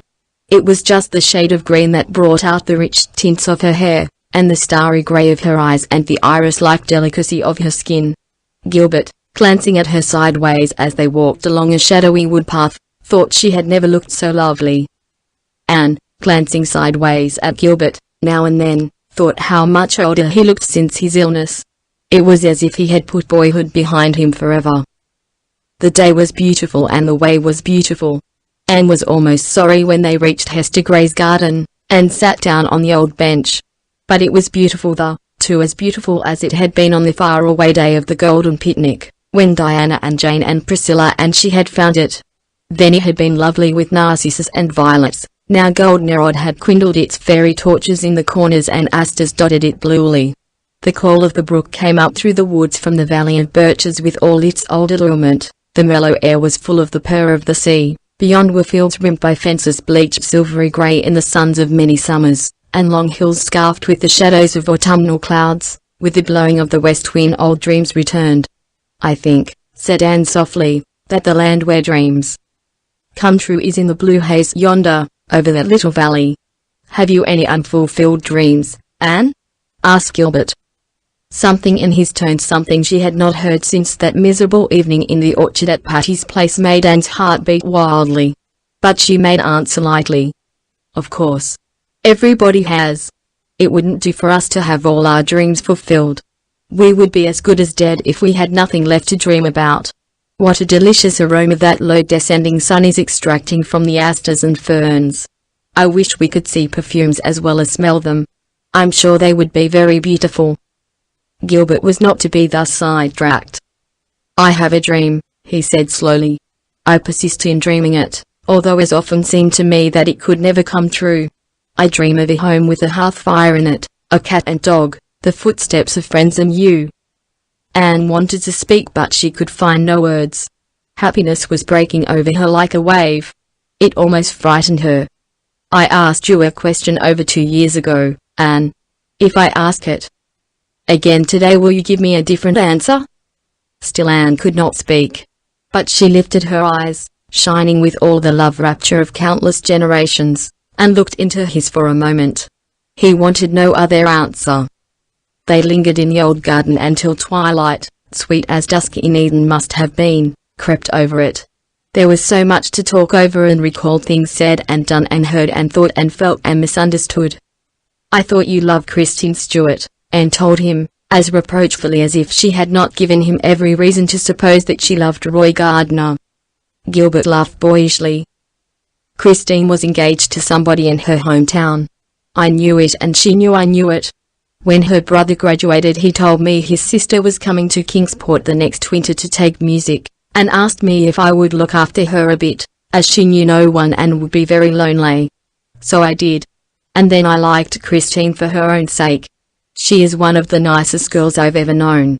I knew college gossip credited us with being in love with each other. I didn't care. Nothing mattered much to me for a time there, after you told me you could never love me, Anne. There was nobody else, there never could be anybody else for me but you. I've loved you ever since that day you broke your slate over my head in school." "I don't see how you could keep on loving me when I was such a little fool," said Anne. "Well, I tried to stop, said Gilbert frankly, not because I thought you what you call yourself, but because I felt sure there was no chance for me after Gardner came on the scene. But I couldn't and I can't tell you, either, what it's meant to me these 2 years to believe you were going to marry him, and be told every week by some busybody that your engagement was on the point of being announced. I believed it until one blessed day when I was sitting up after the fever. I got a letter from Phil Blake, rather, in which she told me there was really nothing between you and Roy, and advised me to try again. Well, the doctor was amazed at my rapid recovery after that. Anne laughed, then shivered. I can never forget the night I thought you were dying, Gilbert. Oh, I knew then, and I thought it was too late. But it wasn't, sweetheart. Oh, Anne, this makes up for everything, doesn't it? Let's resolve to keep this day sacred to perfect beauty all our lives for the gift it has given us. It's the birthday of our happiness, said Anne softly. I've always loved this old garden of Hester Gray's, and now it will be dearer than ever. But I'll have to ask you to wait a long time, Anne, said Gilbert sadly. It will be 3 years before I'll finish my medical course. And even then there will be no diamond sunbursts and marble halls. Anne laughed. I don't want sunbursts and marble halls. I just want you. You see, I'm quite as shameless as Phil about it. Sunbursts and marble halls may be all very well, but there is more scope for imagination without them. And as for the waiting, that doesn't matter. We'll just be happy, waiting and working for each other and dreaming. Oh, dreams will be very sweet now. Gilbert drew her close to him and kissed her. Then they walked home together in the dusk, crowned king and queen in the bridal realm of love, along winding paths fringed with the sweetest flowers that ever bloomed, and over haunted meadows where winds of hope and memory blew.